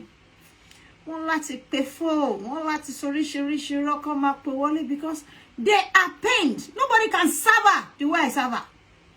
Ó bọ́ ní Akínyẹmí ara, ó fẹ́ dákú, ó tẹ̀ ti dákú ni. Wọ́n láti ṣe ṣó padà inú ẹgbàá èyí tó bá ti gbé wá fún yàyìn. Àwọn ẹ sọ fún pé evidence la fẹ́ rí because ìwòwò títí ẹ ló ń lọ káàkiri àgbáyé yìí. Ó dẹ̀ terrible. Ẹ ṣe ìwòwò ẹ lọ kiri àgbáyé. Ìwòwò tó fi ránṣẹ́ sí oríṣiríṣi ọkùnrin. Tẹ́ bá ti gba kíní yẹn mú ẹni tá ń sọ pé òun ní ọmọ òbúrẹ́wà tó fi ojú ara ẹ̀ ránṣẹ́ káàkiri sáwọn ọkùnrin oríṣiríṣi ní orí social media. How do we deal with that? Ọmọ tó rore ẹ̀pin lọ́mọ tó wà ń lo òyìnbó mi báyìí tẹ́ pé ibi ló ti kàwé tó wá di ẹni tó rore ẹ̀pin tí ò lè lọ́kọ. O wá ń send ojú ara ẹ̀, ojú ọyàn ẹ̀ sáwọn kọ́lé ọlọ́kọ́lé all over here. Ẹ wá ní kó má wà paid. Of course, she needs to package a story against us. Tell her to bring her evidence the same way we presented evidence between herself and the married men she was involved with on social media. Anyway, àwa ń relé, àwa ń ṣeré lọ. We have had fun today. It's been wonderful. We have been able to actually pass our message across succinctly, right? Whatever they do at the other hand, it's none of my business because I don't see them stopping. Well, this is the woman they are abusing. How can a fake profile come out to say they are cursing her me? A sensible person will tell us before you call her names, let's see who you are first. Further compare and contrast. Then ha gba pé nǹkan tẹ́ pé yẹn but ẹ jẹ́ ká kọ́kọ́ mọ egungun tó ń bu náà. Hello. Hello. Ẹ kálẹ́ máa wà lórí line o. Jẹ́ kí n kàn sọ díẹ̀. Yes ma, ń gbọ́ yín ma. Ó ṣe gan ni Abike. Ẹ kálẹ́ ma, yes ma. Ó sáré ẹ̀kọ́ mi. Yes ma. Ayaba. Yes ma. Ó kárẹ̀. Yes ma. Orí adé àgbé ẹ̀. Àmì ma. Ó ṣe gan ni tẹ́ ló ti Folashade. Yes ma. Ó dé pé gbogbo nǹkan tó ṣẹlẹ̀ sí yẹn kò sẹ́ni tí ò lè ṣẹlẹ̀ sí. bẹ́ẹ̀ni. Bẹ́ẹ̀ máa kọ́ àwọn obìnrin náà lọ́gbọ́n. Ṣé ní obìnrin tó bá ti mọṣẹ́ ṣe tó ń kawó, Ọlọ́run jẹ́ kó rí true love. Because gbogbo tó wà gbogbo àgbáyé ń sìn. Ọ̀rọ̀ tọkùnrin fẹ́ gbà, tọkùnrin fẹ́ jẹ. Nǹkan tó kálukú máa gé ìlú kálukú lé. Tó gbẹ̀yìn tí Ọlọ́run gbà fún yín, they were very careful to choose ọkùnrin. Folashade, I love you so much. I'm really proud of you. Mi ìbẹ́ sọ̀rọ̀ rí, ṣùgbọ́n ọmọ dáadáa ọmọ ìbílẹ̀ ọmọ tó bí tó gbẹ̀kọ̀ ní. Ẹ ṣé ma. Since orí fracas Facebook yìí náà, àwọn náà máa ń yọ yín wò ní. Ṣùgbọ́n ọmọ dáadáa ní. Agbára Ọlọ́run gbogbo ìkọlù ẹ tí Ṣẹ́gun gbé lọ. Ìkọlù ìfẹ́ ló gbé lọ ni. Ìkọlù ìfẹ́ àgbà ló gbé lọ ni. Olúwa abẹ́ dá padà. Agbára Ọlọ́run. Torí pé inú kan ló sì bá lò. Òògùn méjì sí. Bẹ́ẹ̀ni. O dẹ̀ fi o bá rẹ jẹ́ lọ́dún everybody o dẹ̀ dúpẹ́ lọ́wọ́ Àbíkẹ́ náà tó fi àgbà ṣe. Yes ma. Ọdún bàbá ìtọ́jú yẹn tí ọdún tí èyí ọ̀pọ̀ bàbá yẹn wọ́n máa fọwọ́ sí fàmúra ṣètò Abike Jagaban. Yes ma. Ẹ ṣe tẹ fàmúra. Ẹ ṣé ma. Torí pé bí àṣẹ náà ni a ní jẹ́ ọ̀pọ̀ tó jẹ́ kó wà fragile. So and he's a very fragile but hardworking. But she got that strength. Ọlọ́run. Àyè tẹ̀ ń gbọ́ wa nílé mẹ́tẹ́ wo bí láti almost 3 hours. Ọgbọ́n ni kẹ́ kọ́ nínú ẹ̀. Ọgbọ́n ni kẹ́ kọ́ ẹ wà very careful pẹ̀lú àwọn ọkùnrin tó wà ní kantin. Kókó tó máa jẹ lọ́pọ̀lọpọ̀ wọn wá. Á dẹ̀ sí ní true love o. True love wà o. Ọkùnrin dáadáa sì wà náà síbẹ̀. Bẹ́ẹ̀ ni.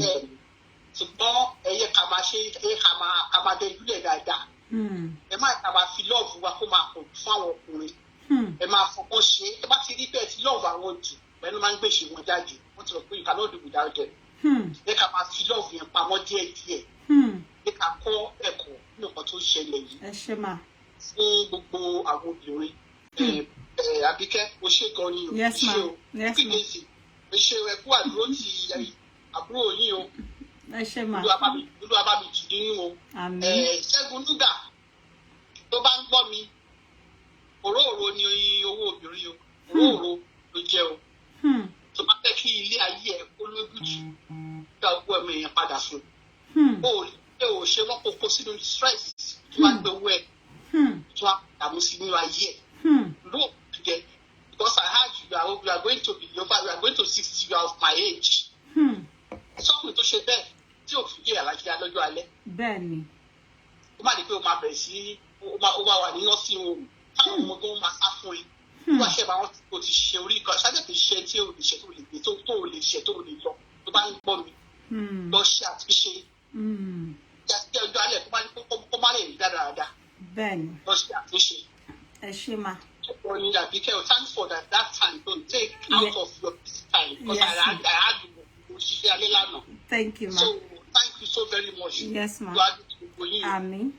Ẹ̀yin lẹ máa lò mí gbóńlé yín. Lágbára Ọlọ́run gbẹ́sẹ̀ lórí iná kò síbi tó ń lọ. Ẹ káwọn tó máa sọ tọ́jú wọn ò ní kó máa sọ. Mo ti gbọ́. Kò síbi tó ń lọ. Ẹ ṣé ma. So gbogbo yín ẹjọ́ ẹ kọ́gbọ́n o ayẹlọ́wọ́ gbogbo ó máa ń pariwo fún gbogbo yín ó máa ń sọ̀rọ̀ ọkùnrin náà ló lè bá wa sọ̀rọ̀. Kọ̀sán náà mo tó fi mú wa mọ́lẹ̀. Gbogbo yín ẹ̀kọ́gbọ́n o even àti single parent àti married woman náà agbọ́dọ̀ kọ́gbọ́n. Bẹ́ẹ̀ni. Wọ́n ti sọkùnrin o ti ń bọ́ sí delicate side. Because they will use that opportunity against you. Wọ́n máa fi lò opportunity náà máa lò fún wa jáde ní 1,000 jáde ní 5,000 jáde ní 500 ìṣẹ̀yẹ. Wọ́n gbà díẹ̀ nìyẹn. Wọ́n ti sọ pé you are very hard working. Ẹ wà careful tí ò bá lọ́kọ alálàáfíà o. Bẹ́ẹ̀ni. Ẹ ṣé ma. Thank you so much. Ẹ ṣé ma. Thank you ma. Mi ìgbà kọlù mọ́ o. Mo kọ aláwọ̀ àwọn ìyọkọ mi. Àwọn mọ́mì mi nígbà tí mo rí pé nọ́mbà wọn lélẹ̀. Mi gbọ́dọ̀ fojú di. Mi gbọ́dọ̀ fojú dorí adé. And we should be, and it's going to be the last call. Anyway, thank you so very much, everybody that's called. And let's seriously ignore the comic part of the show and focus on the lesson we're taking out of this. Dorcas, Folashade ló fẹ́ fractalize issue ẹ̀. Kò dẹ̀ sí nǹkan tó jó rírì tí a bá pọ́n ìgà Dorcas kò ní jókòó jẹ́ ṣe rí pé gbà tí mo kàn gẹ̀ sí táwọn followers ẹ máa pè ó ti focus back on Abike alone. I would rather have her call me aṣẹ́wó husbandless only ní palace ó gbọ́kọlọ́kọ ó sọ pé kinní kan. Where is evidence? But I'm so proud and glad that we have, you know, overwhelming evidence to back her immoral ways on social media, whereby she's been sleeping with other people's husband, sending out her nudity with her face. Shade Oshebe, she deserves the best. Whatever to ba ṣẹlẹ̀ sí Shade leni, akọ́lẹ̀ lásán ni torí pé Ọlọ́run fẹ́ kó rìnrìn àjò ẹ̀ dáadáa better ló ṣe kọ́kọ́ fún láwọn lesson. But Dorcas Ọlọ́run sọ pé ó máa learn in a hard way so that she will refrain from doing evil. Shade pé kò tí down. Ohun Ọlọ́run tẹ́ máa gbọ́ nẹ́ẹ̀sì ní ara ẹ̀ á wà irreversible.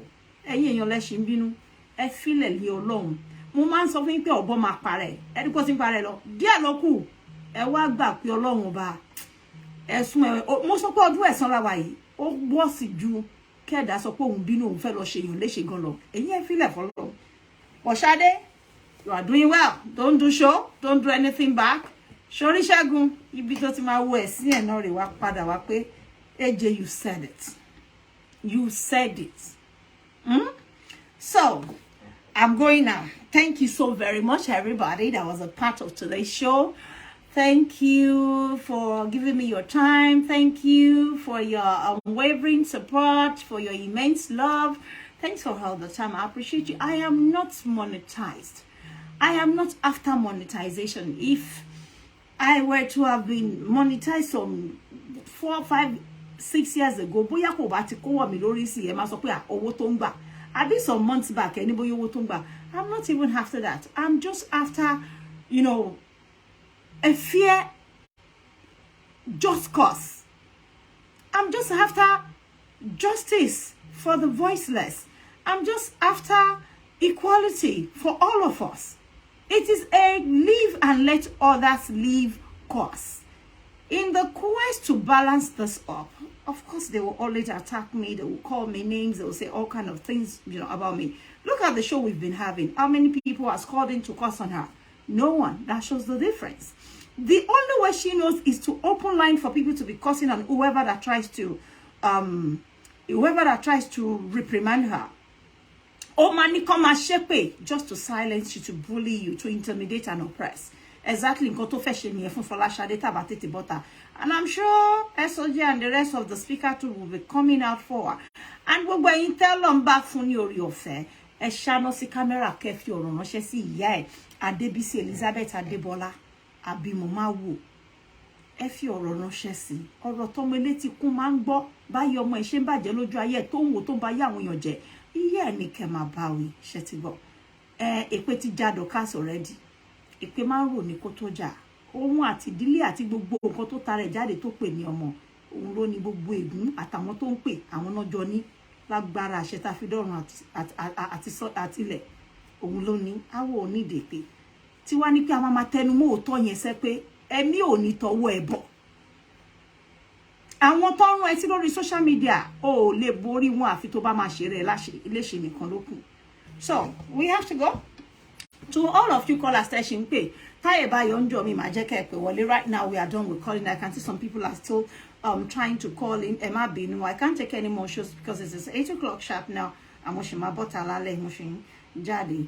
So I have overstayed my limit. I gotta go now. Thank you everyone for joining me. God bless everyone that sent me stars, you know, today. Thank you so very much. I appreciate you. May God continue to replenish you. I've got about 18,000 stars here today. Thank you so very much. I appreciate you. Folashade, I wish you all the best. There's light at the end of the tunnel. Okay, you will come back smiling, better, brighter, and standing stronger. That I know. For a survivor, we've watched you grow, and we know, I mean, the future is very bright for you. That I know. Okay, thank you everyone. You all should have a wonderful evening. Enjoy the rest of your day, and I'll see you when I see you. I'm still coming out this week, definitely. Toki te ba wa ngbo to nke e ti mo pe to ba ti jeru abere yi o láti ke e ma wo be. Kò easy láti rin wo ọjà o. ó ti rìn wòwò wọjà lójú gbogbo yín shame ẹ ló ń cover pẹ̀lú àṣírí àwọn ẹlòmíì tó lóun máa tú.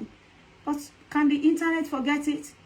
Ẹ máa repost gbogbo owó ẹ káàkiri, ẹ máa rí fáwọn èèyàn lọ síbi tó ti máa wò gbogbo porn site tó wà where she cheated on her husband, infidelity. Òun tó fẹ́ dájọ́ Ṣadé ẹni kó kọ́kọ́ wá fáwa ní explanation how she met herself where we found her. We want to know. When she's ready to tell us, we'll probably shed more light on Folashade's matter for her. Okay, so thank you, everyone. We gotta go. Bye-bye for now. I will always appreciate you guys. Thank you. Bye-bye.